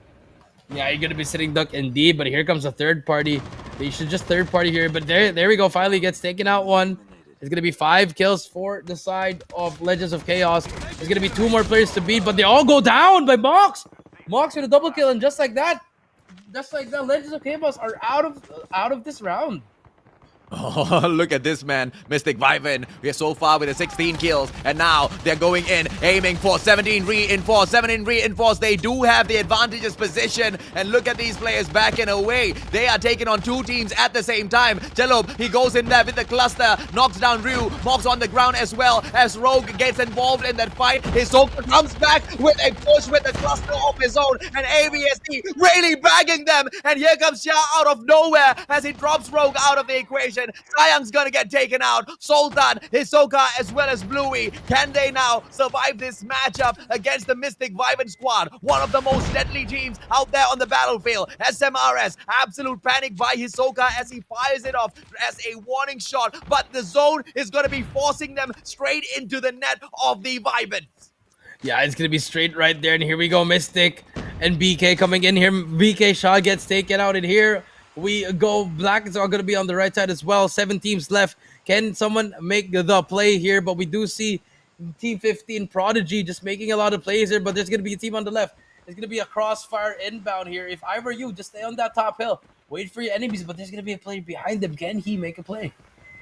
AVSG Prodigy, I love how they got away from the Vivens. As they ran away, they popped that smoke bomb. They popped all of those additional smokes as well. But Chalop, look at this. The Mystic Vivens, they are bagging each and every single one of those kills out there on the battlefield as they meet more. Sultan needs to back away. He does not get out of Chalop's way. And look, the main reason why can Chalop snipe at that speed, ladies and gentlemen, boys and girls, because what you saw was almost a machine gun-like shot coming out of Mystic Chalop, and he is just bringing in that gun from his gunsmith. But look at that beautiful mod, that legendary sniper expert mod. It suppresses your weapon sway and it allows you to shoot whilst holding down the fire button non-freaking stop, man. The guy is gonna be an absolute slayer out there on the battlefield, and if you get close enough to him, the shotty on for the pop. Wow. It's all about who picks up those legendary mods, ladies and gentlemen, boys and girls, and let's see exactly what the Mystic Vivens can prove with those mods in hand.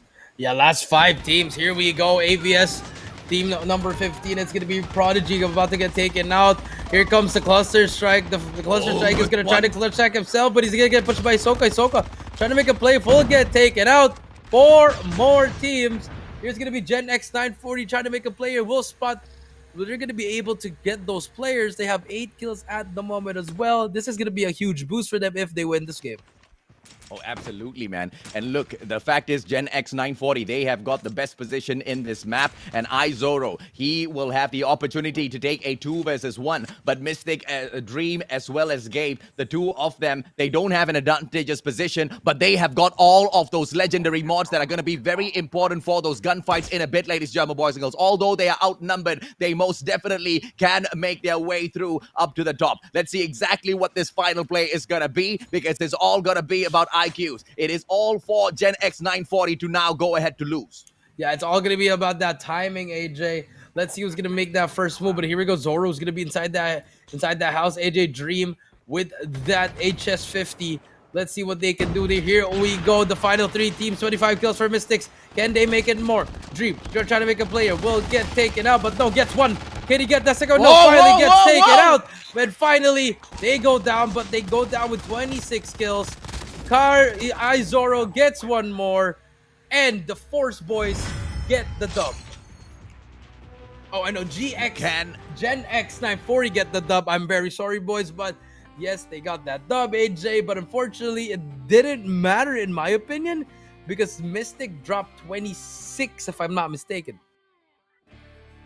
About the aggression, it's all about the kills, it's all about the IQs as to how do you want to go up to the top spot, right? And Mystic Viven, and they are very simple play this time around. They didn't even get the second spot, mind you. They got the third position in this particular game, and they're still going to be able to shoot up to that number one spot because of their plan from the get-go. They went in there and they hit each and every single one of those airdrops. It's evident that they did go in there for both the green as well as pink airdrops, because not only were all of their players in there with the double gunsmith setup, they also had multiple legendary mods on them. And it's tough to think that they went and bagged all of those legendary mods off of each and every single team out there, right? These guys went out there for the collection. And when you go in for such an aggressive setup, it's gonna be very, very easy for you to pick those kills up. Your DPS just shoots up, skyrockets through the roof. And just like what we saw there, man, with the extra addition, the extended mag on that sniper, if it's a legendary tag,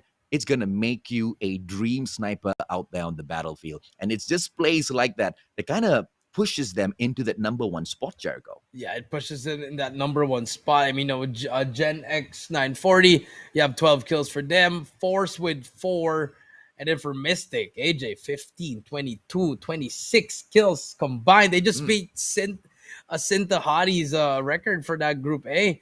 But, unfortunately for the other teams, just very, very, not the best of times. BK, they got 6 kills.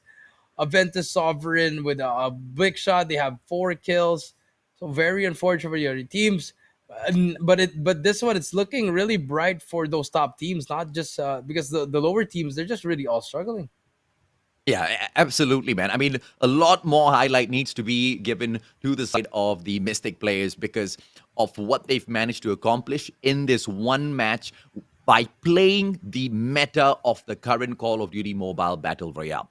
You have to move with the times, you have to move with the game, you have to move with the updates. What can give you the best DPS out there on the battlefield? It's not just bringing in the meta guns, it's not just bringing in those guns from the gunsmith anymore, because the fight out there on the battlefield for Call of Duty Mobile, it's evolved, it's so intricate. You really need to play multiple different layers and just put them together, to piece them together like the perfect puzzle piece to go out there and achieve the best. And like you said, man, with that, they've beaten the record of the kill in the Plunge Battle Royale for the side of MYSG today, ladies and gentlemen, boys and girls. 26 kills in the third spot, and they still jump back in to that number one spot, even though those that picked up the number one spot had more than 10 kills. It's just very aggressive. The pace of the game has really changed. This is the start of the game. AJ Hadi getting taken out by Biscott FB. Just huge plays coming in from for the Avenge boys, and I mean, they're just really doing a lot of stuff very well for them, especially. Yeah. But Mystic outshined them in this game number 2. This is the one right here. Look at this. Boom. Oh, that was such a GG on Mela. I felt so bad for her. And PGN didn't even wait to capitalize on that knock, right? They were like, okay, thank you so much. Thank you very much. Bye-bye. I'll catch you later. And they were out of there, right? So to a certain degree, they were lucky. But Mystic, man, look, at this point already, Mystic Jalop with those snipes, he didn't really have those legendary mods on the sniper just yet. It was later on that he added them on. And it's very clear to see what they were planning with their setup and what sort of a pace they were going in here, right? Looting up all of those airdrops, and those are very, very risky plays that the Mystic Vivens are setting up for themselves. And it's very, very beneficial. Those risky zones, and it pays off for them. Yeah, it's gonna pay off very, very well in the end. Those like you said, AJ, the mods, the attachments that you don't usually get, but you get it from your other teammates. Yeah. If you kit out your whole gun, you're pretty much just playing Mystic Dream. Look at it. Look at his loadout, bro. Look at him all decked out. Wow. This guy's a freaking billionaire. He's got 6 freaking legendary mods on his setup. But at the end of the day, you have to play everything up in a combo. You got to layer it up together, right? Even though you've got the mechanical supremacy, you look at the players from the side of Gen X 940. They had double gunsmith setup as well. So yes, you do have the mods, but what did they have? They had the numbers on them, and they had the advantageous battle position. In that final zone, you really need to pick your final fighting spot well. And it was just the side of Gen X 940 who had the better idea. They didn't have to run away. But, unfortunately, they just had 2 players, right? So they had to play it a little bit more safe, which just didn't really pan out very well for them. Yeah, very, very unfortunate for them. I did see them trying to do some plays here, but, if you lose 1, it's very, very tough already. Even if you lose, like, 2 or something, or even if you have 4 teammates, but the other one can't really shoot properly, it's just going to be a pain in the butt. Yeah. Well, on that note, ladies and gentlemen, boys and girls, that's all for this round. We are going to be taking a quick short break. When we come back, it is going to be round number 3 for Group B.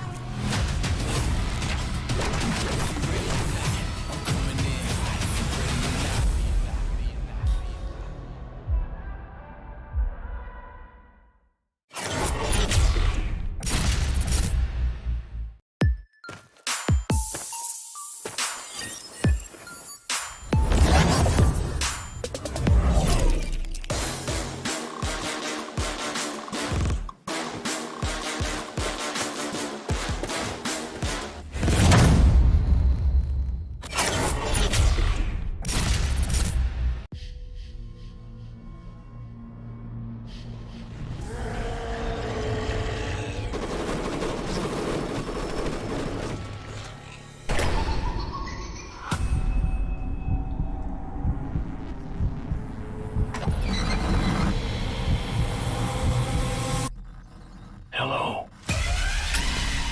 Do you want to play a game?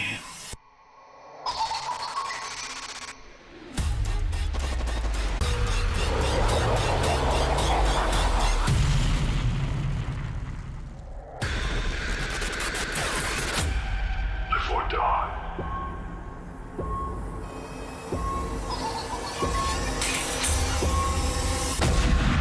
Make your choice.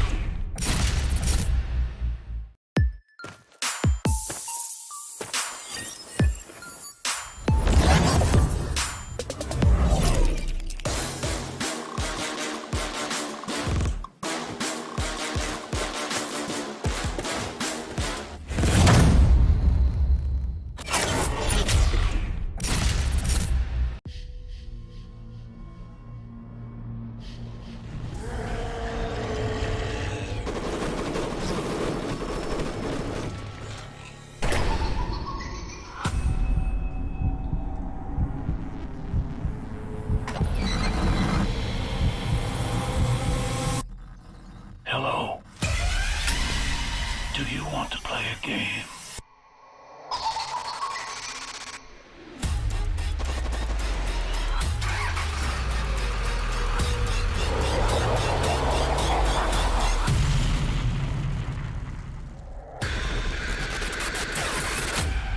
Live or die.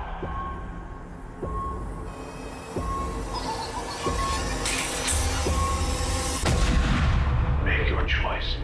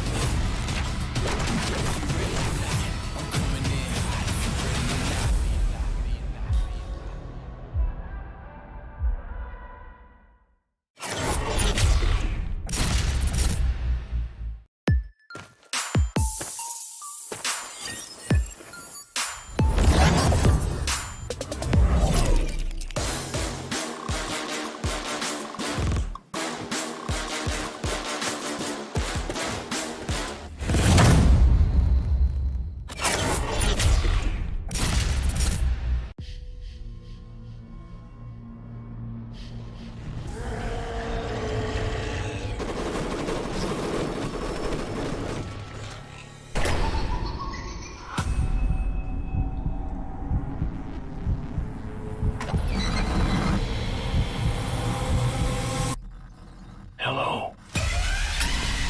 Do you want to play a game?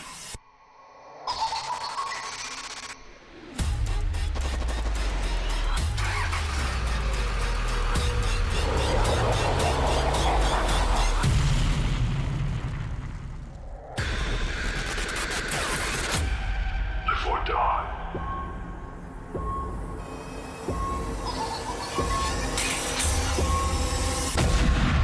Make your choice.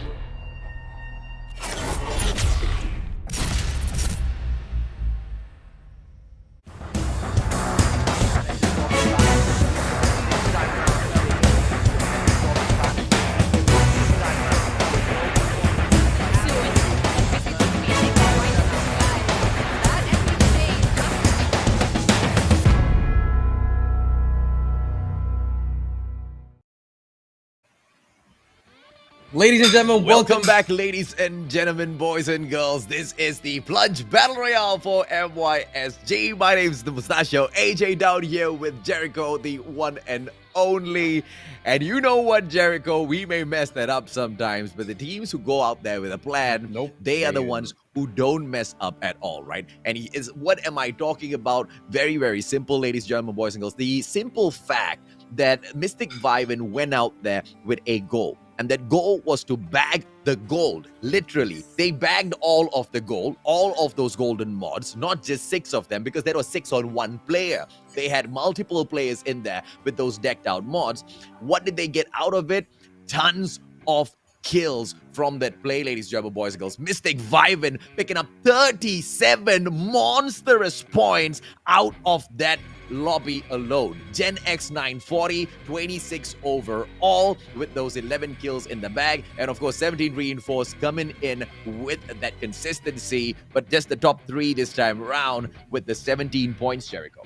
Yeah, I mean, that top 3 alone pretty much just seals the deal for that one. But I mean, right behind them, they got the 2 Aventus teams, Kraken with 15, Prodigy with 14, and then to round out the top 6, we got Battle King with 10, Legend OK with 8, and Alpha with 7. But other than that, all the other teams just pretty much had no answer for the top 6. Which is just absolutely shocking, right? But of course, ladies and gentlemen, boys and girls, this is not the overall standings. The overall standings where each and every single one of these points are all thrown into the mix to show us exactly who stands up at the top. That will be coming to you in a little bit. But just in this second lobby, you are right, Jericho. It is just absolutely shocking how those other teams have not really been able to pick much up for themselves at all. I mean, if you have a team with at least 6 gold attachments or legendary attachments, as we call it, AJ, I would be scared. I would be definitely scared. You know, those mods pretty much change the game. It doesn't matter if you have like a yes, aim does matter, but the mods it also changes the way you approach a gunfight. Oh, absolutely. And you get the legendary mod, and not only does it approach the gun, change how you approach the gunfight, it also gives you that extra bit of unnecessary confidence to approach that gunfight, right? It gives you that extra boost because, it just puts in, I wouldn't say an unfair advantage, but a monstrous advantage in terms of have over the gun. And with most of these guns, as you bring them into the gunsmith, you bring them out. In the past, you couldn't really combine them with mods anymore because, those already have attachments. But with those gunsmith attachments, and you layer it with the mods on top of that, there's so much of magic that you can bring out there onto the battlefield. For example, within the gunsmith, if you want to just make sure you've got that firepower, but what happens when you increase that firepower, right? Your recoil goes out of hand. You come back into the game and you just focus on looking for that lateral recoil control along with the vertical recoil control. Make sure that both of them are legendary mods and you are good to go, sir. I mean, those small details just pretty much change the game. I agree with you, AJ. And now we do see a construction drop coming in for one of these teams, AJ. And now we're going to see this is going to be a pivotal game number 3 for everyone, actually. Especially for the top lead. If they can keep in 2 teams actually in construction, Kimaya J will get spotted, actually. DLQ will be in hand, and here we go. Let's see what is going to happen here. But Estate, AJ, if we can hop over on Estate Observer, look at that. 3 teams on Estate. Raid is being fought there, but finally, Kimaya takes out one. Mystic again on the construction site. Good plays by Mystic, and now Chalup goes in for the snuff on Mercedes. Mercedes trying to get away. Smart plays, gets up top, I believe, with the ninja, and just leaves Chalup running around. The guy can't get up, but Gabe, look at this back-to-back teamwork coming through in here, ladies and gentlemen, boys and girls. Rogue, they know that the player on top will have that advantage, but they overcome that advantage by throwing in the numbers, absorbing some of the damage as they get shot. And they overcome that situation. This is the setup from the Mystic Vivens in this game that potentially is going to be shooting them up to the top as well, but they cannot get super confident just yet. More players from the side of Legend Chaos just beyond these walls. Yeah, I mean, Mystic just popping off 2 kills already. They can spot 2 more, but here we go on the other side of the map. We do see one in Array. Sabo takes out 1 player, and here we go to get 2 kills as well. Now it's getting more aggressive and more aggressive, AJ. Just really doing a lot of stuff for these teams. Let's see what's going to happen here. It's going to be another player on that main array side, AJ. Can they make a play? And this is what we want to look forward to seeing, right? And you know, I absolutely love this new adjustment that they've brought in there with the loot boxes as well. But whenever there's you know, regardless of the rarity of the item in that loot box, the highest rarity is shown via the light that is shown, you know, as soon as the play is down. So you now get to decide if you want to go in for that very careless push for potentially a legendary mod or a legendary gun, right? Mox right in front of him. Sabo bags the double together with his team member right behind him. Albert giving a little bit of that assistance as well. Goes in for that shutdown. They need to recover their armor here just a little bit. And yep, they will be able to do exactly that. Finds Kraken running out in the open. Sabo cannot take that shot just yet. And he does have the Echo in hand, so he tries to close the amount of space that he has between himself as well as Kraken. Albert coming through with that backup as well. 2 on 1. Kraken goes down. I mean, that was just perfect communication for both teams. Now they have 5 kills. And now we do see team number 5, AOW4U, just turning up at the start. AOW for you. Smart plays. I mean, you spot a player running out in the open. You've done this. What was that? You to do those, but they managed to bag it against him. They go in there for the pinch. He was a little overwhelmed. Albert also had the BY19 on him, so that was just an true. But once again, they can't rest early, ladies and gentlemen, boys and girls. Although this map is huge, there just seems to be way too many of those players dropping into that same site. And the Eastern Wolfgang's Laksamana just beyond the horizon there. But of course, we switch on our attention to the side of MYSG. Carnage, Bisco, as well as Hardy, the 2 players in here who hopefully will be able to survive for Zephy to get back into the matchup. And Squid's dog tag now, I believe, has not gotten picked up just yet.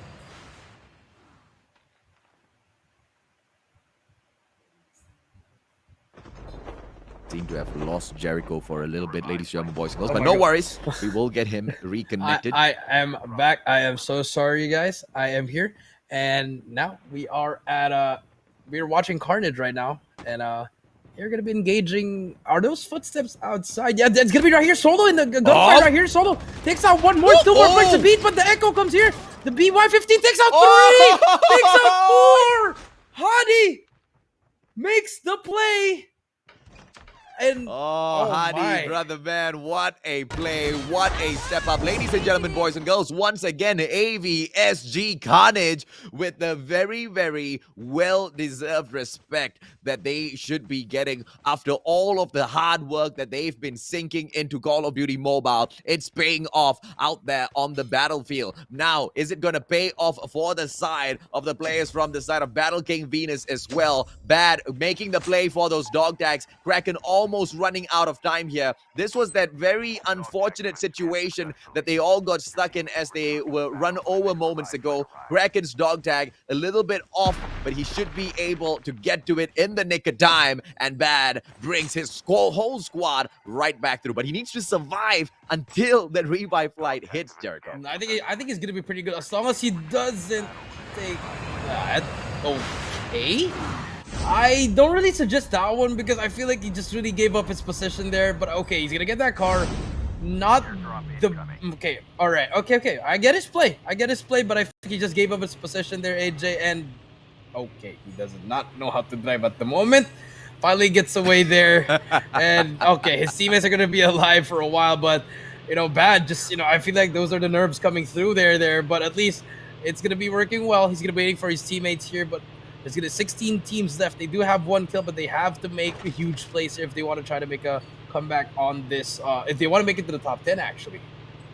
Yeah, in a way, he kind of makes up for his name, right? He says his driving skills may be that he's trying to describe through his name. But in terms of the team backup there, Bad, he held back. He's the sniper of the team. His duty is to hold back, and when the time comes, to go in there for those rescue, right? And so far, for the dog tag retrieval, he's done really, really well. And since he's the sniper, he should be able to isolate himself from all of the action out there in the battlefield and hold down the fort and wait for the rest of his team members to jump jump on back in here. But Triple S Alpha, what do we have them going in here for is for the guns out of the gunsmith, ladies, German boys and girls. The pink airdrop in here for the play, but there is a chopper up in the air as well that might deter them, but they have to just buck up and step on in there, because even though the chopper comes in there for the play, it will take them a while. So smart plays coming through, quick in and out with the vehicles. Yeah, they actually just got there, just got the ones that they need, and they pulled out immediately. I like that coming in from Triple S Alpha. But let's see what they're going to do. There's still a lot of teams, actually, but no one's really near from each other. Besides that firing range side from Array as well, very near. Cargo docks, they're just on a helicopter at fracking tower. Nothing really much happening. So everything was just spread out at the moment, AJ. No action yet. A little bit passive, just like that game one again. Oh, absolutely, man. And you know, I like this sort of a pace. It kind of suits Blackout a little bit. So much space to play with, right? Rogue taking cover behind a little bit of a boulder here. On for the shots from afar. Will be able to control his shots. And once again, ladies and German boys and girls, look at the mods that he has on there, right? He has the precise shot mod coming through for both of those guns in there. Gives him a little bit more of that control. Allows him with that long range engagement. But of course, they don't hold down to their sight well in here. The defender popped up, Chillop as well as Rogue, they should be able to stand right back up in here right now. Oof. But the defender disappearing at a very, very unfortunate timing. Unfortunate timing indeed, and Dream here with the snowboard trying to make a play here. We'll try to do something here, but there's going to be 3 players on top. They're actually not challenging. They're actually going to run away.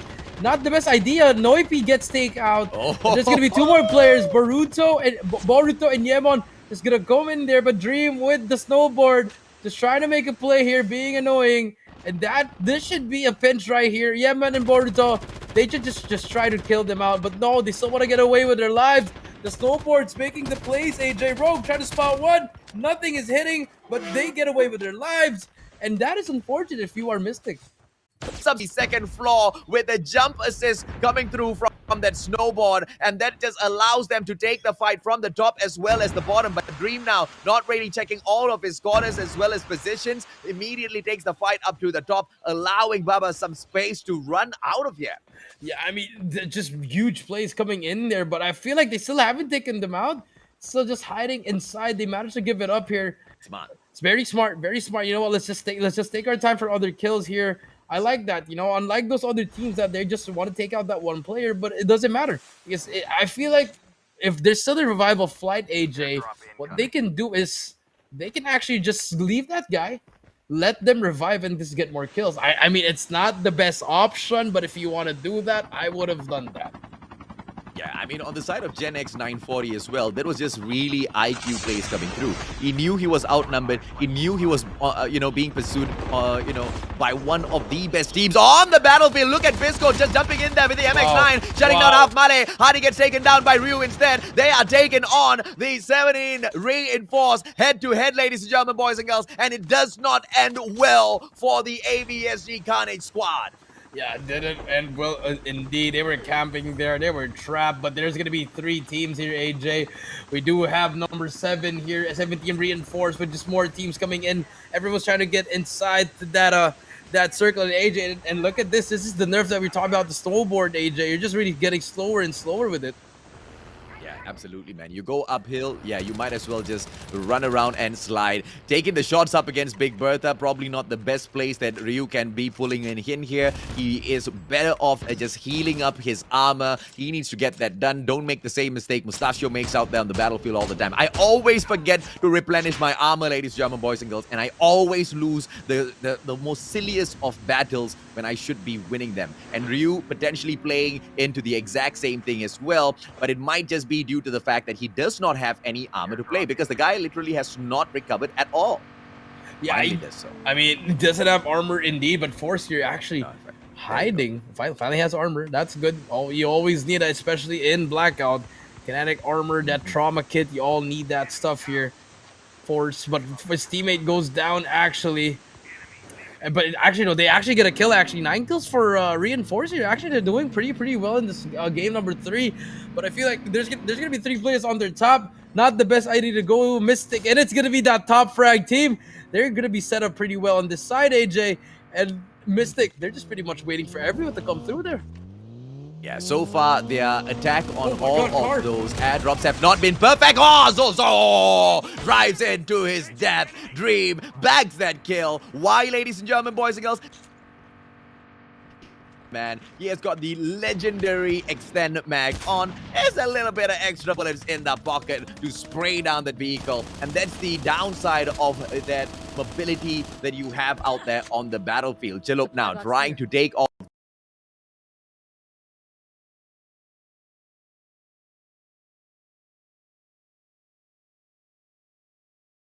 those shots, but this is just a very risky play overall coming from all of these. Not to get caught up on the other side, but we do see Celup here just trying to hit some shots here. We'll get some hit marker. That guy's gonna be one shot black. It's taken out. Machine gun, bro.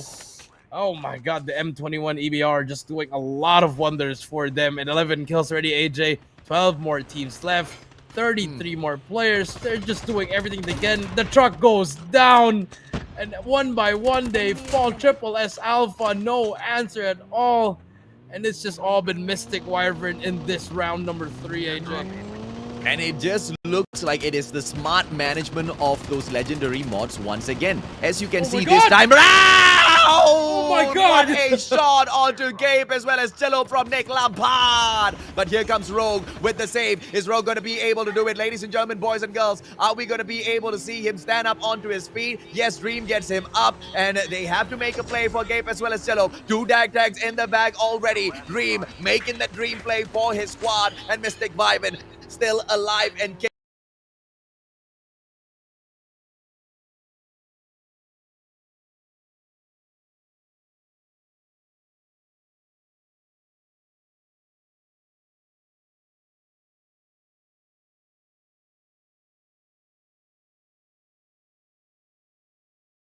Kraken here. I mean, I like this. I mean, I like the traps, AJ, but you know, maybe one SMRS would just pretty much get that quad feed. But I like what they're doing. They get 2 kills, but they need to get more kills if they want to get to the top 10, AJ. Yeah. So now let's see exactly what we will be able to find out of this play, ladies and gentlemen, boys and girls. Very passively, set up here by the side of Aventus Sovereign Kraken. Yes, they will be able to find a player if anybody gets curious enough, right? This also depends on what sort of a zone they get, and they are going to be very, very lucky because they get the edge of the next safe zone as well. And this is something that you cannot see on that mini-map, which is what was that feedback that I gave live for, but don't worry, I'm very sure in the next patch update, in the next, season, that will most definitely be corrected already so that the audience will have that information as to where that safe zone is going to and why is AVSG playing such a passive game. Because sometimes, people might go out and say, oh, these guys are campers, but this is just absolute brilliant strategy coming through because they have made it into the final zone already. And an early setup like that is probably going to guarantee them the top 3 spots. It's definitely going to guarantee them the top 3 spot. But, I mean, it's not the best idea. You're like that first place team that has like you did your best in your first 3 games, and then your 4th game you can just play very, very passive. Rogue here, the way that their aggression, it's scary, AJ. The way that they're playing, they are capable of squad wiping each team here on their own. That's how good they are. Yeah, so let's go back talking about mods here, right? Because Mystic Vibans, they are playing it so freaking well, man. I mean, once again, they pick up those legendary mods, and they have divided those legendary mods equally amongst their team members to see exactly which weapon requires it the most. And this is what we are talking about, teamwork here, ladies and gentlemen, boys and girls. Delegation of the resources that you have within your team to see exactly which particular player will need it for the position that they play, right? You can see that you've got the precise mod here for Rogue. He has got the range on him, and if he wants to take those range shots, he needs that accuracy, boost on him. Chillop, on the other hand, he's got that extend mag as well as the accuracy that comes in from the double legendary mod, and it allows him just to spray down opponents from afar. Mystic Vibrant, what a setup! But now they find Lampard in front of them as well, and Jerome, just switching on to the MSMC for the double kill. Will be able to find another player in front of him as well. Dream for the chase. Lampard does not manage to get away, and that is how you shut your opponents down. That is just very, very unfortunate. Mystic just on a whole nother level. just pretty much just winning all their gunfights, AJ. Here comes another shot. You're gonna go down. MYSG Sultan just trying to run away with his life, but the M21 with the golden mods, AJ, it's just changing the game right now. One more shot to go. Can he hit it? Missing them shots, but they have all the information that they need, and they're all behind them. This is gonna be a triple party for them.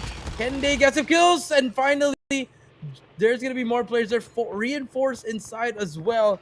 It's gonna be a back and forth, and we're slowly closing into that. Last one is the frag, takes out ASVGD, and now 10 kills for team 17 reinforced. But here comes the MVP team, Mystic Wyvern, just pushing in one by one, taking them down. They don't care about the circle. They just want to get those kills, AJ.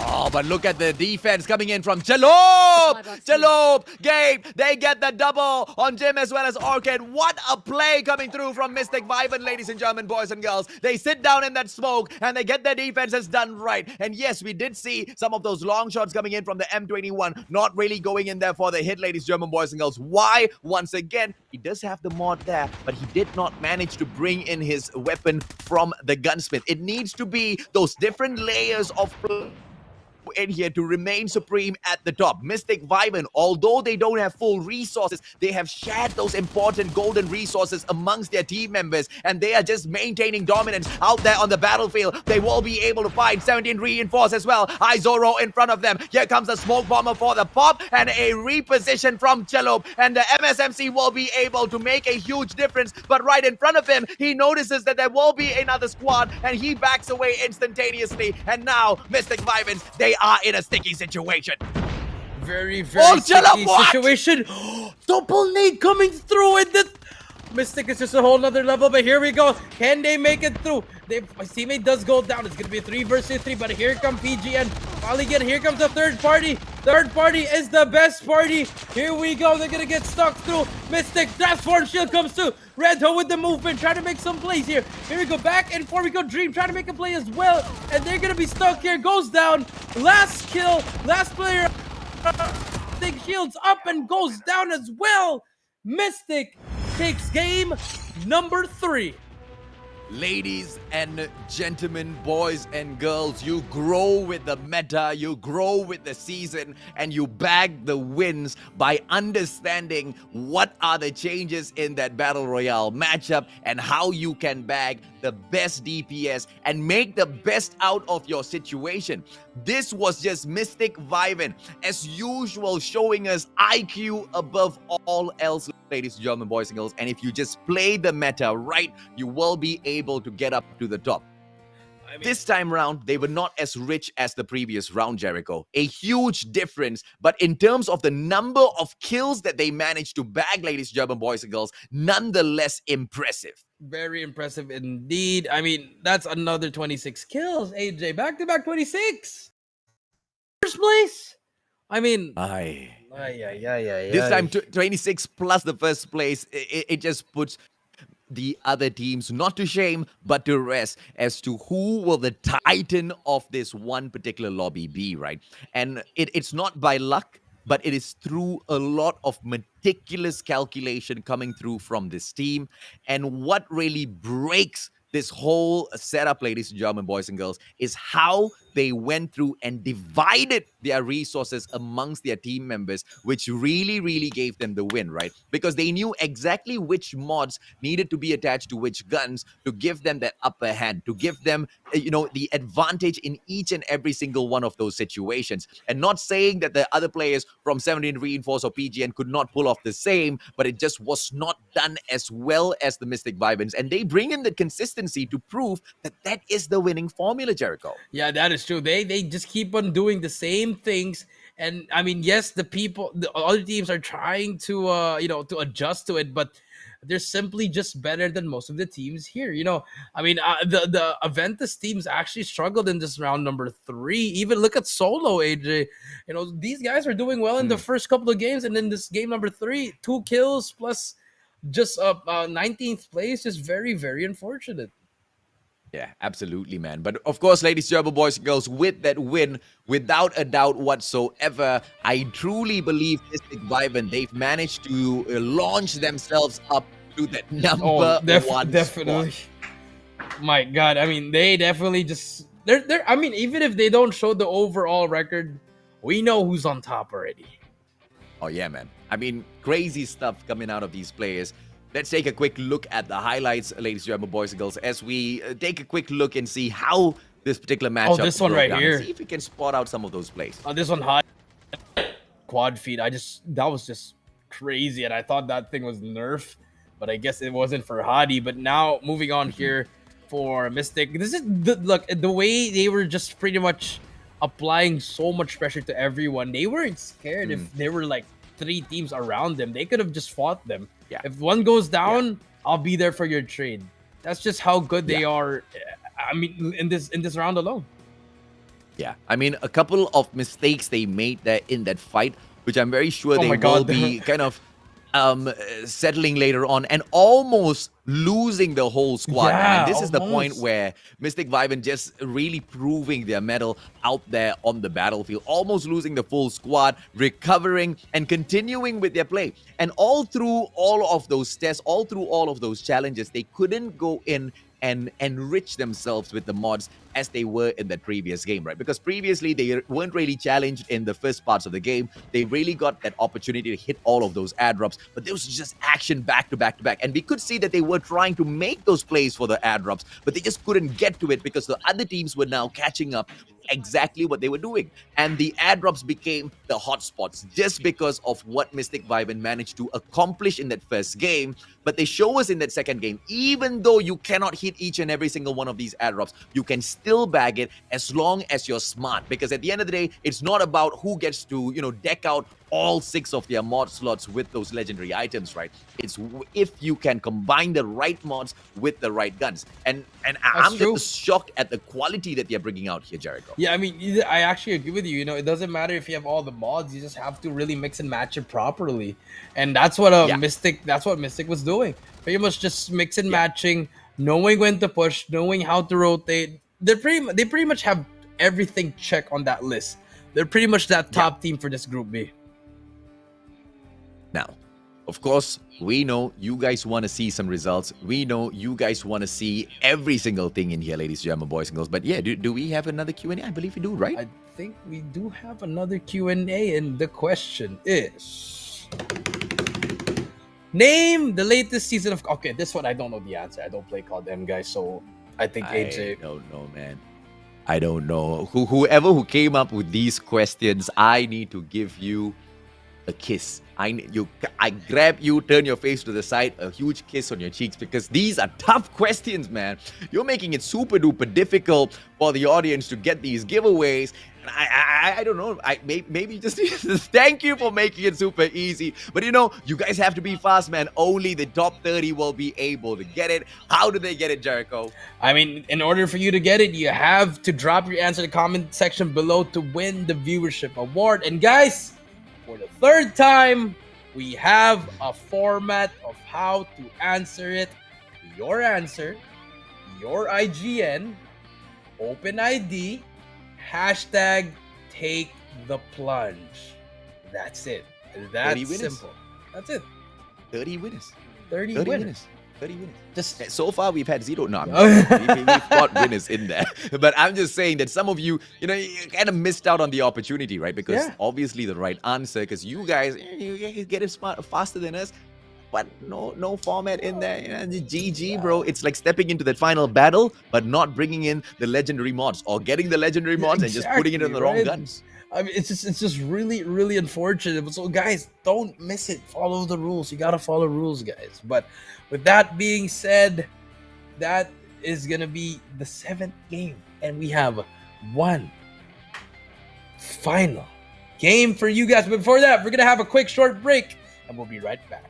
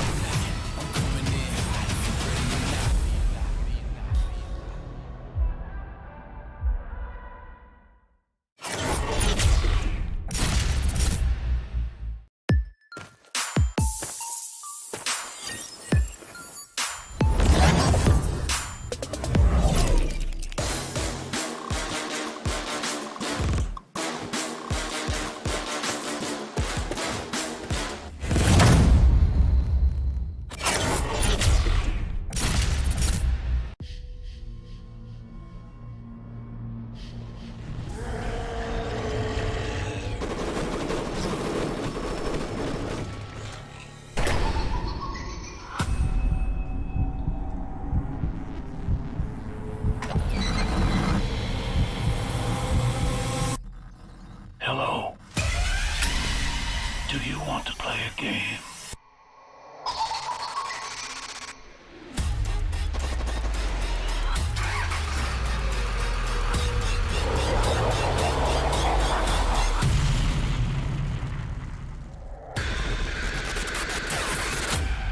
Live or die.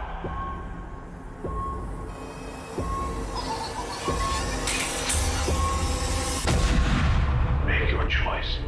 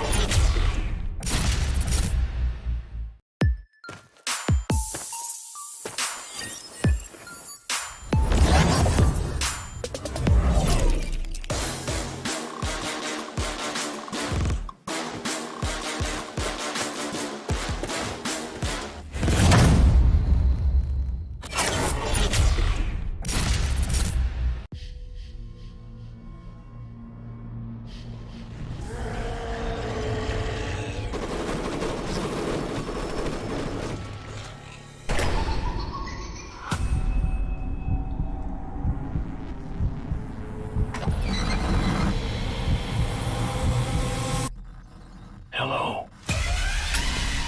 Do you want to play a game?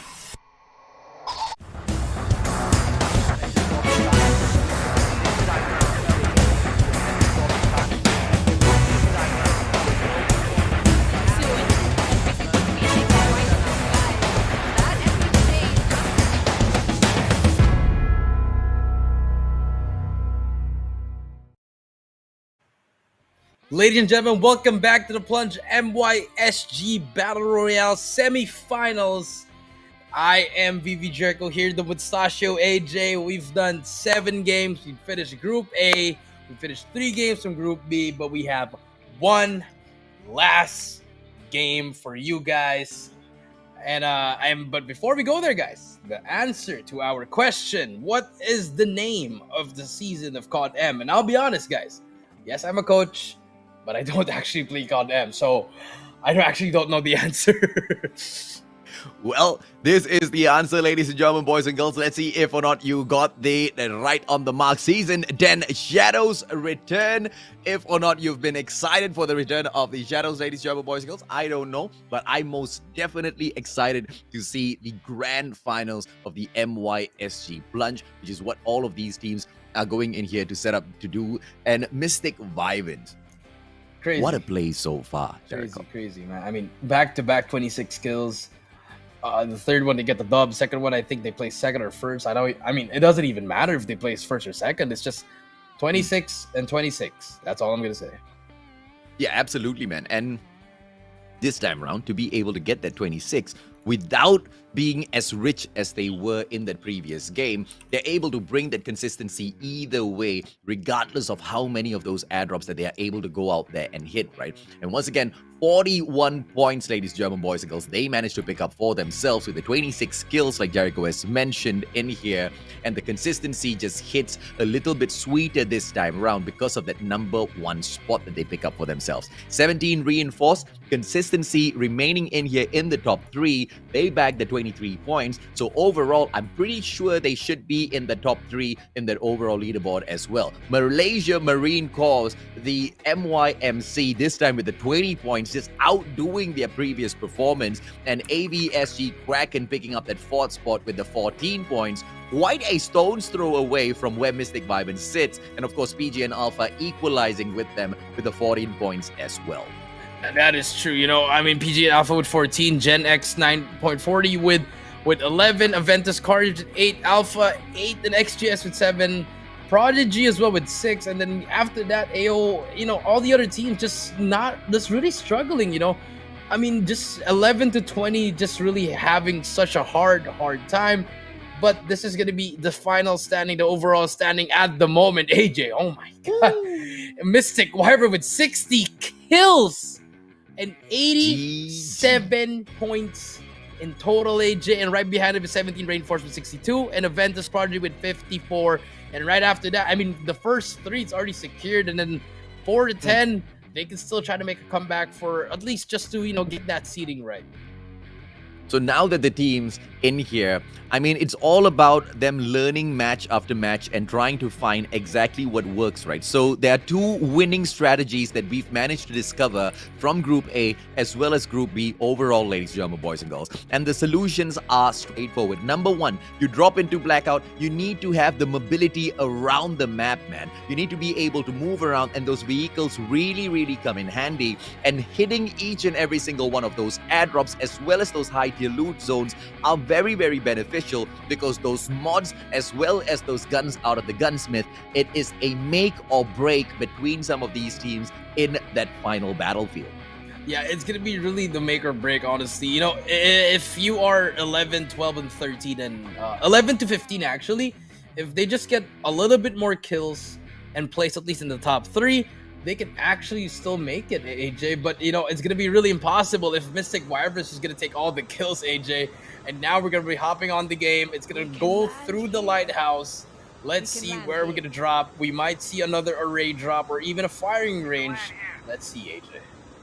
Yeah, absolutely, man. You know, absolutely love the loadout, you know, plays that all of these teams bringing in here as well. You still see the Fennec in play. You know, not many of them pulling out the Arctic 50 ever since the M21 just became so OP in the recent update, right? So I want to see if or not some of them will get a little bit adventurous as well as they move on into these battles. But Nuketown Island will find 2 teams in there with AOW4U potentially going in for a quick heist off that chopper. And yes, they will be moving out of that situation. But Mystic Vivint, where will they fall and who will they fight? That is going to be the question, mainly focused on with the left side of your screen.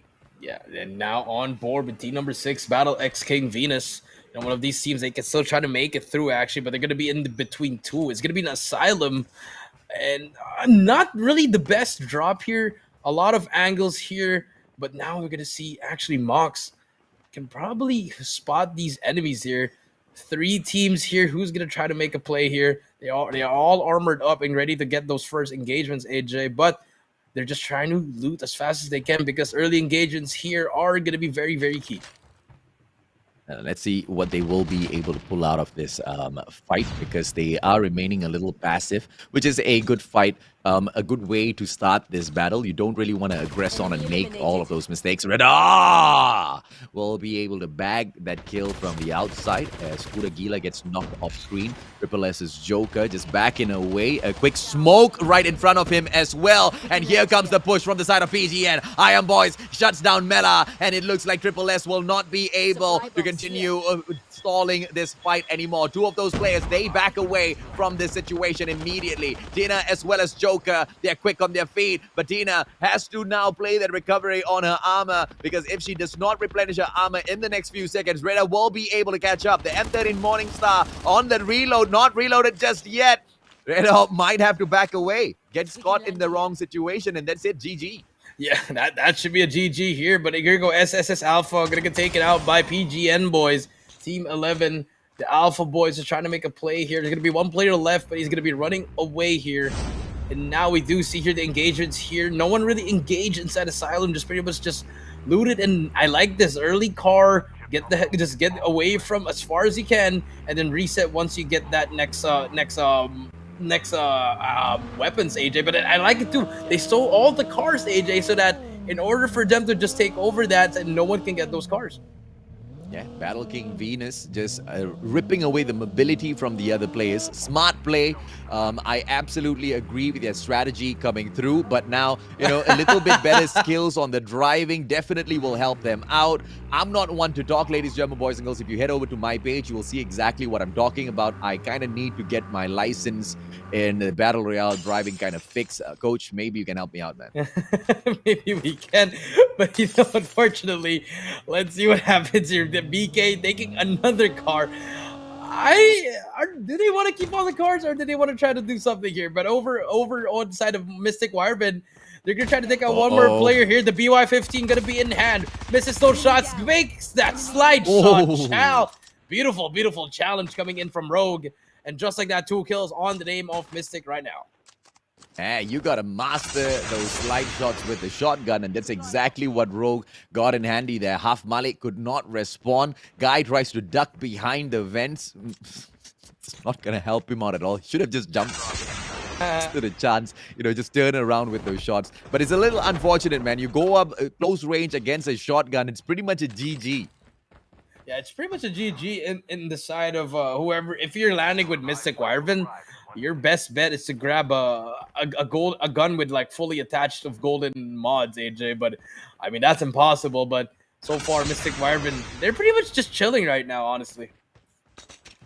Yeah, and of course, they don't really need to over-aggress. They know exactly what they want to aim for.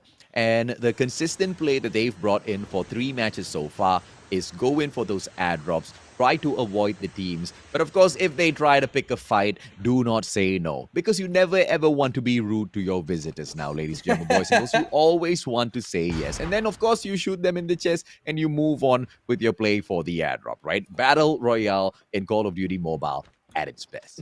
That is true indeed, AJ. In a fiery range here, you're gonna be hopping on here with PGN. They're gonna be trying to do something here, trying to get that dog tag for that enemy. Actually, an enemy's dog tag, but it's gonna be revival flight in 1 more second. There's gonna be a player actually by farm, but that might have a sniper here. It's gonna depend, or he does pick up that car. Joker is gonna get spotted there. And the chase should be on, but nope, they decide not to go for it. Maybe they don't need it, but I feel like, you know, PG and Alpha, if they want to make it to the top 10, they got to start getting more kills. Yeah, I mean, technically they're already in the top 5 right now. So as long as they maintain their performance here, it should be all right. But I get where you're coming from, man, because the competition in here, if you're not in the top 3, you're probably in a little bit of trouble, because if you do not have a good round in here and one of those behind you, for example, AOW for you and all, they kind of really hustle up, things can change. But I guess what PG and Alpha can kind of stay rested with is not just one team, but literally all of the teams below them need to step it up if they want to kick PGN out of the top 10, right? So we kind of understand the passive plays coming through, but they cannot take advantage of that. They need to instead take full advantage of this opportunity that they have here.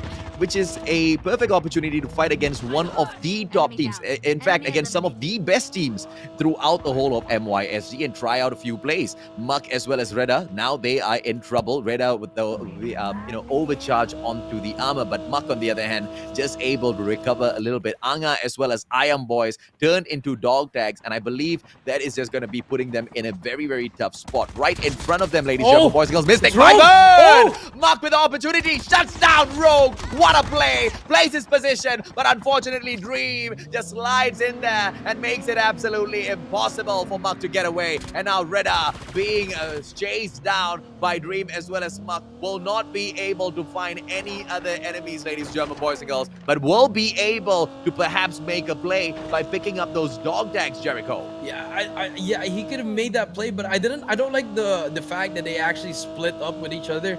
I wish if he was there, the trade would have been better there, but I mean, it's already been done. Now he has to try to pick up those tags, but if he does pick up those tags, it's gonna be against, Mystic. Mystic's gonna be there, and there's a helicopter right behind him.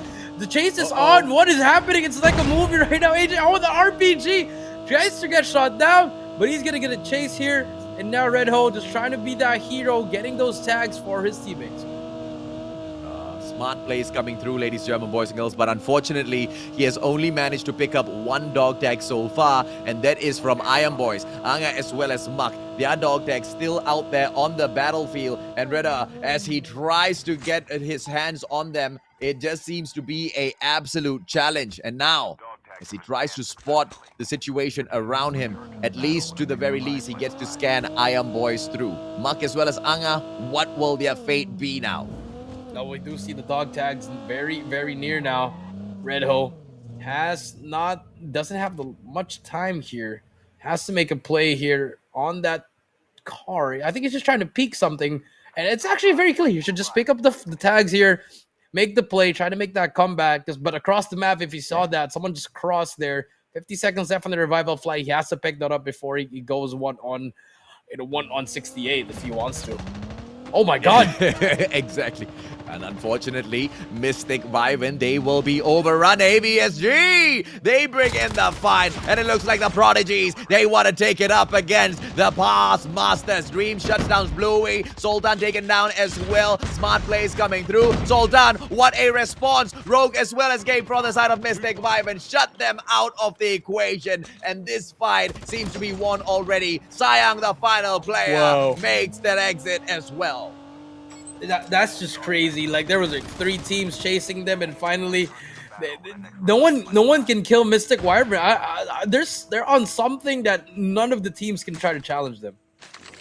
And they haven't really hit any of those airdrops just yet, mind you. They haven't pulled in their guns from their loadouts just yet. Mystic Wyvern, they are just setting up the fight for themselves, ladies and gentlemen, boys and girls. They haven't even gotten aggressive just yet. And so if those other teams want to finish them off, this is that perfect time. And here comes one player on the side from 17 Reinforced. Now, if 17 Reinforced does come in here for the play, that might just put them in the perfect situation. Red, I believe, might have already made a play for those dog tags, and that might be putting the side of PGN in a souped up position. Oh, please hit the shot. Oh, and there you go. The force just drops down, but I believe the information is given. Gonna be on that top water tower, trying to hit some shots here. Will breaks the armor. Beautiful shots coming in from Celup, but I feel like they're in a pretty bad predicament. If you are Mystic Wyvern, they could actually just rotate over to another side because it's very, very open here. They can get sniped here. Yeah, absolutely, man. But of course, in terms of the overall position of the safe zone, ladies and gentlemen, boys and girls, it's not really gonna leave them stranded just yet. So the side of Mystic Wyvern, they're still playing this a little bit safely at the firing range. Not a lot of attacks going to be coming through from the rest of these teams, and they are not taking advantage of that fact. Look at them, already repositioning from the get-go, trying to find a better spot for themselves, trying to assume exactly where the next zone is going to head into as they try to get a little bit of a head start in for the play. And as over to the Sabahan Hunters on the other hand, it's a predictable situation from the side of No Y Pro Z because he needs to pick up 3 of those dog tags. And the side of AOW4U, I don't think they want to allow him. Yeah, they're definitely not gonna allow him, Sabahan Hunters. He's all alone here, but they do have 5 kills here. We'll pick up 1, pick up 2 as well. Let's see if he can try to do something and pick up the 3rd one. Just barely misses that last revival fly, but 2 teammates are gonna come through here. Now let's see if they can make the comeback. But if you look at the map, AJ, because everyone is still alive, still a lot of players coming through here, and the circle is closing in. Oh, Naze spotting out Mela from Triple S. Easy takedown. And the MX-9 from afar, he managed to control that recoil. Absolute legend, ladies and gentlemen, boys and girls. Naze as well as Oren and Detol spotting out yet another opportunity here for themselves, but they are at the edge of the current zone. They now need to start moving in. The blessing in disguise here is the fact that there's a minute plus on the clock, and they do have a little bit of time to start on that rotate, but if they don't start moving now, it's not going to end up well. It's definitely not going to end up well indeed, AJ, but they do have a snipers here, but they have to start moving. I feel like the gate keeps not going to work, but oh my god, he is in a world of trouble. Noipros just trying to run away with his life. Here comes Saban Hunters. I think he's getting chased, but there's going to be players going to be coming alive. He just has to stay alive for 50 more seconds for his teammates to make the comeback. Now let's see what's going to happen next. Here, firing range is supposed to be clear. No players there as well, but Noipro is just really, really struggling. He just has to hide in a room, man. Yeah, legendary play coming out of the guy. Finally goes down on for the prowl, and he will not be spotted in that moment. But Kellen, on the other hand, gets shut down. But Generation X 940. Kellen on the other side, but out of the equation as well. Baba will have that backup from WK, who needs to replenish his West immediately, as the rest of the players from the side of Mystic Viben now coming for the finisher, and Dream makes this look way too easy as they continue hunting for Baba. Yeah, and he's just hiding inside that room, but finally gets taken out, and just like that, Mystic sell up 13 kills for Mystic Wyvern, and they're just cleaning house for every single player in the lobby, AJ. These guys are on a whole different level. They just reached 100 points already, AJ, just by kills alone. 13 more teams left. They will spot more players on the left. That's going to be a whole team. I think they can take him out. Here we go. They're going to try to go for it. Sell up with that sniper. Will not spot those players, actually, but damage has been done, and they are just having fun with this last round. Yeah, I want to address something here. Mystic Viven, they were the ones who showed the rest of these teams exactly what to aim for, those airdrops. They were the ones who showed exactly what you need to be able to bag in order to be able to get an easy W, right? Bag the best of the mods out there. And they made all of those airdrops into hot zones, right? And the moment they turn that into a hot zone, look at what Mystic Viven do. They back away from those hot zones. They just linger around the outskirts, so they will be able to pick up on all of these teams who are now coming in for the bait to be able to be the best out there on the battlefield, and they are just all following the shadow of Mystic Viben right now, and that just puts the Mystic Vibens in such a good place in this competition, Jericho. Yes, it puts them such a good place here. We do see the SSS Alpha boys running around with their cars, but they do spot 2 players actually in front of them. Inside the room, actually, they could just charge them down. They're 4, but oh my god, they bumped into each other, and that might just costed them. But here comes 4U trying to make a play. SS takes out 1 with the EBR, and here we go. The fight is ensuing. SSS trying to get away from there, and now it's just going to be a car galore at the moment. Yeah, it is just going to be a bumper car Call of Duty Mobile showdown at that final zone, perhaps, ladies and gentlemen, boys and girls. But of course, the side of Mystic Vivens going in for a quick save onto Gabe, Chillop, Dream, as well as Rogue. They set up the defense perimeter around their team member. Yes, they do have that smoke bomb down on the ground as well. Oh, but now Cluster, and they have been spotted from afar, ladies and gentlemen, boys and girls. Can they now survive this attack? As Mystic Viven, yes, they do get out of that sticky situation a little bit quick here, but they have to be on the prowl. Here comes Triple S. Bongo! I mean, they tried. When they saw those names, they ran away as fast as they can. But that's gonna be information, because Titan's gonna be there. Airdrop incoming. But there's gonna be play on the left side. That teammate from Bongo, they're gonna be pinching. Are these teams working each other to take out Mystic? I think they might be able to aim for exactly that, right? Tina turns right in towards Mystic, but look at Dream shutting her down with the MX-9. Not even a vehicle can take down the Mystic Vivens out there on the battlefield, ladies, German boys and girls. And Tina gets finished off as well. And now maybe a setup from AOW4U. Vehicles onto the approach. They take the shots from afar. Legends of Chaos driving around, and they're not going to be able to find anyone out there on the battlefield just yet. It's all about the positioning as we arrive at a very, very unpredictable circle here in the final zone, Jericho, out in the open. Yeah, out in the open, indeed. It's all going to be that uphill battle. It's all going to be that high ground gaming. But Mystic, I don't think they care about high ground. They just want to push. Rogue Will's going to spot one. Going to take out one player. Will go down as well. That's going to be 20 kills for them. Can they get more? Rogue just on a mission. 3 players coming up right here. Here we go. They have that high ground. The nades are going to come through. Transform shield drops as well. And here comes Mystic. They don't even care. They're just going to charge in there. Takes out Albert. They know they're going to be there. They're stuck. For You is stuck. Well, they are stuck, and Rogue will be very, very happy to unstuck them, perhaps send them back to the lobby. Why don't I pick you out of that gutter and put you in the lobby where you will not be able to?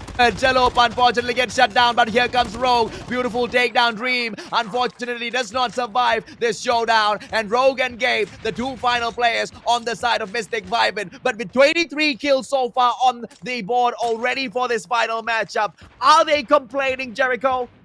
I enjoying. They're just trying to break their record. There's still 19 more players. MYMC takes out one. The military corps just making their plays here. MYSG at the back. Cluster Strike comes in as well. That's going to be good cover for them. But here comes the RPD. Trying to make a play, not hitting anything. But finally tries to break the armor. But here we go. Can they make the play? They are blocking them in, but there is going to be team inside that solo and train station. Shotguns are going to be key here inside, but here comes the push. With all of this push that's coming through from the side of MYMC, it looks like they need to be able to make a quick flank on the right-hand side, because just out in the open, no vehicle out for the catch at all. Managing to spot Mela running out in the open, and Triple S gets taken down. Circle, thankfully, he does have the snowboard on him, just catches up with the safe zone, but a lot of chaos right in front, all smoked up. All a vehicle just missing him by inches, and Naga still staying alive for the Malaysian call. Yeah, and now we do see here MYMC trying to make a play. Nazir takes out one. We only got 4 teams left. Rogue trying to get that snipe, gets a hit marker. 25 kills, AJ. These guys are just setting records and records and records. Rogue pushing up. They know there's going to be team up there. Tripmine gets destroyed. 26 already. They can break the record here for themselves. There's going to be 2 more teams here. Rogue spots one on the right. We'll try to shoot him down. Zoro try to do something that he can. But Mystic, Rogue gets taken out. And that's it. Mystic gets taken out, but it doesn't matter. 26 kills. 1 more player to beat. And that's going to be the player from solo team. He's just going to try to do some... He's just trying to get some kills here. If I were you, Nazir, just trying to do some highlights at this point. Yeah, absolutely, man. Mystic Vibin once again, consistency through the friggin' roof, ladies and gentlemen, boys and girls. 26 kills back, but this time, #1 spot for themselves. So, no, they do not score that 41 points. But once again, the question is, are they complaining? I highly doubt they are. I mean, I wouldn't complain if I got 26 kills 3 straight games. Crazy stuff, man. I mean, it's just no doubt whatsoever that Mystic Vibin, they definitely do make it through to the grand finals, ladies and gentlemen, boys and girls. But as for the rest of the 9 teams, who will they be? Because it was quite a tough fight the last time we were looking at the leaderboards. I mean, we saw teams like Battle X King. They were truly struggling in the competition, Jericho, and they weren't really able to make it up to the top. But in the 11th spot, they were sitting down earlier on with the 19 points. So it's truly a make or break game for them in this time, right? MYMC, the Malaysian Marine Corps, they did absolutely tremendous to kind of secure themselves, or at the very least bolster themselves in that top 10. And I think with them getting into that final zone, that more than for sure secured them the top 10 as well already. So a lot of these teams really in there And I think they might have been able to kind of do exactly what they want. But some of the teams that I thought were able to get up to the top, for example, like the Eastern Wolves gangs Laksamana, we didn't really see them pop off after match number 1 now, did we? Yeah, we never saw them pop up after that because 2, 3, and 4, it was just all pretty much Mystic Wire. I mean, yes, they were having some moments, probably getting like 8 or 7 kills, but you compared to 26, that's such a huge gap. And I mean, but everyone was doing well, but pretty much it was just too easy for the Mystic Wyvern boys. They're really prepared for this. They know how to rotate. They were just really good. And now, I mean, they're pretty sure moving on to the grand finals. I mean, it's just the IQ plays coming out of the Singaporeans, right? What else can you ask for? Because you bait everyone in for those airdrops. You show them that those mods are really, really valuable. And after that has already been revealed out there on the broadcast, do you go in for the mod play once again? Only a silly man will. And obviously, Mystic Vibans, they weren't silly. They, on the other hand, knew that all of the other teams now will be trying to go in there for those airdrops, and that they basically knew exactly where to turn and throw that net, and they've managed to bag a majority of the fish from the sea. Yeah, those airdrops they were gonna get the start because they knew no one was gonna try to get that. But once they noticed, like what you said, AJ, they use that as bait, pretty much as bait. You can get it. We'll kill you from behind. We'll pick it up and we'll win the game for you. Pretty much that was their mindset. Yeah, absolutely, man. None of the other teams able to keep up with the IQ plays out of the Mystic Vibin. But this time at the semifinals for Group B, it's not just about that one team. We're not looking for the grand champions of the Plunge just yet, ladies, German boys and girls. We are just looking for the setup of the grand finals. We're looking for the top 10 of this competition. And we don't know exactly who they are just yet. We will be seeing the standings in a little bit. Yeah, in a little bit indeed, but I mean, we already have. I have an idea. It was pretty much first. It's gonna be Mystic Wyvern. I mean, what else can you say, AJ? I mean, that's it. I think they easily got 60 kills more than some of these teams in here. Combined. And the biggest question now is, by how many points will they be leading at that number 1 spot? Because remember, this was our point of conversation before we moved in towards Group B, where we said we couldn't really find a titan of the group. Maybe find one here. Yes, we were thinking that, teams like PG and Alpha will be able to rise up to the top. But as usual, the MYSG brand never fails to disappoint us. Now, of course, ladies, German boys, girls, before we jump into the sauce, let's just catch up on a little bit of the highlights of that final matchup as well. I mean, it's pretty much a Mystic Vyvern replay. Yeah, I mean, this is the one where I thought that PGN had a chance to take him out, but his teammate was just busy driving around trying to look for the tag. Yeah. It took too much time there, and then the echoes here in train station just very, very annoying. AVSG, yes, they were playing very well, but it wasn't as good as last time's the Plunge. So I feel like they have to improve on something. Yeah, but the question is, what's Butter doing in there with just two, just one extra member? I mean, it's a squad play. This is the Plunge, right? Where are those players? Quite a number of times now. I've kind of noticed the ABSC teams, right?